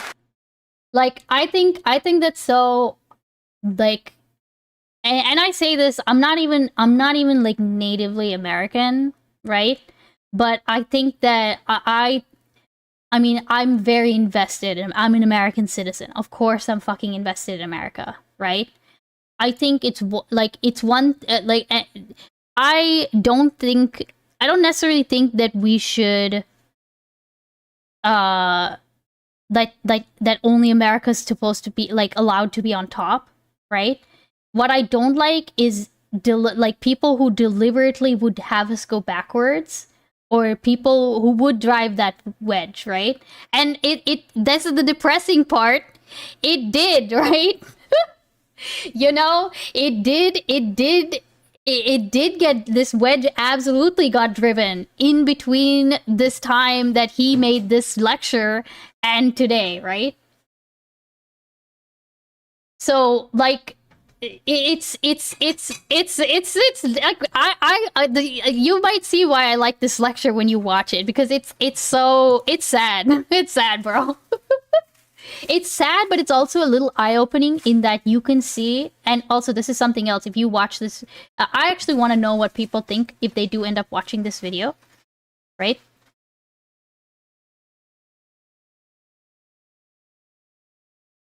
What, like, when they talk about this stuff, you can tell these people are not, they're not like leftists. I don't think they're even like Democrats. Like, this university, like, this lecture starts off with it starts off with a prayer. I didn't look into this university, but I'm assuming that it was at least a religious, like, affiliated university, you know? And this man is a Catholic. Like, he talks about how he's a Catholic, right? So I have to kind of, like, not assume, but, like, I've talked about this before. I just want to know what people think, if this is, like, kind of like what, because I don't really know what the Republican Party is. Like, I don't really think I know, like, what it was, or, you know, the like, when when people talk about like Republicans that are not MAGA, like I don't know that I know a whole lot of them, right? Because of how quickly it became MAGA after I became aware of politics.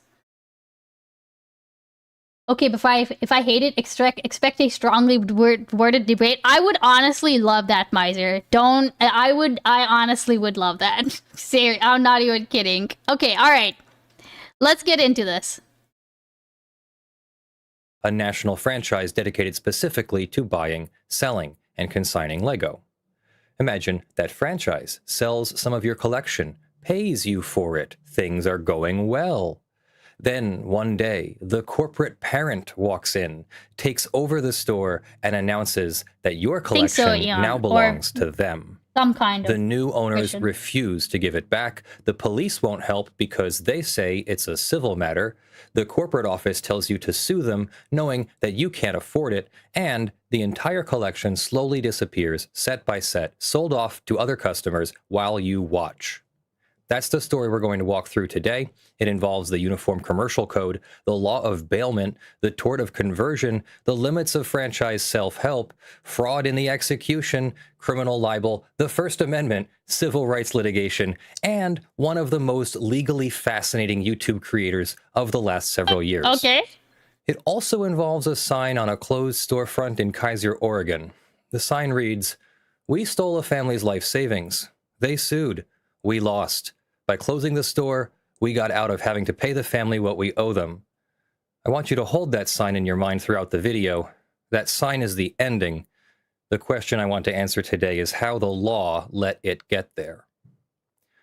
Quick housekeeping note before we go in. There are a lot of visuals in this story. Photographs, signed contracts, security camera footage, a deep-faked apology video, 10 separate court filings, viral YouTube videos with hundreds of thousands of views.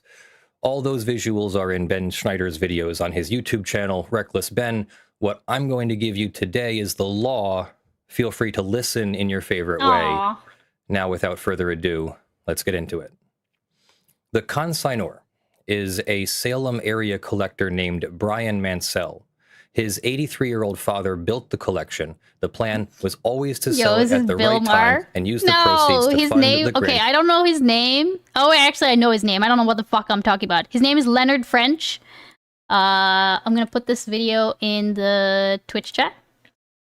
Kids College. The collection is around 780 sealed Star Wars sets, plus over 1,000 minifigures. The store's own pre-seizure inventory spreadsheet priced the sets alone at roughly $60,000 on the low end to just under $100,000 on the high end. The Facebook post the store put up to advertise the consignment in November of 2023 called the full collection, quote, estimated to be worth well over $200,000. The franchisee is Bricks and Minifigs Salem Keizer LLC. It was owned and operated by Crystal Law Gorman and her husband Benjamin Gorman. They signed the consignment agreement, they ran the store, and they paid Mansell his 65% every month for nearly a year without incident. The franchisor is BAM Franchising Incorporated, an Oregon corporation principal office in Orem, Utah. The CEO is Ammon McNeff. His brother Matt is the COO. They took over the franchisor in 2018. The system has grown from 35 stores to over 300 under their leadership, with reported system-wide revenue exceeding $95 million in 2025. The new operators, the ones who took over the store after corporate seized it, are Brandon Best and Joshua Johnson, principals of Baker Bricks LLC. They first appear in the story as inventory contractors hired by BAM after the seizure. Okay. Within about a month, they had become the new owners. And finally, Ben Schneider. Schneider runs the YouTube channel Reckless Ben. He has a background in stunt and provocation journalism. He's the guy who in May of 2024 walked a tightrope between two abandoned buildings in downtown Los Angeles, 40 stories up. He showed up to this Lego dispute because the Mansell family reached out to him. He drove 16 hours from Los Angeles to Keizer with a small crew, and he proceeded to generate more public pressure on Bricks and Minifigs in 72 hours than 18 months of institutional legal process had produced. Let me start with consignment law, because I suspect most of you, if I asked, would tell me that consignment is when you let a store sell your stuff and you keep ownership until it sells. The store is just a babysitter. If the store goes under, your stuff comes home. That intuition is only partly right. It's also partly a trap. Under Article 9 of the Uniform Commercial Code, specifically Section 9102A20, a consignment of goods worth over $1,000 to a merchant is functionally treated as a secured transaction, which means if you don't file a UCC-1 financing statement with the Secretary of State, a $20 piece of paper, your goods can be treated as the merchant's inventory and reached by the merchant's creditors. I'll say that again because it sounds wrong. You can consign property to a store. You can have a signed contract saying you still own it. The store can fail and get sold, and without that $20 filing, your property can legally end up belonging to the store's creditors and not to you. This is the part I watched, right? This is the part, I think I watched like this part of it, and I was like, okay, yeah, I don't want to watch this on stream, you know? How are any prices of collections or valuables estimated? Nuxie, I don't have a good understanding of this, but I think that you can get stuff appraised, right? I think you can get, it's like how you can get your like Pokemon cards or whatever the fuck appraised to see how much they're worth, right? Or like antiques and stuff. I have to imagine there's some way to do it for Legos as well. Or, sorry, Lego, it's not Legos, it's Lego. Did Mansell file a UCC-1? Almost certainly not. Is he doomed? Not quite. Here's where it gets interesting. Article 9 has an exception called the merchant exception at Section 9102A, 20A3. It says the consignor escapes Article 9 if the merchant is, quote, generally known by its creditors to be substantially engaged in selling the goods of others. Bricks and Minifigs publicly operates a buy-sell-trade-resale model. The Kaiser store specifically advertised Mansell's consigned collection on its public Facebook page. Customers came in knowing the store sold other people's Lego. The store's own creditors had to have known. That's the merchant exception. But here's the practitioner's lesson for anyone watching who might consign anything valuable to anyone ever. File the damned UCC-1. It costs $20. It takes 10 minutes. It puts you on the record, and it removes the risk. The merchant exception is a defense you can win, but the burden's on you, and the courts have called that burden difficult to satisfy. Don't rely on a defense when $20 and 10 minutes gives you a clean win. Article 9 is one half of the doctrinal picture. The other half is bailment and conversion. Antique toys are basically just, hold on, I need to, let's see. Where the heck? Oh, here we go. Vibes plus aura equals cost. Yeah, fair enough. I think, like, demand as well, maybe? I don't know how they do this shit, okay? That right there was a perfect example. But see, Mr. Miser, I think like the problem is, and again, I'm not saying that this guy isn't more like clear and concise like you said, right? The issue is I don't see Legal Eagle and this guy in the same, like, I don't see him, I already see this guy as on a different level. Does that make sense? Like, it would be, I'm trying to think of another example.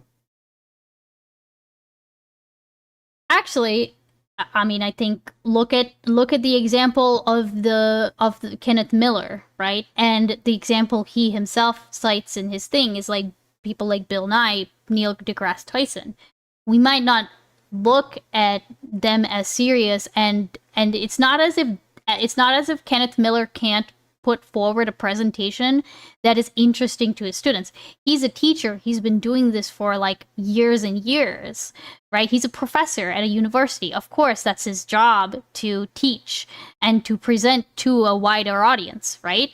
But that doesn't mean that there's not a market for the first kind of, or that there's not a justifiable market, I might say, for the people like Neil deGrasse Tyson, right? Does that make sense?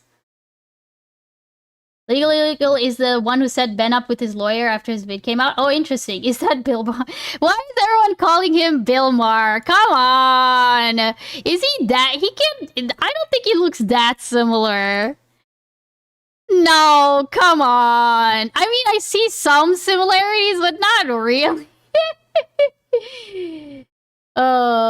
It's not that. Come on, guys. This guy is the first person I watched on Twitch. Don't know if he's still streaming. Oh, you mean this guy, Leonard French?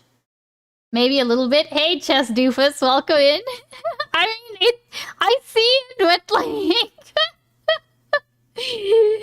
there is a resemblance. I would say the nose is the biggest one. Something in the eyes. There's something in the eyes. I can see it. Maybe not the hair, you know.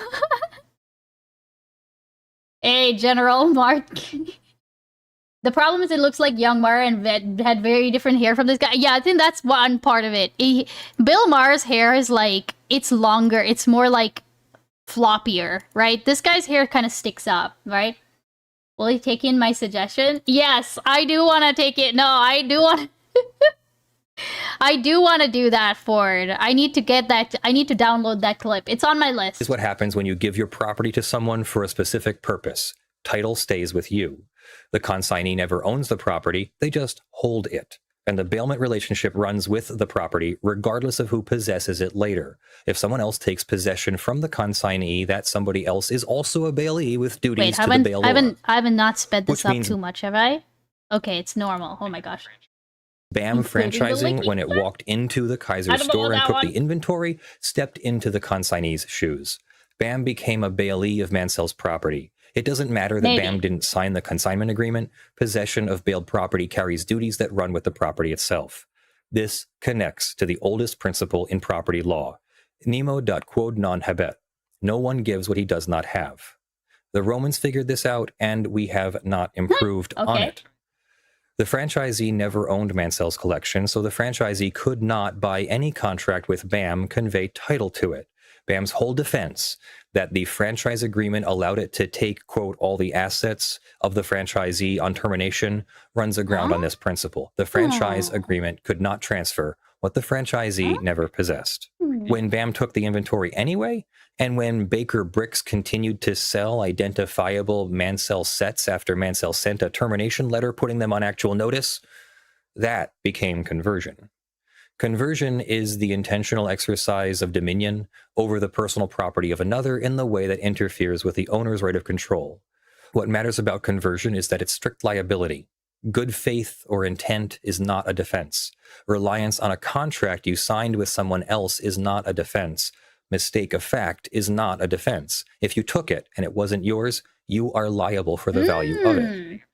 Where was BAM's outside counsel in November of 2024? Because the doctrinal error at the heart of this case, the franchisor's belief that a termination clause could convey title to third-party property in the franchisee's possession, is the kind of error a competent franchise lawyer would have flagged in about 90 seconds. Either BAM didn't have one in the loop, or it did, and it didn't listen.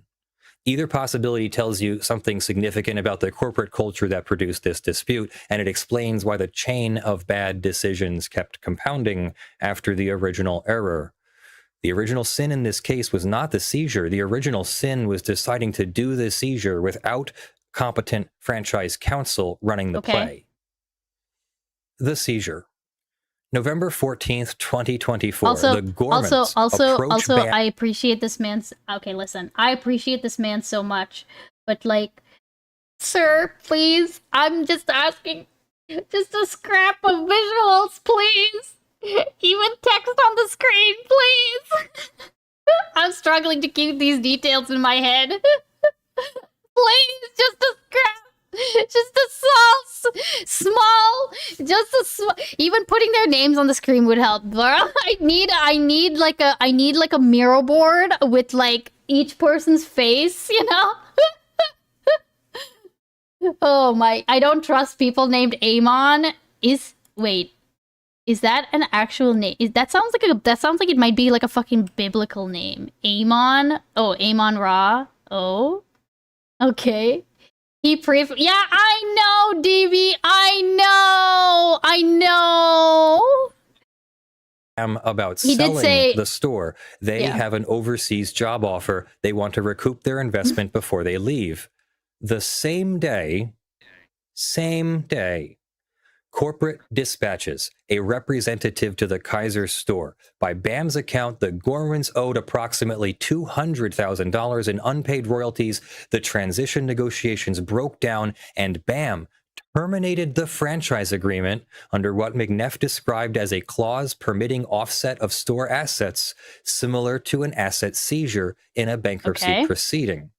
By the Gormans' own account, they had approached corporate about selling, not closing. And BAM's response was a same-day forced removal? No notice, no inventory, and a single box of personal belongings? That same evening, Law Gorman says she informed the BAM representative on site, who was on speakerphone with the corporate director of operations, Key McAllister, that there was an active consignment in the store, that Mansell had not been fully paid, and that the property remaining in the store was not the store's to sell. According to Law Gorman, I do remember McAllister I do remember that part from, I think it was the first video where the old franchisee owner, the old franchisee said, "Hey, we haven't paid this person," and they basically were like, "Whatever, that's all being taken over. Don't worry about it." Right?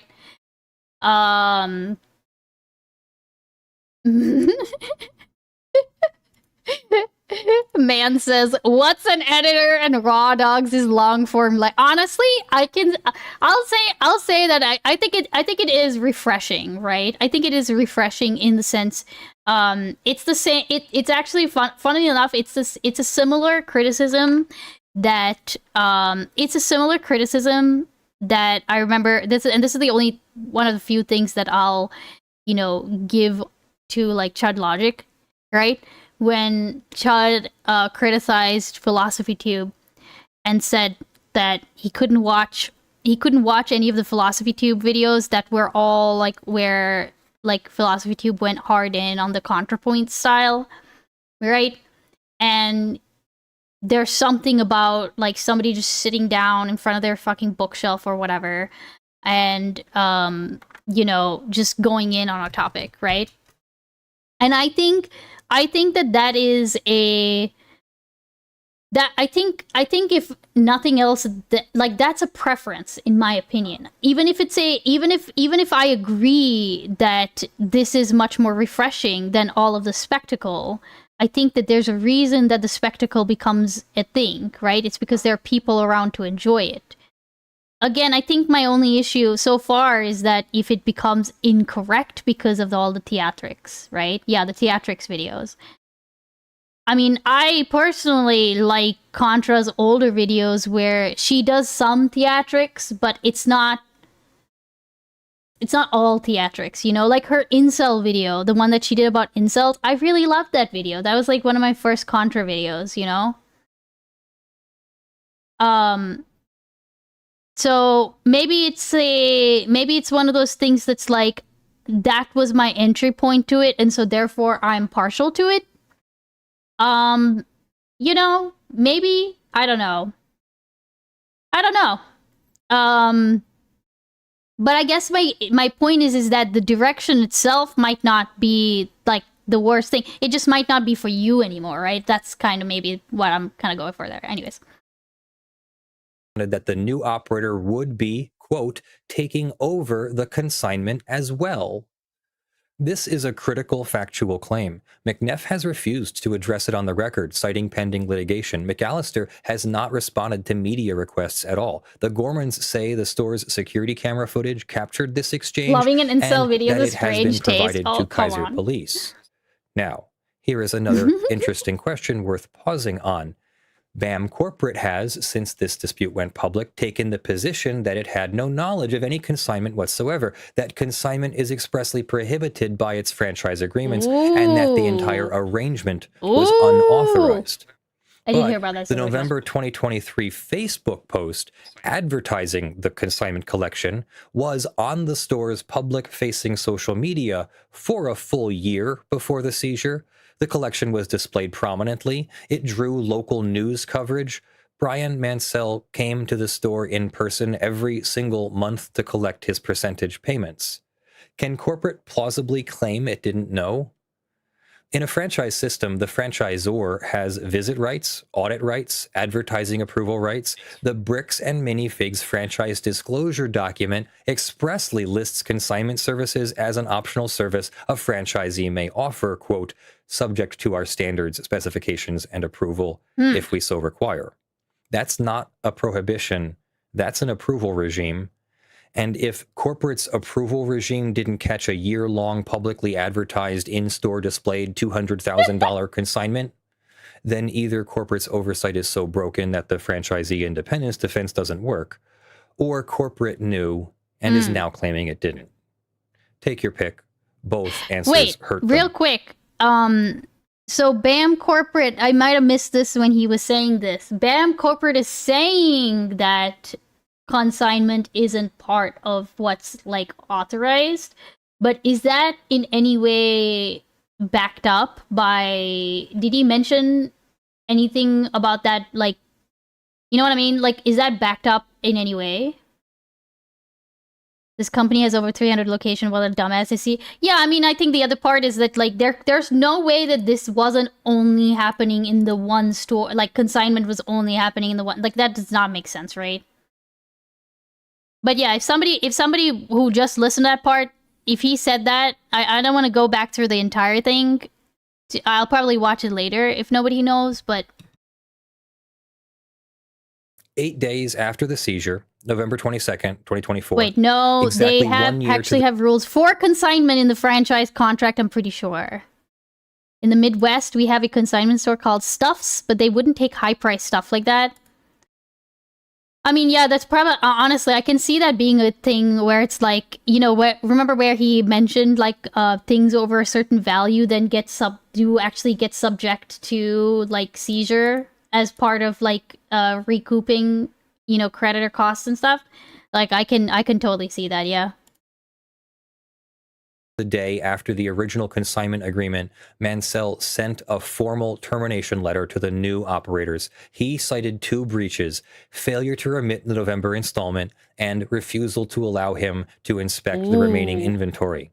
He demanded return of all unsold property within 10 days. This letter is the doctrinal pivot of the entire case, including a criminal case, if that ever happens. Because from November 22nd forward, anyone at the store selling identifiable Mansell sets did so with actual knowledge that those sets belonged to Mansell. Pre-letter, you can argue mistake, good faith, confusion. Post-letter, you cannot. Post-letter, you are knowingly selling property that does not belong to you. And in Oregon, that's aggravated theft in the first degree under Oregon Statute 164.057. It's a Class B felony, up to 10 years in prison. Mansell then sent a buyer to the store. The buyer successfully purchased one of his identifiable consigned sets. That single transaction, if a Marion County prosecutor wants to charge it, is the cleanest theft case I have seen in a property dispute of this size. Oh shit, okay. He just straight up says it. Okay, cool. Very cool. That's very cool, actually. This is different than what I'm used to because I'm used to the idea that the point of the consignment is to get in-store credit discount. No, I remember helping, like I had a friend who when she moved out of the country, there were some things that she asked me to help her sell because, you know, she wasn't going to be in the country basically. Like so she had me sell some stuff, and it just made more sense. And you know, I obviously did this with her permission, right? Like we went to I took, it was like one of her coffee tables, that we couldn't keep in her house anymore because her house was getting rented out. So instead of like paying for storage, and I wasn't going to keep this fucking coffee table, we took it to a consignment store. And there was like an agreement and everything that they did, you know? It certainly wasn't to get like discount. Although I know what you're talking, I think I know what you're talking about, because I've actually seen bookstores that do that kind of model where you can take in your books, give it to them, and then you basically get like, you can get cash back, but it's a way better deal if you get in-store credit back, right? Kind of seems like a really bad deal.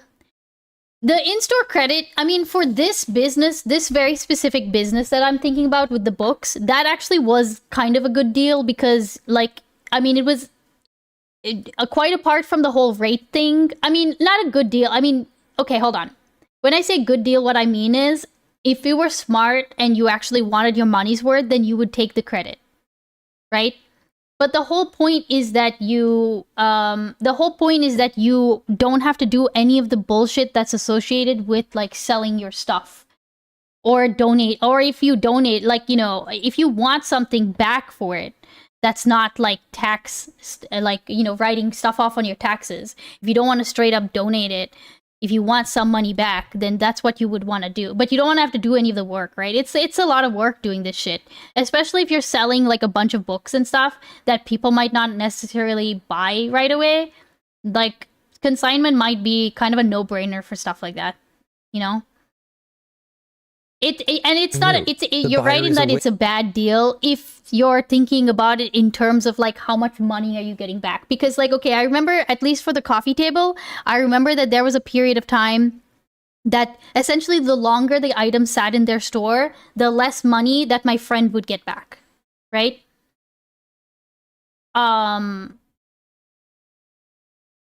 You know, up until a cap, but you know, and it would get capped out at some point. Like, the percentage that the store would take would be higher, essentially. Because, you know, in their defense, it's sitting in their store for longer and longer, right? Anything more than, like, $20? See, that's where I think I disagree. I mean, again, I think it's, like, okay, so, like, this coffee table, for example. I mean, I don't remember how much it was. I'm gonna be honest. It's been so long ago, okay? But let's just say this coffee table was, not anything more than $20, right? See, my thing is like, it was way more about the convenience, right? Here's a coffee table that I don't have space for. I'm helping her sell our stuff. I don't have space for it. She doesn't have space for it. It would be prohibitively expensive for her to retain like a fucking like we actually did that for her couch. There was 1 month where we had her couch in her big it wasn't just a couch, it was a whole fucking oh my god, what's the word for like when it's like a bunch of couches all together? A sectional. Right. It was a really expensive like leather sectional that we deemed to be valuable enough to warrant spending out for like a container unit for like a month. Right? While we waited for people to buy it off of Facebook, like Marketplace or wherever the fuck we posted. But like, that's only because that sectional was like worth like $1,000 or some shit, you know? For this coffee table couldn't have been worth more than like $500 if you bought it from a consignment store. So like, that's what we did, you know? They would still like that money back, but like, where are they gonna keep it in the meantime, you know? Might as well just like offload all of the work and effort to somebody else at the cost of like getting a little bit taken off the top or whatever. A murder of couches. The set is documented. The notice is in writing. This is a fact pattern prosecutors dream about, sitting on a county district attorney's desk in a small town, small enough that the press has been writing about it for months. Whether the DA charges is a different question, but the case is still sitting there. Enter Reckless Ben. For about 15 months, this dispute went nowhere publicly. Mansell consulted lawyers and was quoted about $60,000 to $70,000 just to get an injunction before trial. He couldn't afford it. A small group of YouTubers tried to help and backed out under legal threats from Bricks and Minifigs. The store kept selling I didn't know that. the collection. And then Ben Schneider showed up. And I want to be careful because this next part of the video is going to spend a lot of time on Schneider's tactics. I don't want anyone to think that I'm endorsing his tactics. Amazing. I don't condone them, but I understand. I'm going to leave it at that. Schneider is a content creator, not a lawyer. Some of what he did is doctrinally interesting and worked. Some of what he did is doctrinally unsound, but produced evidence anyway. But some of it's going to get him sued, and some of it has already gotten him arrested. The point today is not whether his methods were right. The point is his methods produced an outcome that institutional legal process was not going to produce in this case, in this time frame for this plaintiff. That asymmetry is worth understanding on its own terms, whether you approve of him or not. Schneider drove 16 hours from Los Angeles with a small crew and a pair of spy camera glasses. He confronted the store manager. He drove to BAM corporate headquarters in Utah and confronted the CEO in person. He recorded everything, and then he ran 5 legal maneuvers in sequence, 4 of which I want to walk you through because they're doctrinally rich enough to teach you something on their own. Schneider's first maneuver, you see why I wanted to watch this video? I figured he might go over like the actual like what happened, you know?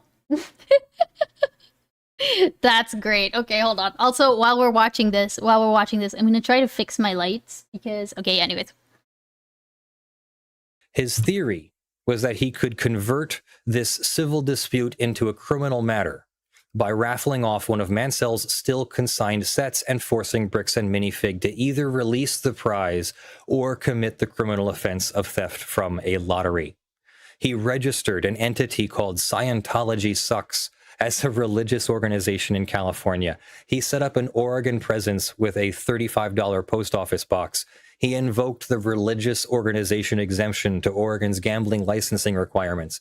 And he raffled the set at $1 per ticket, refunding each ticket holder $1 as a filming appearance release fee, so the net cost was $0. But the lottery scheme rests on a misunderstanding of the civil versus criminal distinction. Schneider treats civil and criminal as mutually exclusive categories, as if relabeling the dispute could move it from one box to the other. But the same conduct can be both civil and criminal simultaneously. Famously, O.J. Simpson was acquitted of murder criminally, but later found liable for the same killing civilly. Chris. I at some point I need to get a better one. I need to get like an actual chair, but I like this one in the meantime. And very importantly, it was free. Same conduct, different forums, different standards of proof, both valid outcomes. Bricks and Minifig's refusal to release Mansell's property was already, on the right facts and right intent, potentially criminal theft. It was also civil conversion. The two coexist. Schneider didn't need to manufacture lottery jurisdiction. He just needed the police to take the underlying conduct seriously. They didn't. The responding officer was apparently about to open an investigation when a senior officer whispered something to him, and the entire group just changed posture and went away. Schneider was instead trespassed for life from the property. The lottery scheme failed as a legal reframing, but it worked as documentary evidence that the police were not going to help. Interesting. Okay, so when I watched that video, I have to be honest, like I feel like I was very skeptical of the way that Ben framed this, that like the police were not helping. Like, yes, they weren't helping. No, it is true that they weren't helping, right? But it was also one of those things that was like, okay, you're showing up, you're causing a scene, you're getting trespassed off the premises. That is not the point in time where you would necessarily expect the police to start investigating a theft, if that makes sense, right? Like, so the way that he was framing even like that part of it made me think, okay, this is a really bad way to go about it. Like, why are you going about it in this way? But then obviously that part happened where, like, you know, there was a police officer who started taking notes on this, and then another police officer comes up, whispers in his ear, and then, like, everything stops and everybody's demeanor changes, apparently. And that's interesting to know that, like, that is actually, like, essentially legally irrelevant, as opposed to just, at least according to this guy's opinion, right? That it's legally relevant instead of just a kind of quirk of just police officers being fucking shitty ass police officers. You know what I mean? Maneuver 2, the duty to read a contract. Schneider walked into the store dressed as a delivery driver, carrying a clipboard. He asked the manager, Amanda, to sign for the delivery. But the document she signed was not a delivery receipt. It was a 10-year contract, barring her from trespassing him from the property, with $5,000 in liquidated damages for every police call she made about him. I want you to ask yourself, is that contract enforceable? Some people might say yes. Maybe you're bound by what you sign even if you don't read it. You have a duty to read things you sign. Every contract's casebook has the doctrine. Every click-through agreement relies on it. But the duty to read doctrine has an edge here that no one's talking about. This case is sitting right on that edge. The doctrine assumes you're signing a contract. Even if you don't read the terms, you still have to know the nature of the document. When you are deceived not about the contents, but about the nature of the document itself, you're told it's delivery receipt, and instead it's a substantive contract. The duty to read doctrine does not apply. The technical name is fraud in the execution. It's codified at the Restatement Second of Contracts, Section 163, and there is a critical distinction here. Fraud in the inducement is when you knew you were signing a contract but were lied to about the underlying facts. That contract is voidable. The defrauded party can elect to rescind the contract. Fraud in the execution is when you were lied to about what the document is. The contract is void. This is okay. I'm sorry. Voidable. I'm so sorry. This is where I would love a line, like a line, because I'm gonna need to remember all of those, and I can't. Like, I actually have an issue, like, visualizing the different. I'd have to go back and reread and then write that down for myself. You know, that's sorry. I know. This is why I take notes during Legally, lectures. It never existed. Schneider's contract with Amanda is fraud in the execution. Amanda thought she was signing a delivery receipt. That contract has no legal existence. The $40,000 in alleged liquidated damages is unenforceable. If Schneider tried to collect it in court, a judge would set the contract aside on motion. There is also a public policy problem stacked on top of the formation problem. A contract that purports to prevent a private business from calling the police is void as against public policy, regardless of how it was procured. The right to summon law enforcement is not waivable by contract. The duty to read doctrine would not save this contract, even if Amanda had read every word and signed in triplicate. So what was the maneuver good for? Footage. Schneider got film of Amanda discovering what she signed. He used the contract to remain on the premises long enough to record additional material. It's a successful stunt and a failed legal instrument. Those are things. That's great. That's great. All this technical stuff I won't remember, but it's interesting. Well, see, I think, Nuxie, you say that you won't remember, but that's kind of the good thing. Okay. This is why, and also, by the way, this is why I keep going back to that fucking Kenneth Mellett lecture, okay? Is because I know, when I first started watching that video, I knew about, like, maybe 30 to 40% of what that man was actually talking about from, like, my time in, like, with college biology, you know? But as I, like, have watched it over the years, or the fact that you even know that it's there and that you can go back at any point, or that like, some of that knowledge does get into your brain. This is the kind of cool thing about it. And this is also why, by the way, we learn all this stuff that in school that you think is, like, useless because you don't remember it now. No, you learn how to learn, right? So the fact that he is saying all this stuff that you might not retain for later, if any of it was interesting to you, then you'll know where to find it later, and it actually can influence the way that you talk about it, right? Like, even if you don't remember the specific shit any of the specific shit you said. I don't know. I like this kind of stuff, even if I don't understand like 90% of it, because it's also interesting to go back to stuff like this and see how much of it you understand now. You know what I mean? Like, every time I rewatch that Kenneth Miller lecture, I like apply a whole new lens to it that I didn't before, right? Like this most recent time when I watched it, I already talked about this, but it's the whole Republican thing, you know? Like, I didn't think about it as a political video. I thought of it as purely a scientific lecture. Going back and realizing that they talked about a lot of politics and that the whole thing was political, that's crazy. That's crazy. You know what I mean?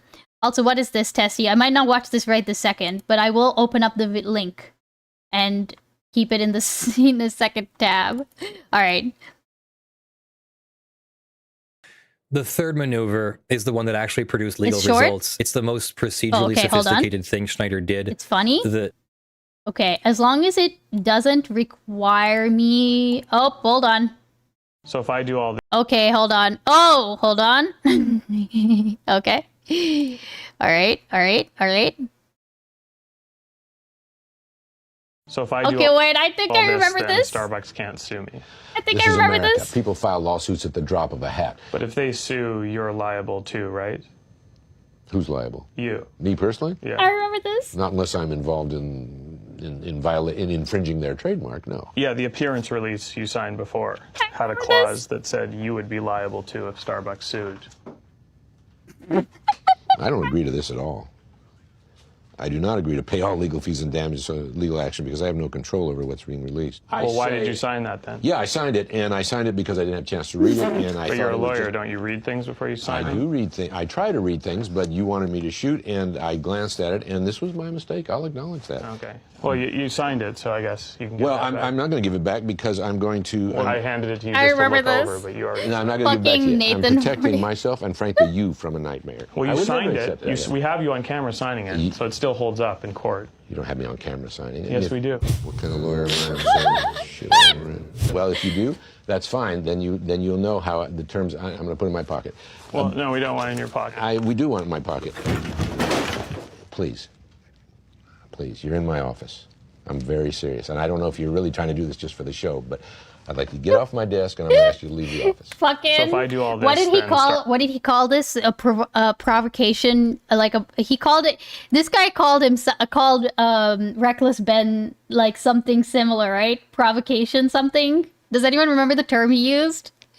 He called it something specific, didn't he? Amazing.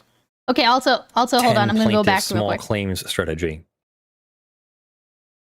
The Provocateur? third maneuver is the one that actually produced legal results. It's the most procedurally sophisticated thing Schneider did. Thank you, The Tessie. 10 plaintiff small claims strategy. He was trying to solve this Provocation problem. journalist. Thank you. Mansell's full claim is in the 6 figures, but Oregon Small Claims Court tops out at $10,000 per claim. Hiring a lawyer to take the full claim through civil court will cost more than Mansell could afford or recover. So Schneider got around the jurisdictional limit by using 10 plaintiffs. Claim splitting doctrine prohibits a single plaintiff from dividing one cause of action into multiple suits to evade jurisdictional caps, but 10 different plaintiffs, each with their own independent claim, can each sue separately. So Schneider and 9 friends each took out approximately $10,000 in credit card cash advances. Each used the cash to buy $10,000 worth of Mansell's still consigned sets directly from Mansell, with notarized purchases. Each sent a demand letter to Bricks and Minifigs. Each filed a separate small claims action when the demand was refused, and each obtained a default judgment when Bricks and Minifigs failed to appear. Mansell then loaned each plaintiff approximately $10,000 from the sale proceeds to repay the credit cards before the interest accrued. Oregon has no sales tax, so the entire round trip generated no tax leakage. Wait, no 10 tax judgments, leakage. $100,000. Oh, no, like funds lost to tax. Gotcha. Yeah. Mm-hmm. All right, got it. $1,000 in face value, filed and served lawfully, defendant didn't appear, defaults entered. And the day after the default judgments were filed, Bricks and Minifigs permanently closed the Kaiser store. That sequence is the most damning fact in this entire dispute. A defendant who is given a low-stakes forum specifically designed for commercial disputes of this size, who declines to appear in 10 separate actions, and who closes the business the day after the default judgment enters, is a defendant who chose the procedural posture they ended up in. They were not victims of legal sophistry. They had the opportunity to litigate the conversion claim on the merits in front of a judge in a forum with limited discovery and modest stakes. And they chose not to, and then they closed the store. Why? My best guess is that the appearance would have produced sworn testimony and limited discovery, and that sworn testimony from the new operators about what they knew, when they knew it, and what corporate told them was riskier than just letting $10,000 judgments enter. A default is a paper loss. Sworn testimony is leverage in every subsequent proceeding for the rest of your business life. They made a calculation. They took the paper loss. Now, are these small claims judgments bulletproof? No. Bricks and Minifigs has up to a year under Oregon Rule of Civil Procedure 71B to move to set aside the defaults on excusable neglect grounds. They have arguments. The transaction structure looks like a coordinated attempt to circumvent claim splitting. The title transfers from Mansell to the 10 plaintiffs may not have been legally effective because the buyers didn't take possession, didn't pay the consignee, and didn't deal in good faith with a merchant in possession. A motion to set aside the default is winnable, but it hasn't been filed. And every day it isn't filed, those judgments harden into liens that survive the store closure and form the basis for future successor liability and alter ego claims against BAM Franchising Oh shit, okay. and Baker Bricks If I'm LLC. understanding that correctly, essentially that was the correct move on their part if they wanted to avoid all this shit. Which, or at least avoid it affecting their like future business, I guess that's what he's trying to say, because then they become liable for a lot more shit. If I'm understanding that right.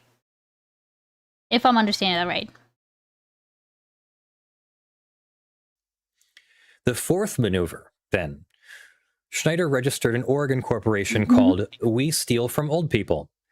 He created multiple franchisees mirroring BAM's franchise structure. He printed signage that swapped the Bricks and Minifigs name for We Steal From Old People, and physically placed his signage over the actual storefront signage.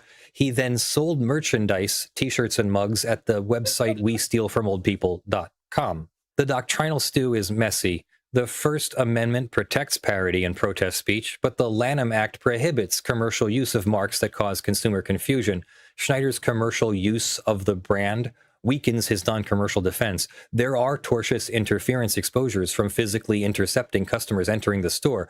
There are trespass exposures from putting the signage up.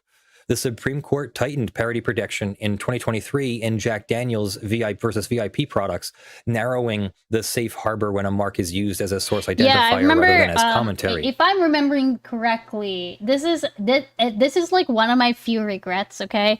There's this Does anyone know this brand?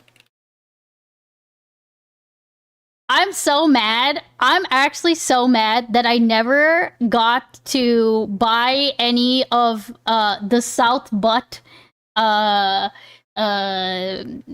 merchandise. Okay, I know a friend in college who had like the South Butt, like she had a South Butt a jacket or something like this. And I'm so sad, bro, because imagine just having a piece of clothing that has the South Butt on it. but yeah, for those of y'all who don't know this, there's an actual real life brand called the North Face, and this company, the South Butt, was created as a parody, but actually had to close. I think based on this, like, even though it's parody, they still like essentially lost that challenge they lost the challenge by the North Face, you know? But yeah, I think it's a similar principle, yeah. Schneider has real exposure here. But the rhetorical move is the move I want to highlight. Schneider's franchise mirror argument is that he can't be held responsible for what his franchisees do because they're independent, exactly the argument BAM is making about the Kaiser store. Schneider is making BAM's own defense in costume to show how absurd it sounds. The legal force of the argument is zero. Courts pierce sham structures routinely, but the satirical force is devastating. I'm going to close the Schneider section then on his GoFundMe arrest. Schneider sets up a GoFundMe to recover Mansell's collection or funds. The original page named Joshua Johnson as the thief. The American Fork, Utah Police Department then arrested Schneider for the GoFundMe content. Oh, right, okay. The officers stated theory in Schneider's recording, and I quote, "If you say who the thief is, then that is illegal." That sentence is wrong in 3 ways simultaneously. 1, naming someone publicly as the thief is at most civil defamation per se. Accusations of crime are one of the 4 traditional categories of per se defamation, but per se or automatic defamation is a civil tort, not a criminal offense. Utah does have a criminal defamation statute, but it requires the speaker to knowingly communicate false information. The Utah Supreme Court struck down a predecessor version of the statute in IML versus State on overbreadth grounds, and the current version was rewritten to incorporate the actual malice standard from the Supreme Court's 1964 decision in Garrison v. Louisiana. Schneider has documentary evidence of the consignment dispute, the seizure, the termination letter, and continued sales, and a stack of default judgments. His statements about Johnson are not knowing falsehoods. They are contested factual assertions in an active dispute. The actual malice requirement is constitutionally insurmountable on these facts. And then there's a First Amendment problem. Schneider's GoFundMe was not just speech, it was litigation funding, the right to petition for redress of grievances under the First Amendment, the Noor-Pennington Doctrine extending that right to private litigation, and the line of cases starting with NAACP versus Button protecting solicitation of legal defense funds all converge to make fundraising for litigation a particularly protected category of expression. Arresting someone for publicly identifying a civil defendant in a fundraising solicitation is the kind of conduct that triggers federal Section 1983 attention from civil rights litigators, and the American Fork Police Department handed Schneider that claim by making the arrest. Okay. But here's a detail worth noting. If you go to his GoFundMe page right now, the language has been edited. The page no longer names Johnson individually. It attributes claims to Mansell with, according to Brian, hedging. It refers to Bricks and Minifigs Corporate as an institutional actor. The financial ask is now framed as legal cost funding. That language is defamation defensible in a way the original was not. Whether Schneider edited it or whether GoFundMe required it as a platform policy matter, or whether eventual counsel insisted on it, somebody who understood the defamation analysis sanitized that page. The current version is fine. The original was sloppy, and in between sat an arrest that the American Fork PD will not be able to defend if Schneider chooses to litigate Interesting. it. Autopsy? Let me close Okay. with my autopsy.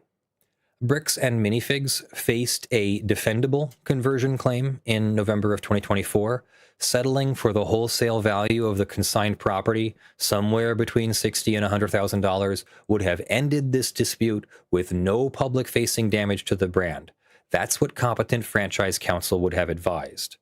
What they did instead, in roughly chronological order, they terminated the franchise with no advanced notice. They took an inventory that included third-party property. They placed an inventory contractor in the store who then bought the store.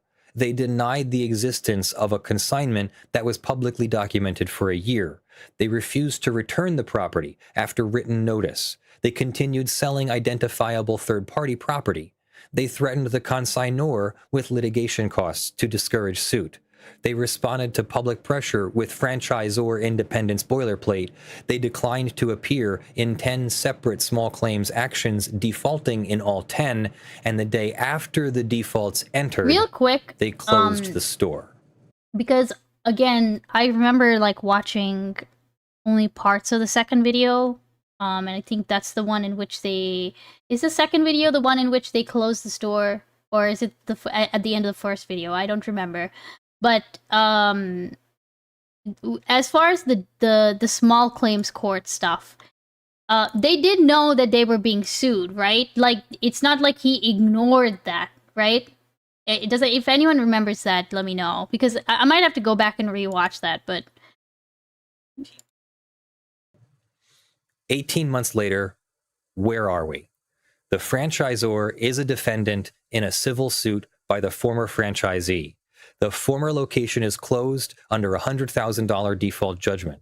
The Reckless Ben video has over 250,000 views and counting.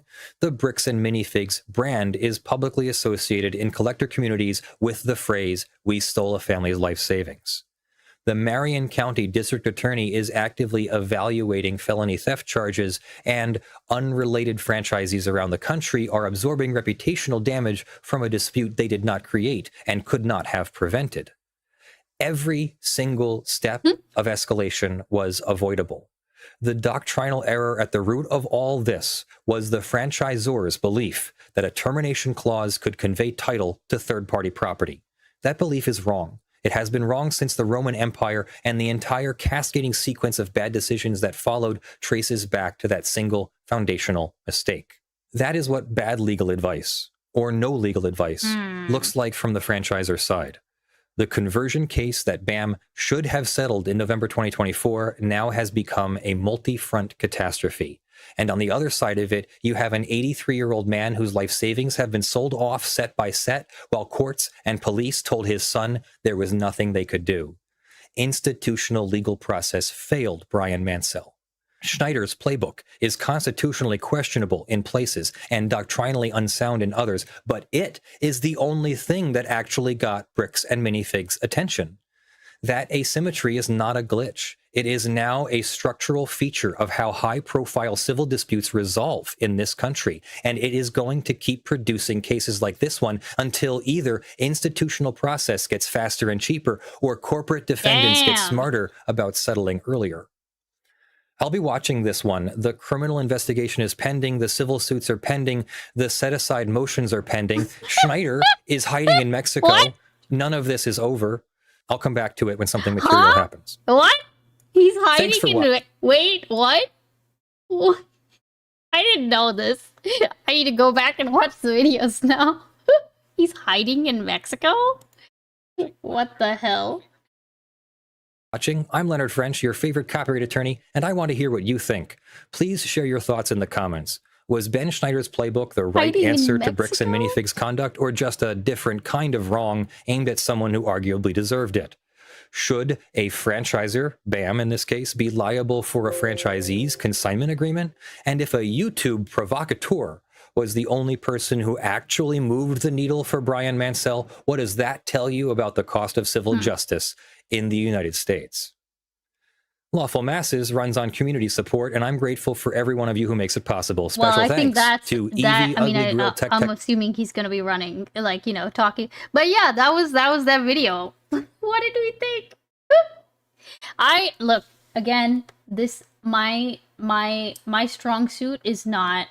It's not legal matters. I'm gonna be honest with you, but I like that a lot.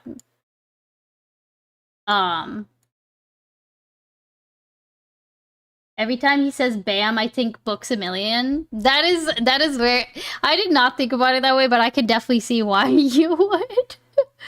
I think that's pretty cool. Now, I mean, I will probably go back at some point and watch the original videos. Very informative from Bill Maher. True. I liked it. I think he's. I'm gonna subscribe to him.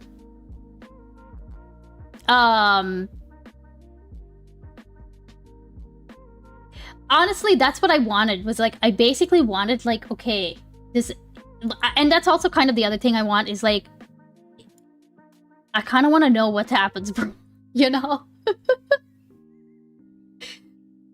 Like, I just want to know what happens.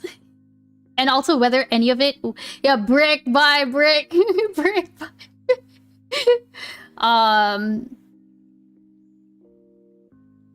I possibly regret to reinform you, he now has 3 more videos related to the game. This is what I mean, Cheeto. Thank you. But look, this is what I mean. There's so much... And more stuff's coming out every day. And then somebody else puts out a fucking video on it. And it's like, okay, cool. Where do I even begin? Where do I end? And I know a lot of people have at this point put out essentially like recaps, but it depends on who you watch. You know what I mean? I am glad that we watched this one to see like, because now at least if I go back and I watch the Ben videos, then I can have like more or less a structure for what happened. You know what I mean?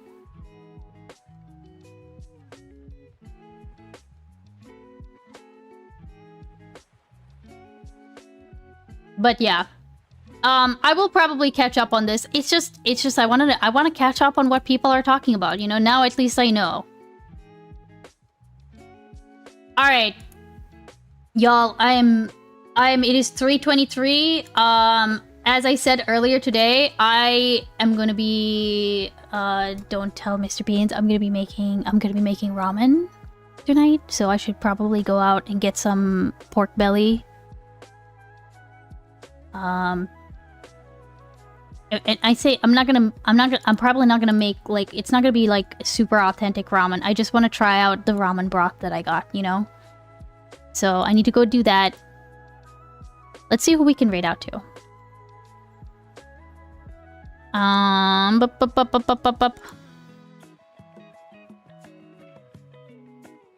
Okay, what is happening? Anna K is on? Okay, we'll go to Anna K. What is consciousness? What the? Or nerdidity?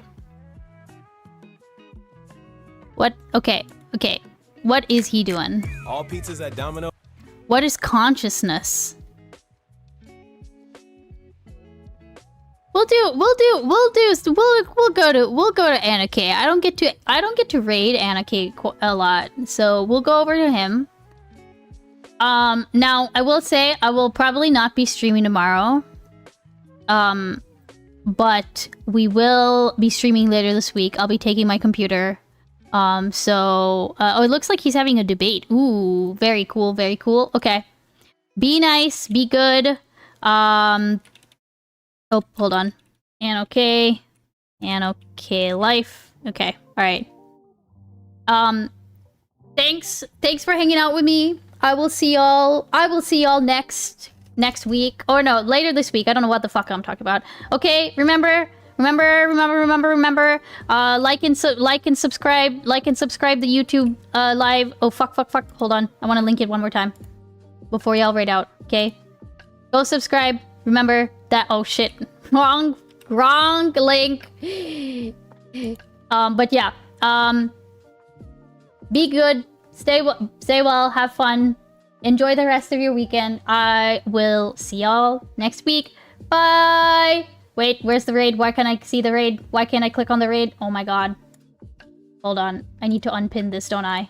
God damn. Alright, see y'all.